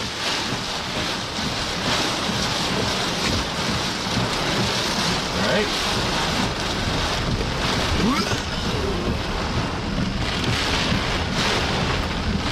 Some gusty winds, heavy rain, a little bit of hail. Nothing to write home about. Here, east of Marquez.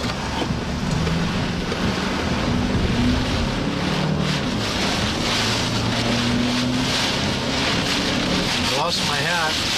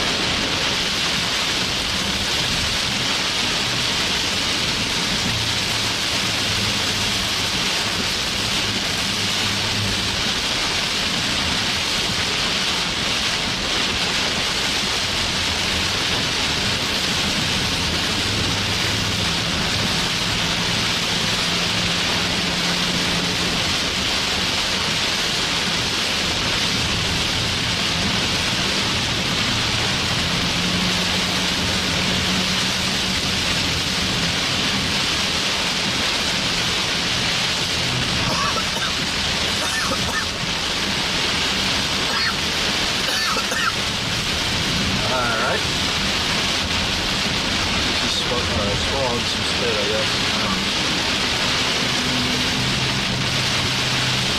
Drawn rotation to my south now.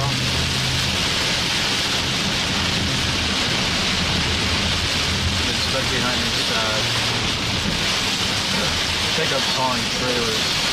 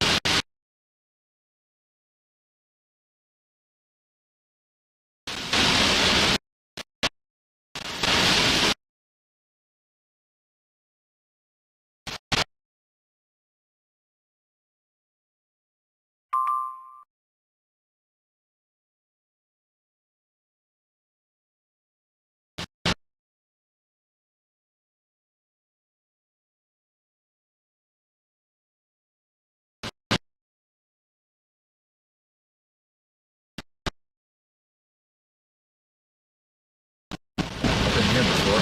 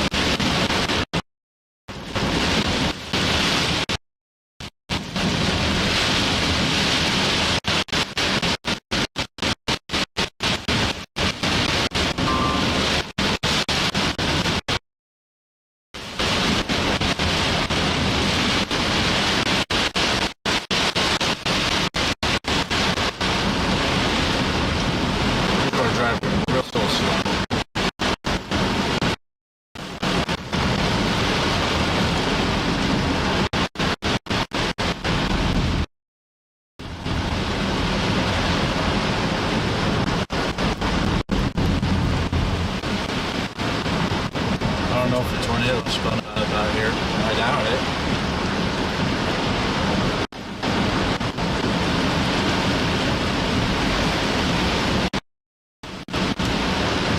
Storm over Leona.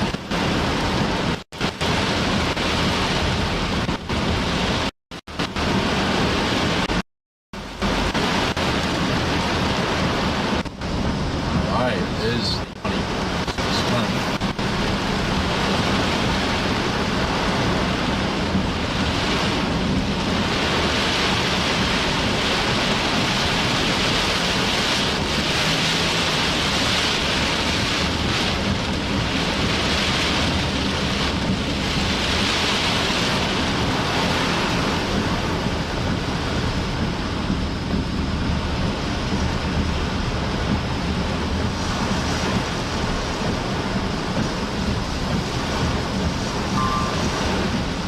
What?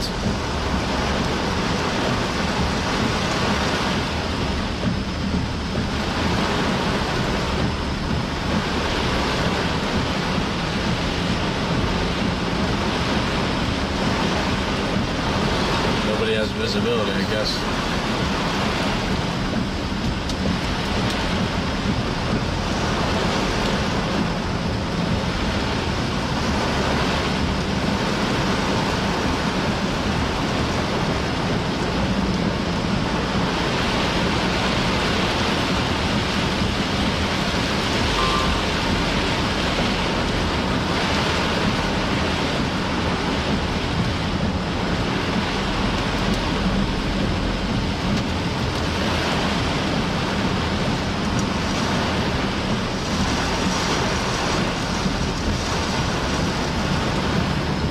People are stopped on the road.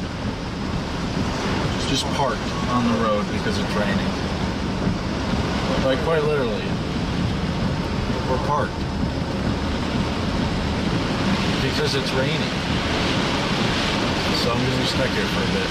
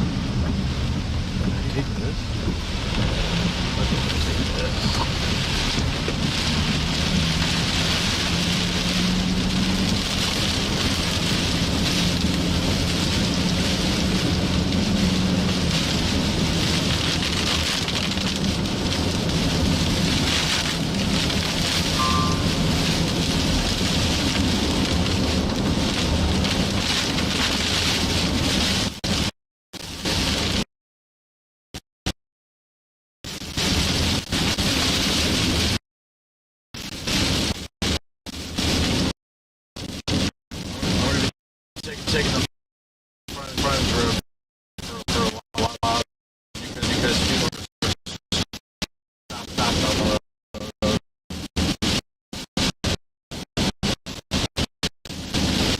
I can't even because I'm going southwest. I don't know why, but straight up stopped in the road. They're not parked. They're stopped in the road.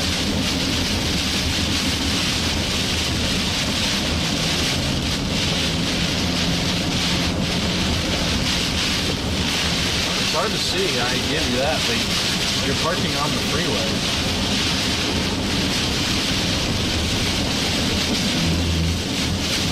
So there's a nice Texas frontage road here past these guys. I just got to go back north. This thing is impossible to keep up with. There's too much traffic and it's dark. There's some damage. I wonder if a tornado did touch down. There's a branch in the road.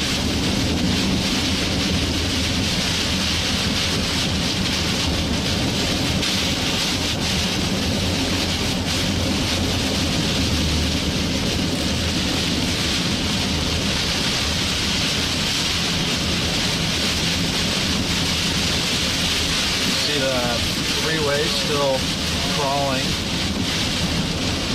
I'm going faster here on the frontage road. Did have to dodge a branch. That's leaves stripped off the trees here. It says road may flood, so I need to watch that. If there's flooding back here, I'm not keeping the spot.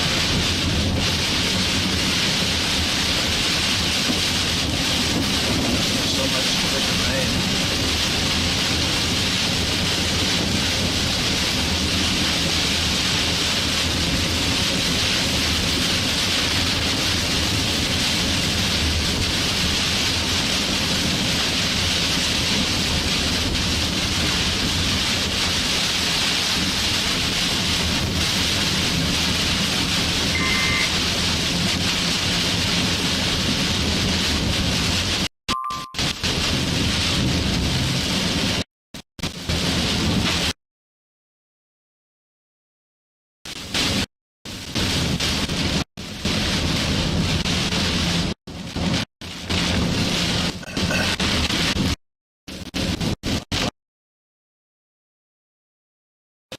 Vegetation. Strip apart here.